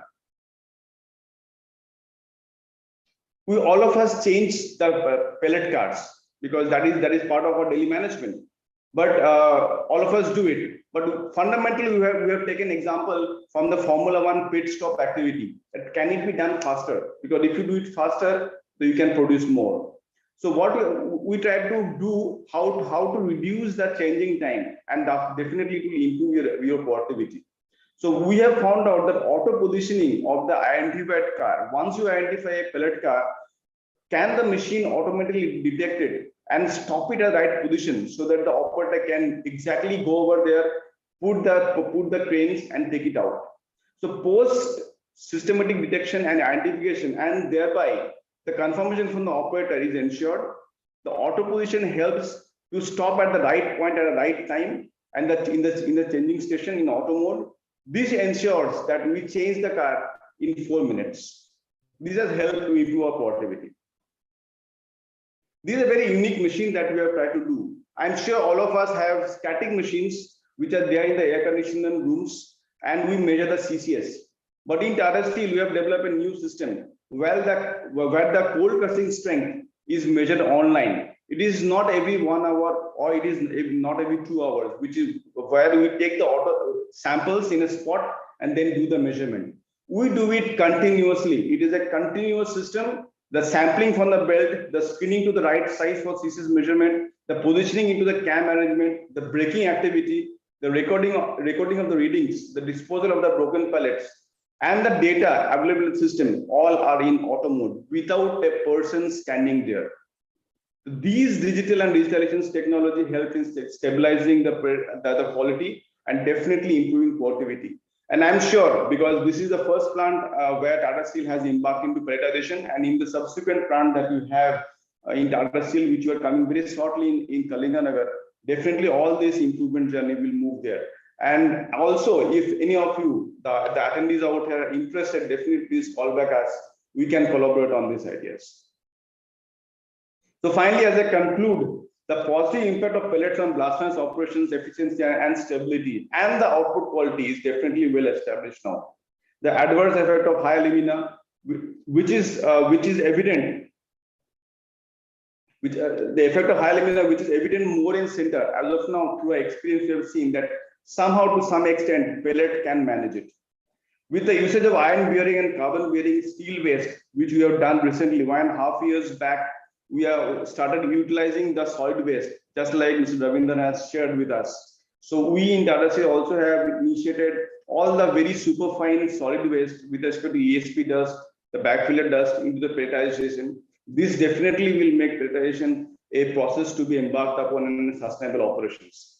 We all know that transportability advantage of pellets, the stackability option, the storability definitely is unmatched. And looking forward, the digital initiatives, the automation and the mechanization definitely will help the stabilize the process further to improve the process and fundamentally to make it more sustainable agglomeration technology for future and support the blast furnaces. Thank you.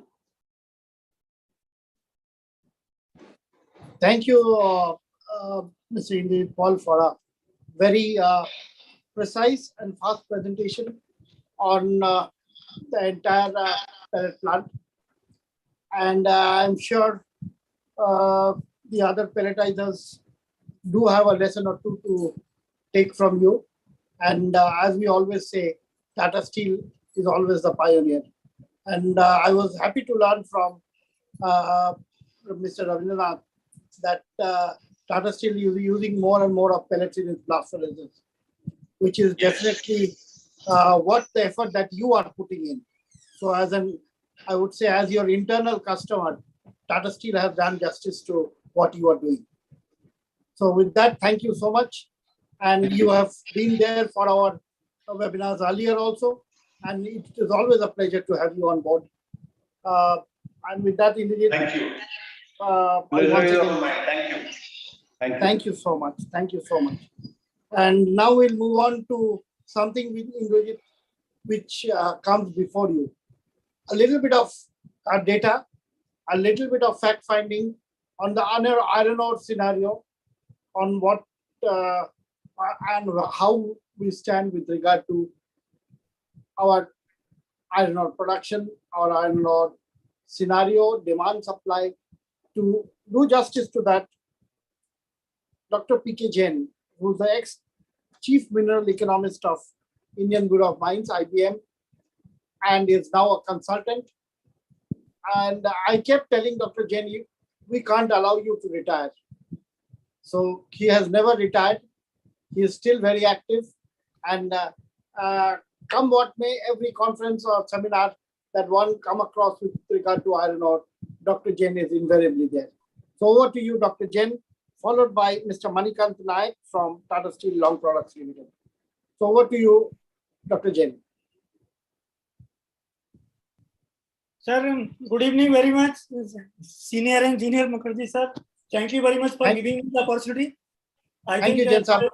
I could able to share my screen, but I have to make it a slide, so I have to do. Because this is glitchy. You have to just go on to the slide mode.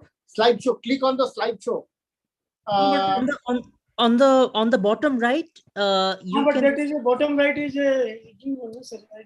Okay, I got it. Yeah. Yeah, right next to the slider. Oh, so now it is a slide show. Just a minute, it is to come to the screen. I think it's now slide show mode. So yes, perfect. As Mukherjee sir has introduced me that I am going to share the available data on the iron ore. But this time I thought like have a little bit change on my presentation. So I am going to speak the steps taken to increase the production of the iron ore for having the uninterrupted supply of the iron ore for value addition, not only for the steel, for the other purposes also. So as he told, I am just 1 year before I retired, and now I am a consultant to the IBM, looking after the both mineral economics as well as the MMS division of the IBM. So as to begin with, how much of the iron ore presently available with the country as far as the production is concerned. So in the bottom left corner, I have shown the chronological development of the iron ore. That is just 10-11-2017 million to presently we are having this data up to January. Then most probably just a minute, February 2020 it is a 246 million ton. So that is about 20% growth of the iron ore from comparing to last year. And the last year data was little bit having an impact of the COVID also. So it is a very green sign. That is a 226 million ton of the iron ore produced up to February. And we can assume with the same speed, 20 plus million tons. So it will be about 246 million ton of the iron ore, telling that it is maybe the highest in the last 10 years. So it is a very good sign that both auctioning mode is showing the successful rate, as well as the other mode, the initiation taken by the government for increasing the production of the iron ore. And if we see the export also, so here this export figure is a 57.7 million in the last year. So that is also a good indication that whatever the total production, then keeping the requirement of the domestic industry left out on iron ore, particularly the fines, they are export oriented, and that is showing a figure for both revenue generation as well as the proper utilization of the production of the iron ore. And again, I try to depict in this slide what is our capacity of the mines. I think this may be the some first time sharing the information based on the mining plan approved by the different lessee. So there is about 2021 347 million ton of the capacity of the iron ore, and how much we have produced, just I have shown in the 21 and 22 246 million. So there is a quite sufficient reserve production capacity is available with us, and there is no scarcity or there is no crisis as far as the reserve of the iron ore is concerned with the country, including the trend of the export.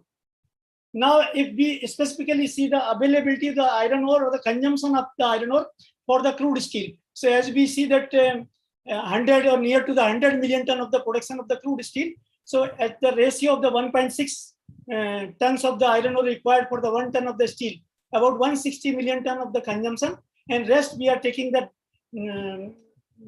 requirement for the export, as well as sometimes the iron ore of the low grade, which is required to be beneficiated and to be pelletized. This already has been discussed in the webinar right from the beginning when the stall were talking on the iron ore and the judicious utilization of the iron ore. Now coming to that initiation has been taken by the government for the increasing the production of the iron ore. So as we know that after the 2015, there the major amendment has been done in the MMDR Act. We have switched over from the first services to the auctioning mode. And after immediately auctioning mode, there was a issue, what will be the life of the mine, which has been granted earlier. So for the non-captive mines, they have seen that it will go up to 31st March 2020. Or for the captive mines, the life of the mine were 31st March 2030, subject to the availability of the mineral. And accordingly, the rules, mineral auctioning rule also has been amended, enabling to auction of the mineral concession. And because the auctioning background platform is given by the mineral evidence rule, making the geological report, making the exploration, whether it's a G2 for the ML or whether it's a G3 for the PL cum ML, which has been recently relaxed for the surfacial deposit. Now G4 also can go for the composite license, or G3 for the ML. So these are the ways some initiation has been taken by the government, and accordingly the mineral MCR for regulating the grant of the concession has also been completely repealed earlier one, and it has been notified in the 2016 as a new. And mineral conservation and development rule also has been notified in 2017 for conservation and systematic development of the mineral and protection of the environment. And these are the specifically issue has been dealt by the government of India. Mineral auctioning rule, as I told, has been not only notified in the 2015, but it is gradually has been amended, keeping in the dynamism of the sector. So wherever there was a necessity, including to remove the restriction that the value-added plant was necessary for the auctioning, that has been removed. The difference between the captive and non-captive for merchant sale has been removed, and the Honorable Supreme Court has raised the cap of the iron ore production from the 30 million to the 35 million tons for category A and B mines of the Karnataka state in December 2017. And as you are all aware that the national mineral policy, which has been announced in the 2019 after the interference of the Supreme Court, with the aim to have a more effective, meaningful and implementable policy that bring in the future, particularly the transparency, better regulation and enforcement, balanced social, economical growth, as well as the sustainable mining. And for the sustainable mining, as now this star rating is not need any introduction. This has also been implemented successfully from last 4 or 5 years, including facilitation of the 5-star rate mining by the Minister of the Mines. In order to delete the 2019 has been issued by the Ministry of Mines, specifically for the sale to allow the 25% of the quantity of the total mineral production of the previous years. And the government has also granted permission to the NINL to sell the 25% of the annual production as per the MDPA executed by the company for the period of the 1 year till the completion of the disinvestment of this company. And as we know that our whole objective is to uninterrupted supply of the raw material for our steel plants. So for that, already as I told, the amendment has been done major in the 2015 by auctioning mode, and subsequently the mining law amendment has been notified in the 2020, and it has taken care of so many issues which were dealt by the industries, including the plants. This amendment provides the seamless transfer of the all valid rights approvals to new lease to enable commencement of the mining operation immediately after the auction of the mineral blocks to ensure uninterrupted supply of the mineral to the downstream industries. The said amendment also gives power to the state government to auction the mining lease before it's expired. Will not wait for the last day, 31st or some other, and the procedure can start well before that. A new provision will also augment to exploration of deep-seated mineral and the mineral of the national interest, allowing the non-exclusive NERP, which were earlier non-popular, to convert this NERP for the composite license also. Seamless operationalization of the ML expired in the March 2020 in compliance to the said amendment, and rules made thereunder were also amended. And as we know, during the COVID period also, there was a majority of the industry were impacted, but specifically mining industry was taken as a essential commodity, and during the lockdown also, the wheel were rolling, and the mining vis-a-vis the supply of the iron ore for the steel plant, they were taken care by the government, both state as well as the center. To promote the ease of doing business in the mining sector, expedite the auction process as well as the operation of the ML by successful bidder, Ministry of Mines has used the N number of the guideline, including the pilot project having a pre-embedded clearance, whether it is a EC, FC or other clearance. They were trying to see that it should be pre-embedded before the successful bidder will give in the letter of intent. The government has decided to continue relief under the various export provisions. So whatever our present export policy, where their foreign trade policy, that has been extended for the quarter for the present financial year. And as we know that whatever the buzzword were there in the Atmanirbhar Bharat, there is a vision of the government to have a 500 mineral blocks, whether it is a PL, ML or ML, for open to the with the transparent mechanism for investment by the bidding processes. And as I told, this the whole dynamism of the amendment has given the immediate boost to the mineral production, improving the ease of doing business in the country, and subsequently ultimate objective to enhance the GDP of the country by the mining or mineral sectors. And as I told, that discrimination or the major difference between the captive and non-captive, that also tried to be bridged up. And it is also allow the captive mines to sell up to 50% of the mineral production during the that year after meeting their requirement. And whatever the issues pertaining to the 10A 2B cases, they also bring to the under the auctioning mode by making a logical end on that, substituting the mining operation, giving a suitable definition, production as well as dispatch, and that is allowing to have a better understanding of the production of the mineral. Reallocation of the non-producing block by the government companies which were having the more of the area and not in the operative mode, to bring them to the operative mode by acquisition of that land. And whatever the clearance were required after the expiry of the termination of the lease, that will be transferred to the successful bidder or the next lessee who is going to operate the mining. And lessee who is not interested in the mining due to the financial condition or any other reason may transfer its mining to the interested mining, resulting in operationalization of mining. It will not remain as a idle because of some financial crunch.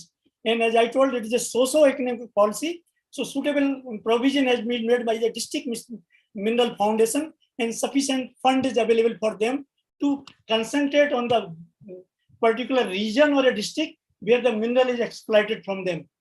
Empower the government to conduct auctioning in case if the state government is failed to auction it, the central government can take initiation to auction that block.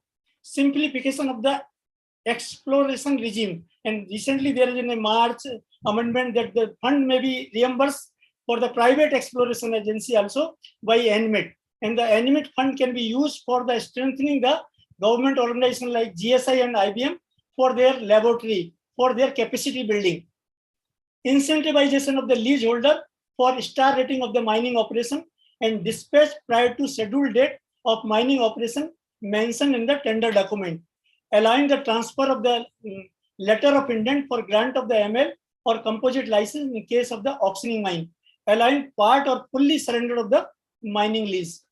And just I will keep in the mind the time also. So there were other amendment also suitably have been taken place, taking into the need of the industries. And but more important thing, this National Mineral Index, which is still going on, that is also a vision of the Ministry of Mines and the Government of India or PMO to have like a coal index, which will take care of the all revenue collection in a single platform. It will taking care of the average sale price of the IBM, premium on the basis of the IBM average sale price, or subsequently some other formula for calculation of the average sale price for the auctioning purpose for the other mineral. So this all issue once NMI will be more simplified. And further, there is one more committee has been constituted for revision of the rate of the royalty, where the present rate of the royalty is on the basis of tonnage. And in order to availability of the iron ore, indigenous industry, government, because there is a n number of the issues are there, whether the export of the iron ore has been allowed or not, whether the material should be available for the indigenous industry or not. So for that, already there is a 30% export duty is there, above the 58% of the lumps and fines, which taken care to discourage the export of the higher grade.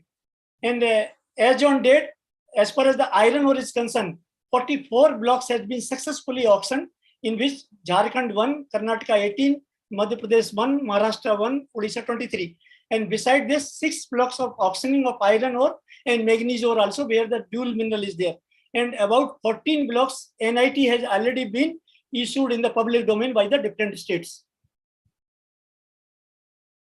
And this is a just success story of the different mineral. That is a total 145 mineral has been auctioned, both for the ML and composite license. In the last row, I have shown how much has been operationalized also. So there, if you see, there is a Karnataka, about 13 blocks has been for the iron ore has been operationalized. For this Odisha, about 14 iron ore and block and iron and manganese 5 blocks has been already operationalized for production of the iron ore. So this is a last slide way forward. So I try to summarize, which has already been discussed in this webinar, that intensive and deeper exploration for argument of the resources is required, specifically for the iron ore. As per my knowledge, whatever the resources of the iron ore, 32 billion, that is up to the depth of the 150 meter only. But there is in the Rao Ghat or other part of the iron ore belt, below 150 meter also iron ore is available. And there is now need to think of some high-tech mining methodology to think that whatever the available of the iron ore below the 150 meter also can be exploited without disturbing much of the environment. And as IBM has notified the threshold value of the iron ore 45 Fe minimum, so the estimation of the resources of the iron ore is also required, which IBM is already doing it. As on date, we are having 142015 inventory, and now very soon we are going to publish 142020 national mineral inventory, including for the iron ore.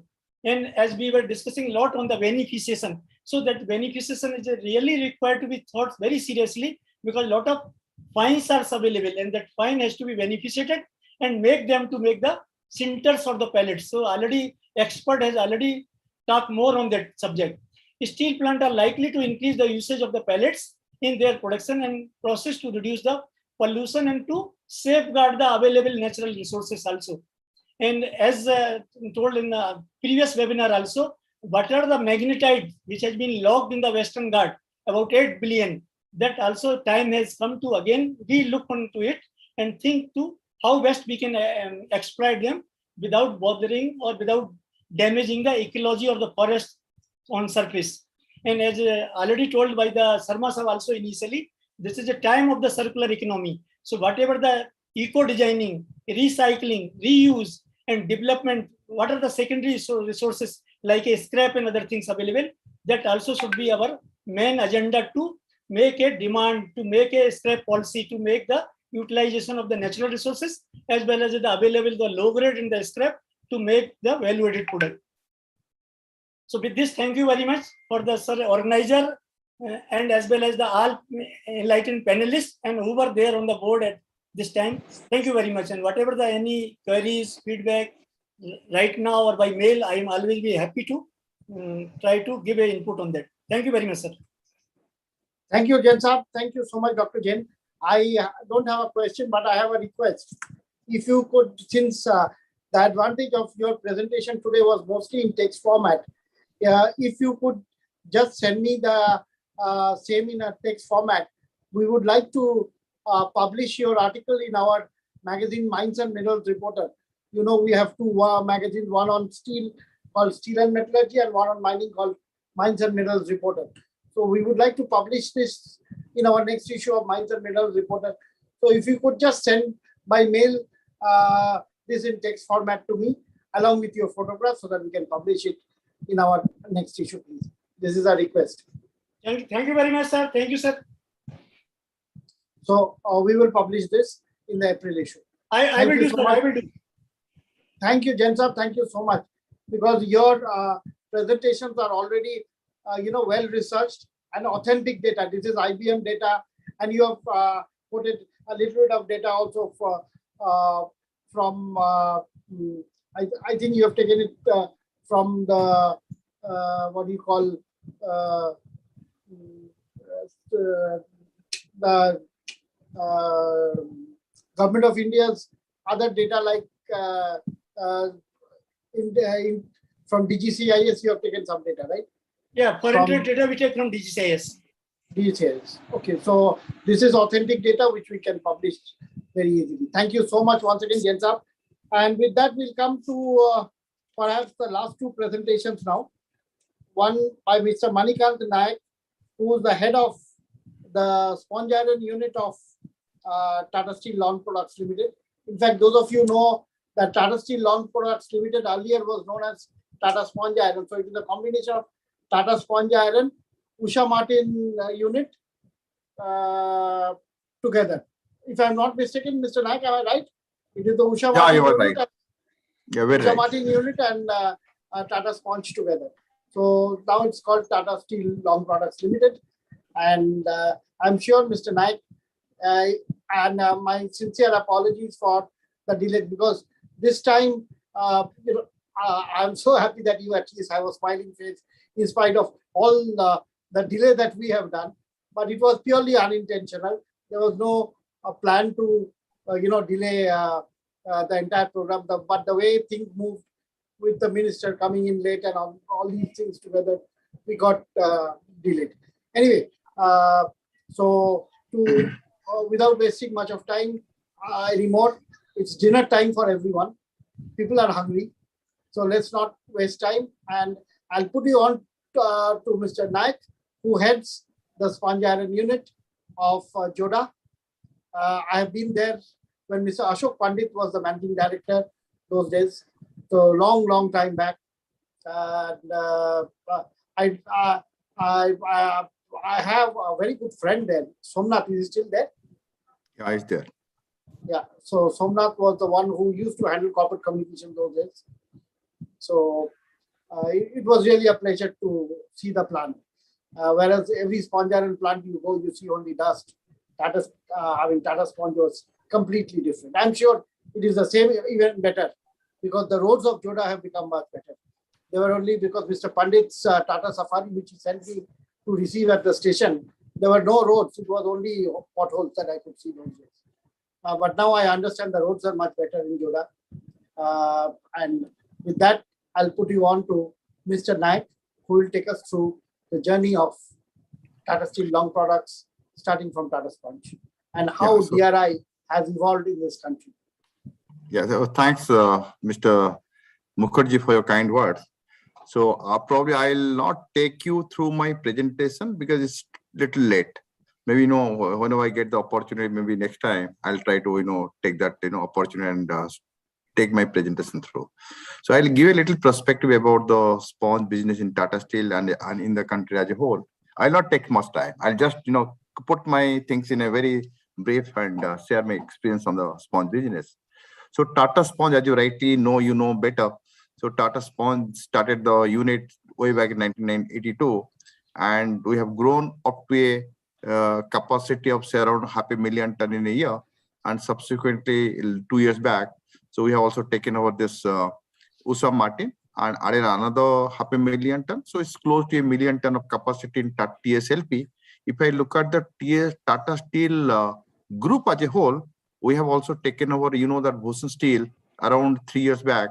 So that has also another, say, more than, close to 1 million ton capacity. So combinedly, we have right now 2 million ton capacity of sponge plant. So if I look at the Tata Steel as a group, so no doubt. So I'll just look at, I'll just get into the subject. What are the opportunity and challenges for the sponge business as a whole? So as Mr. Chaudhary and Mr. Sharma has also very nicely summarized the challenges. I'll also take you through. So right now, I should say we are, though the sponge capacity in the country is close to 55 million ton, but if you look at the utilization is only say 75 to 80%.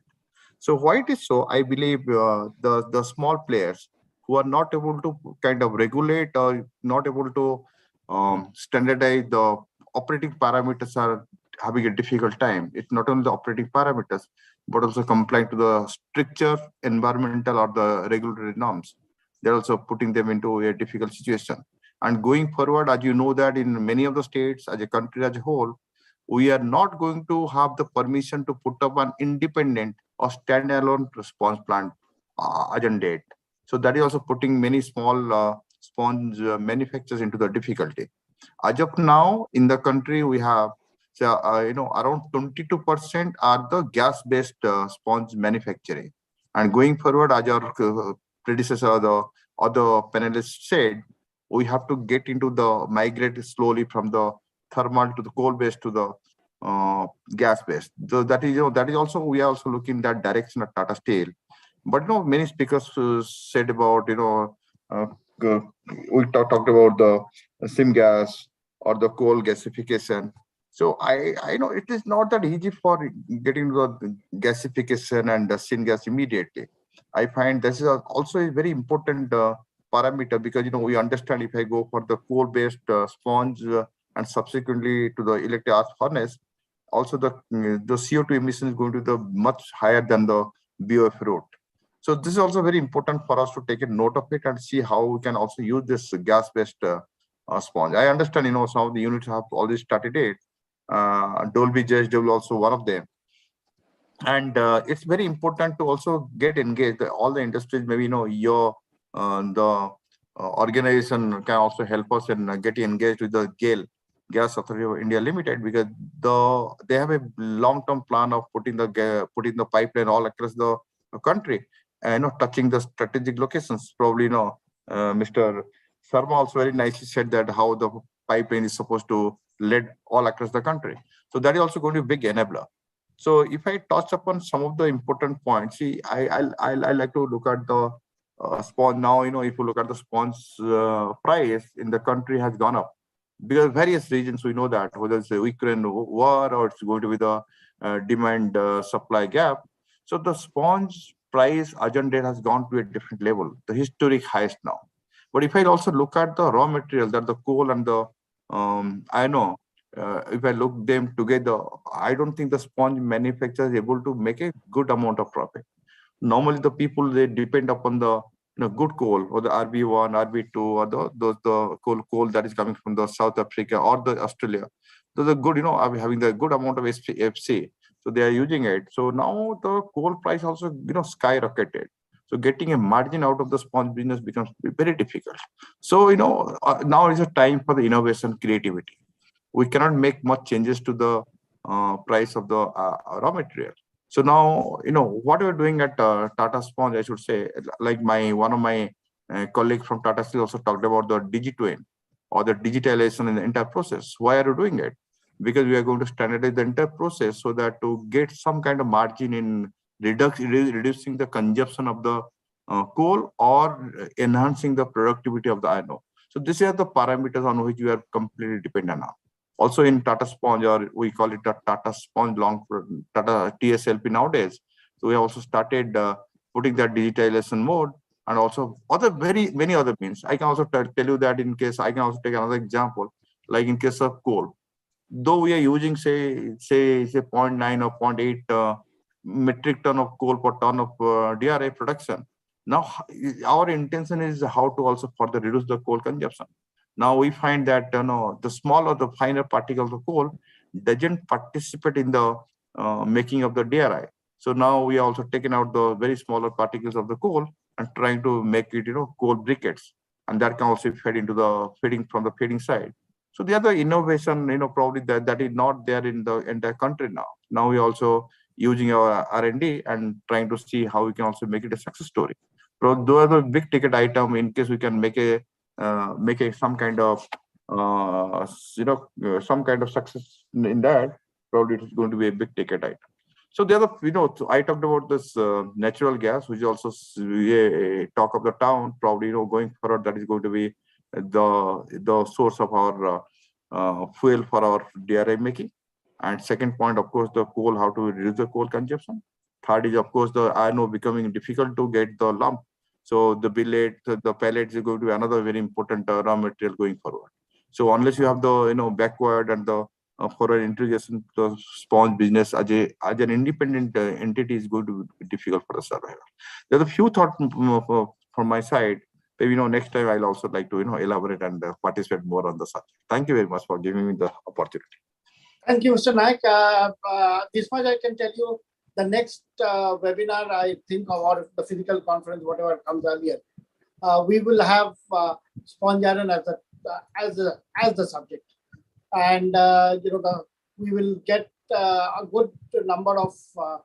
We'll try to get a good number of DRI producers from Middle East, at least like Emirates Steel and others, though gas-based. When you talk of the major DRI producers in the world, you will have more of the large modules are gas-based.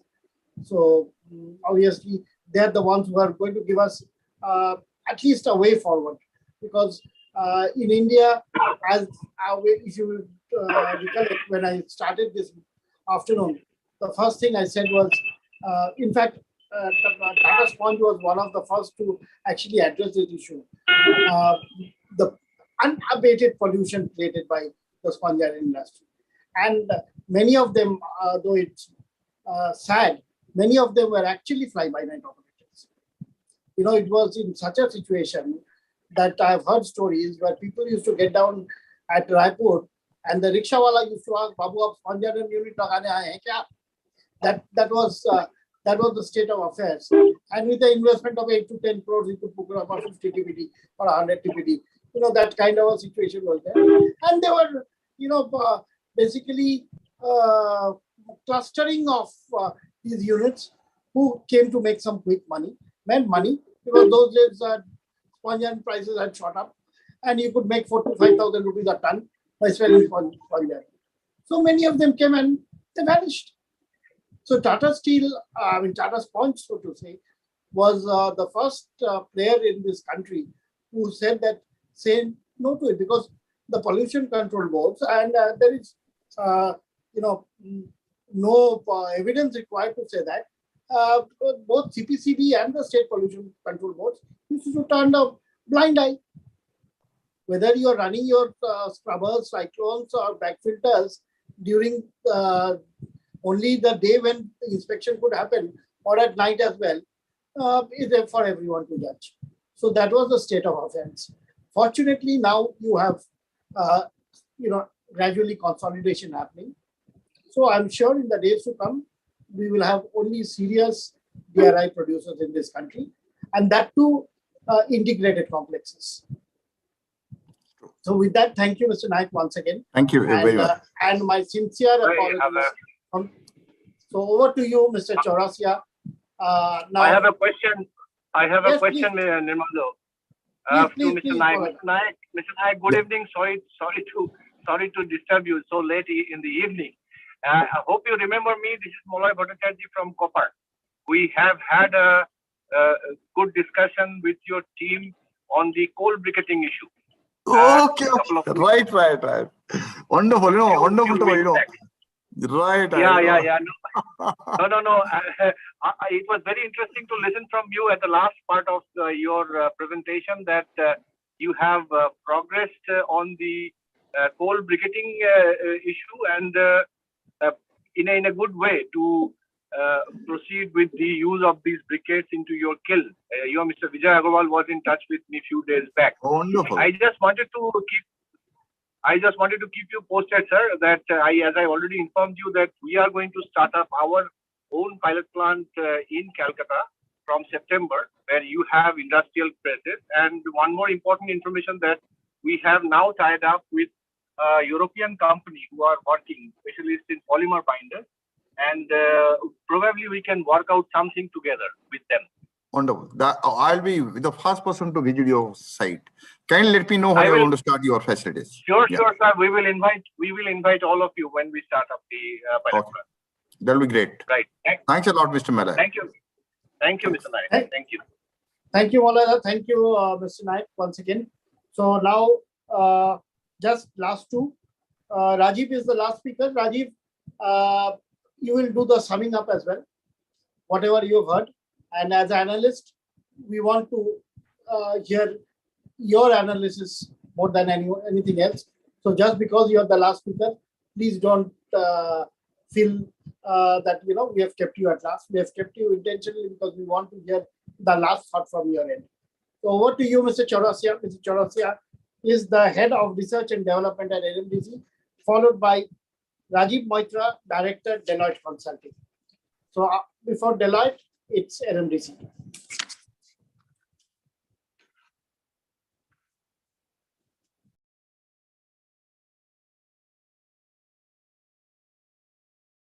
Good evening. Am I audible? Hello? And my yes, you are, Mr. Chaurasia. Yeah. First of all, I'm a 12th person or a 12th man.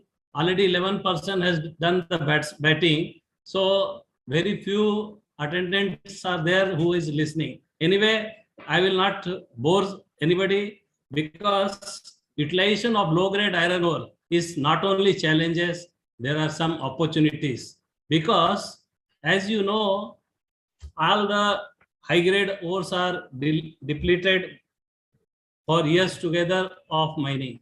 So for the sustainable mining, one has to do utilization of low-grade iron ore. Low-grade iron ore comprises of your slimes, overburdens, or any iron which is less than 62%. So coming to the scenario of iron ore resources, most of the iron ore deposits are in the form of hematite or banded iron formations. And I already spoke, high grades are depleting day by day. So there are huge potential to use this low grade iron ore. And most of the iron ore is present in India, either in Jharkhand and Orissa, or in Chhattisgarh, or in Karnataka, in the form of hematite, and in the form of magnetite in Goa belt. Now, coming to the scenario of iron ore resources, what is called high grade, 62% or more, and low grade, 55 to 62% once upon a time, but IBM has fixed now subgrade 45 to 55 also to be upgraded, not to be thrown, and less than 45 only to be thrown. But I am suggesting here one grade, that is super grade, that is more than 67%. Because I am a metallurgist, I know what is the difficulty in iron production in the steel plant if you give 62% Fe, and what is the benefit if you give 67% Fe. When you are able to give 67% Fe to your DRI plant in the form of CLO, why not to blast furnace also? So the meaningful metallurgy or meaningful steel making can be, fruits will be taken away by the steel production unit also. Similarly, for pellet feed, when we can make pellet feed of DRI 66 grade, so pellet feed for blast furnace also to be 66% only, so that your costly coke reduction will take place, coke consumption will come down, and also voluminous slag, which is a useless product, which we are using somehow for cement industry, not for profit. So volume generation will come down.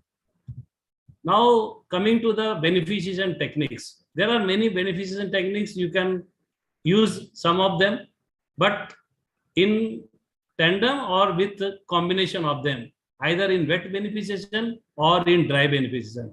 Generally in wet beneficiation, people are using combination of hydrocyclones and spirals and magnetic, and getting the required concentrate. When you are able to get 62, why not 67 also you target? And though your recovery will be less, but fruits of that more Fe will be there in the downstream. Similarly, dry beneficiation, there are many techniques, air jig, magnetic, DSK separator, and one technique developed by NMDC, patented by NMDC, using compressed air, which in subsequent slide I will show you, which is very easy and very low cost. Now coming to the what is NMDC's contribution. We have set up a plant for pellet feed at Donimalai using slimes. We can call slimes as a low grade also. It is not that low grade does not involve slimes. Slimes also is a part of low grade. We also developed waste generated during slime beneficiation, how to dispose. And again, I am calling beneficiation of BHQ/BHJ, which is a formation, but it is also a low grade. Only thing you have to crush, then you can get beneficiation easily. And we also developed how to dispose the tailings, either in the cake form or in the disposal in the solid form at our mine site. Because nowadays clearance of pollution is you will not get unless you have a very success or good tailing disposal system. Flow sheet, which is very simple we have developed using spirals, rougher spiral, cleaner spiral, and scavenger spiral. And we got the required Fe percentage in the concentrate. This is the simplest thing. Actually, most of the mining industry is not going for beneficiation, thinking somehow to blend high grade with medium grade and sell it, so that their disposal problem also solves and their area to store low grade is also not there. But being a metallurgist, for the thinking for the downstream, we should beneficiate, and then only we should give the concentrate, highest concentrate, whether it is for blast furnace or for DRI. I have already given some 2-3 dry beneficiation methods earlier, but there are many. And in the last, you can see using compressed air, patent filed by NMDC. This process, all the dry beneficiation process are sensitive to the moisture content. If moisture is more, your dry beneficiation will be not giving the required results. And also the many methods which is used dry beneficiation for close range of size feed. Because size also plays a big role in dry beneficiation, which is not there in the wet process. Now you see the techniques which NMDC has developed. We have used compressed air and your iron ore or low grade iron ore less than 3 mm, and we got heavy particles, middling and light in one go. I will show you the video also, which is available. This method is not only suitable for iron ore. This is suitable for even coal or any minerals. But only thing is, in the case of coal, heavy particle will be your gangue material, light particle will be your coal particle. So this method has been developed, and very soon we are going for pilot scale, and in future it will be used in the industry very soon. I will show you the video. You can see and see that this is the feeding system, simple feeding system, and you are getting three outputs. One is concentrate, second is middling, and third one is the tailings for the iron ore. But reverse is the case for the coal. This is the cheapest method. Only you have to have a compressed air equipment, and the cost of setting up this plant is very minimum, and our engineering team is working on to make it upscale. If any more information is required, I am available to give you these details. I am thinking if any Indian party is using it, we are ready to provide him all the details. Now coming to the way forward. Beneficiation of low/lean grade iron ore enhances resource base in a sustainable manner, because you are increasing the iron ore available for your steel making for more and more years, because most of the young generation will be deprived of getting a good and high grade iron ore for their future. So we have to use right from the now low and lean grade, including slimes. Dry beneficiation techniques are need of the hour, because water is not available freely in future, or in fact nowadays itself water is not available. There are many fightings for the water. I should not say example for that. In future, if we are using dry, so no problem. Your pollution control board also will give the pollution control technique certificates easily. Adoption of advanced technologies for tailings and technology development for utilizing this waste for some other useful product is the way forward. That's what I wanted to tell. I thank organizer for giving me an opportunity to speak in front of you. Thank you. Any questions, if any, and any information required for dry beneficiation, I am here to give you. My mails or my phone number, anybody can, it can be shared by Steel and Metallurgy, or anybody can contact me. Thank you. Thank you, Mr. Chaurasia. In fact, anyone who would like to have Mr. Chaurasia's details, please post it in the Q&A section, and we'll be happy to get back to you. Or you can send a mail to my email ID, which is my first name, Nirmalya, Nirmalya, @steelmetallurgy.com. So if you send me an email, I will immediately forward Mr. Chaurasia's details to you.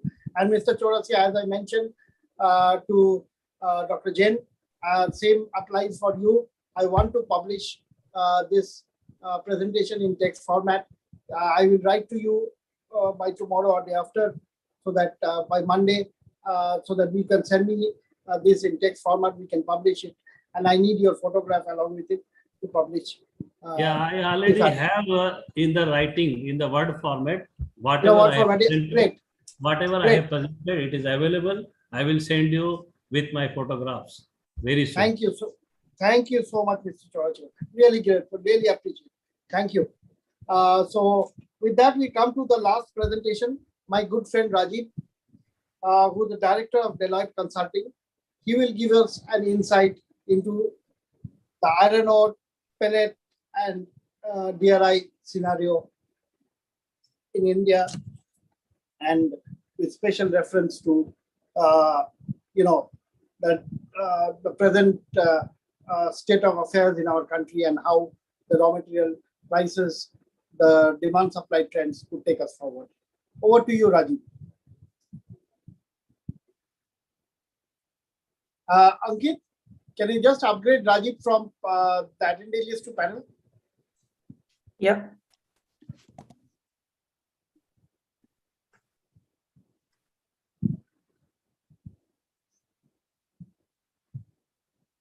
I have sent him a request, but he's not responding. Yeah, he's joining. He's joining. Yeah.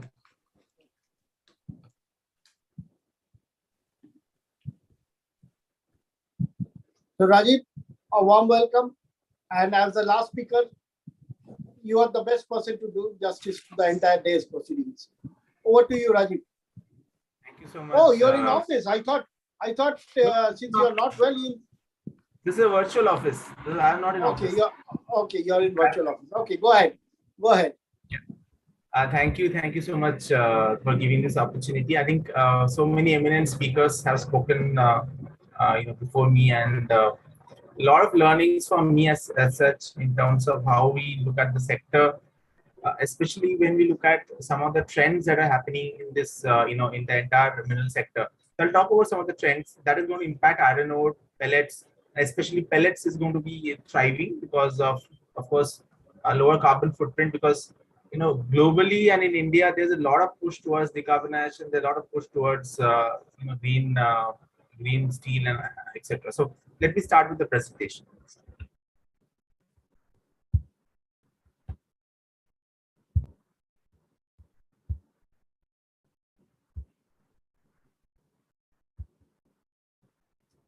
Is my screen visible to all? Yes, but it is not full screen yet. Yeah, Rajiv, you just need to put it on full screen. That's all. Okay. So I'll not take much time because I'm the last speaker, but I'll summarize some of the things that I heard. Of course, I was there in patches, but again, I think a lot of learnings. So essentially, if I start off, probably people have spoken about this, but very important is what are the trends that we see in the mineral sector, and of course, these are important for iron ore. So we are looking at if you look at from a global standpoint, we are looking at industry consolidation, a lot of M&A happening in the mineral sector in the recent past. There's also a lot of rush towards access to technology, be it mining technology, be it processing technology, markets and resources. We are seeing more traction in this in some of the new age minerals like lithium. We are looking at cobalt, like the battery minerals. There's a lot of focus, a lot of M&A happening. Urbanization is a major trend, and it is a trend that is going to positively impact the iron ore and pellets and DRI sector globally and in India. There is a lot of focus as we speak on decarbonization and sustainability. I am actually looking after ESG as a theme in my company. So there is a lot of client interest in ESG, because as you know that from this year onwards, FY23, you have to report your under BRSR some of your ESG initiatives. So decarbonization is also one of the key pillars of sustainability and ESG, and people are focusing on that. In the recent past, a lot of steel players, have approached to kind of look forward how to go about decarbonization, what are the initiatives that they need to implement. So this is very important. Of course, protectionism and resource nationalism is a phenomenon we are seeing, and digitalization, of course, industry 4.0. But if I look at India perspective, and this is also very important, the self-reliance and emergency manufacturing hub. So what we are talking about Make in India, Atmanirbhar, PLI. So there is a PLI scheme which came in steel, and it will positively impact the iron ore demand, iron ore pellets and DRI demand. Very important, there is a focus on resource efficiency and circular economy. This was spoken by some of the speakers before. So recycling and reuse, we are seeing more and more scrap usage, and we're going to see more of it. People are really talking about it. I mean, of course, Tata Steel has already invested, but there are other steel players who are looking at investing in green steel and recycled steel. So this will probably impact iron ore demand adversely, because you'll be looking for more scrap and more, flexi furnace kind of route. Of course, process efficiency, carbon emission, these are very important, and these are going to positively impact pellets, because it's pellets is good in terms of footprint, but of course coal DRI per se has a negative impact in this in terms of carbon emissions, which people are talking about. So these are some of the trends we are seeing, and some of them will positively impact the iron ore, pellets and the DRI, some of them will negatively impact. So what are the minerals? This is broadly, the sectors which are going to be the sectors of FY30, and what are the minerals that are going to be in demand. Iron ore, steel, this is of course going to be one of the major focus areas, because it is impacting most of the hot sectors in FY30. Of course, we are looking at strategic minerals. We are looking at rare earths, which are going to grow, non-ferrous minerals. We all know that coal and lignite is going to go down in terms of demand. Of course, now we are looking at new areas of coal usage, like gasification, for which the PLI scheme has also come about, but it is going to not go to positively impact going forward. So iron ore is going to be one of the key mainstays of the Indian economy because of steel linkage. And when we look at iron ore per se, of course, FY20 we had the auctions in Orissa, so that one of the record production happened. But if FY21 it closed around 145 million tons of domestic sources, and very little imports. And this is also impacted by COVID primarily. And the prices we have seen, the prices have moved out to almost 7,000 plus for lumps and fines. It was almost 6,000. It has come down. It is moderated now. The cost pressures are less. And global also, if you look at the prices of iron ore have come down because the supply side has improved, and the demand side, of course, China, there is a lower demand that is happening in the recent past. If you look at the last two quarters. In spite of having so much of iron ore, India is having a supply deficit, 2 million tons per month.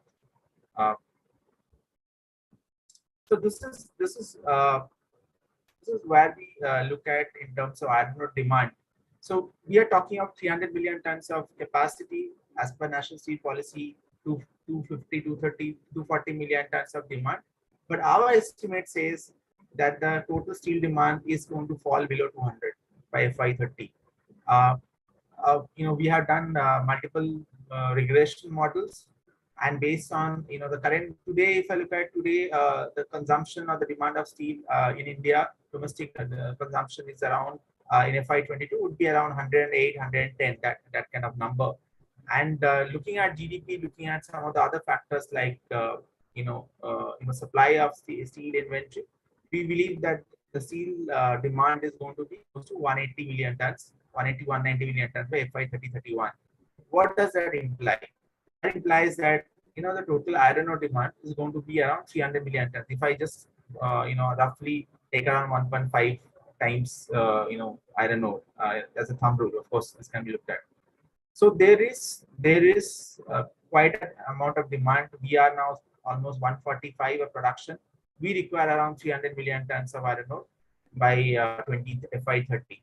So there is a lot of demand which is going to come up, and there is recent policy changes which which will help in terms of boosting supply. In terms of the recent MMDA Amendment Act, which has allowed captive selling of iron ore from captive mines up to 50%. So that will go to positive impact. Of course, there's a royalty. I mean, there's a levy on the iron ore sold beyond the captive use. That will increase the prices a bit. But again, I think the key message here is we are going to see a lot of demand, but the demand is not going to be the amount that we have been talking about in national steel policy. It's going to be definitely lower. As per national steel policy, iron ore demand would have been close to 400, 375, 400 million tons. So again, I think very important is the decarbonization in steel will drive how steel is made. There's a lot of scrap recycling is going to happen. Of course, in India, if you look at the vintage of blast furnaces, it's on a lower side. The blast furnace age is around 18 years compared to EU and North America. The replacement of blast furnaces will not going to be that easy. But since many of the steel players, they have their customers in EU, they have their customers in US, where the customers are demanding that are we having the lowest carbon footprint in terms of my steel that I'm procuring. So scope 3 is a major area of focus by all buyers and customers, and that is going to impact how some of the Indian players are going to make steel. They are going to focus more on scrap. That means that in the iron ore demand will be that much adjusted downwards. This is broadly the footprint. So if I look at iron ore blast furnace and BF, of course, it has a high footprint compared to if I look at DRI or steel scrap based route. So the footprint is really low in that case. So this almost 4 times. If I look at a BF route, the total GHG intensity is around 2.1 tons of carbon dioxide per ton of steel production. In steel scrap, it is 0.5. So it's almost 1/4. So that is going to clearly impact how steel is made going forward. So in terms of sponge iron, India is the largest producer in sponge iron, but 79% of total production is going to be through coal-based route. This is going to be an issue, particularly again I think with a lot of focus on sustainability. So we see that in FY21 the total production was around close to 34 million tons of DRI. There was a lot of exports which happened of DRI, especially to the neighboring countries, and the prices have of course moved up because steel prices have moved up upwards. But again, I think DRI, newer technologies, lower consumption of coal. Speakers before me spoke about how do we reduce coal in my DRI production, and how do you use newer, reduce my carbon footprint is going to be important. Pellet, of course, pellet is one of the major focus areas for our steel players, especially look at fines. Instead of centering, pelletization is a better option. Of course, cost is a major factor. But one of the speakers before me in Tata Steel, he spoke about how pellets can actually drive better efficiency. So pellet, the domestic pellet market, if I look at the pellet production, is now around 90 million tons in FY21, and there is a the pellet market which is the export market as well. India is also exporting. India is exporting close to 14 million tons annually. There is a possibility of increasing that exports, but also I think the domestic market, if the efficiency and the utilization of the pellet plants, because the pellet plants utilization is on the lower side, that impacts the cost of production as well as the prices. If that is efficient, then pellet prices would be pellet would be the way forward because of the efficiency and lower footprint. So in terms of some of the challenges, of course, I'll not go into that, but of course, key challenge is the inferior quality of coal in DRI. That has been a challenge, and it's a challenge in future also. There is a vintage plant issue. They have a high energy consumption, so there is a threat to competitiveness in cost as well as emerging ESG standards. In terms of iron ore pellets, there is a lot of environmental benefits, low energy cost, technology infusion. Like low-grade fines can be fed to steel plants using pelletization and beneficiation together. There is a potential downturn that may happen in export demand, so we have to see how the Indian pellet industry shifts the demand focus to the Indian market only. And of course, raw material security, very important is how do we have constant source of iron ore to the pellet, and fines to the pellet manufacturers is going to be one of the key challenges. And of course, the government is looking at it seriously in terms of how do we make them sustainable. So these are some of the challenges and opportunities. Again, I think the key summary is there is a lot of demand. Pellet is going to be one of the major drivers of steel making, especially if you look at blast furnace. All the efficiency parameters improve, and coal DRI, we have to, especially DRI, newer routes, gas-based may not be possible because we don't have gas, but can we use some other methods, maybe syngas, which may be a better option, or even tomorrow we look at hydrogen. Some of the steel makers, they are looking at starting with a gray hydrogen to a green hydrogen route. That kind of transition, it's going to be important, that we kind of move forward in that path. Thank you so much. I think it's a pleasure to be here. Thank you so much, Rajiv. It was really wonderful. Just as I requested Dr. Jain and Mr. Chaurasia to give in their presentation in article format, I would really be grateful, Rajiv, if we could publish whatever you want to disclose out of this. If there are certain data which you don't want to disclose, I don't want that. But whatever you can disclose out of this, if you send it to us in an article format, and we would be really grateful and publish it in our April issue. Because I know there is a lot of data which you have spent a lot of time in collecting. So whatever data you don't want to give is fine with us. Whatever you can share, if you could just put it in article format. So with that, Rajiv, thank you so much once again. It was a very well-researched presentation. And I found a lot of data very, very interesting. In fact, I was, I had a rough idea of the pelletization excess capacity being there. But my idea was close to 70-75 million tons. But your figures state that it's about 90 million tons.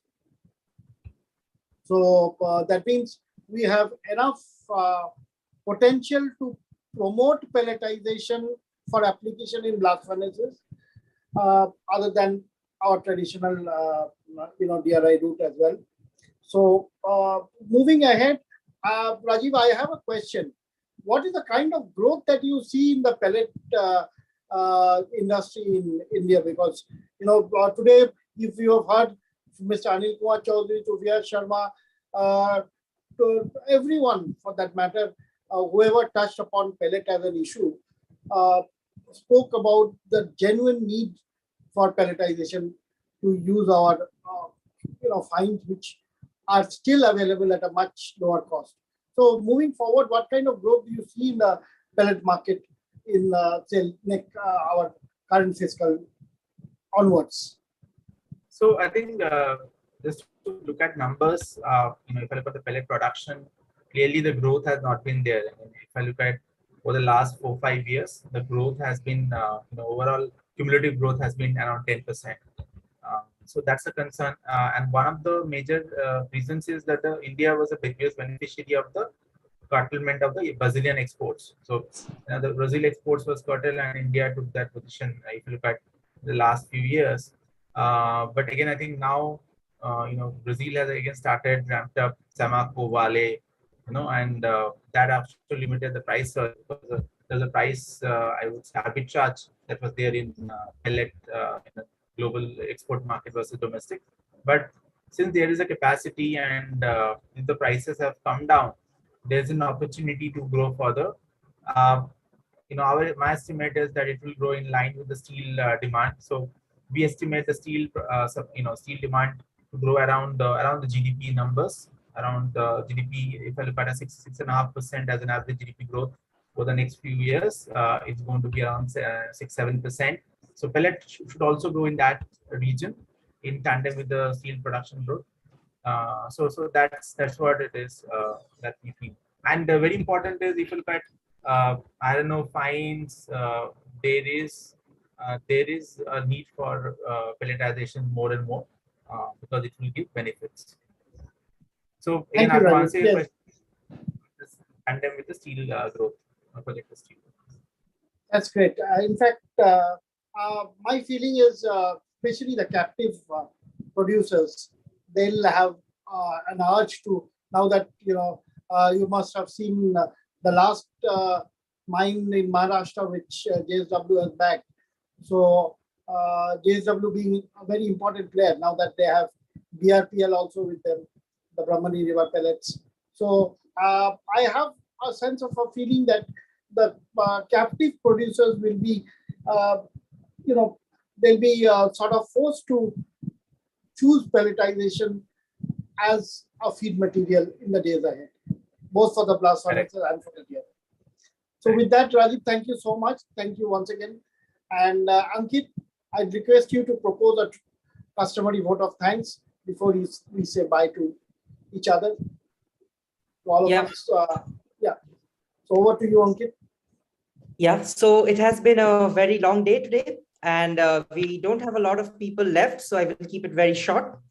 Firstly, I would like to thank all the panelists for discussing these vital topics today and making this session such a vibrant one.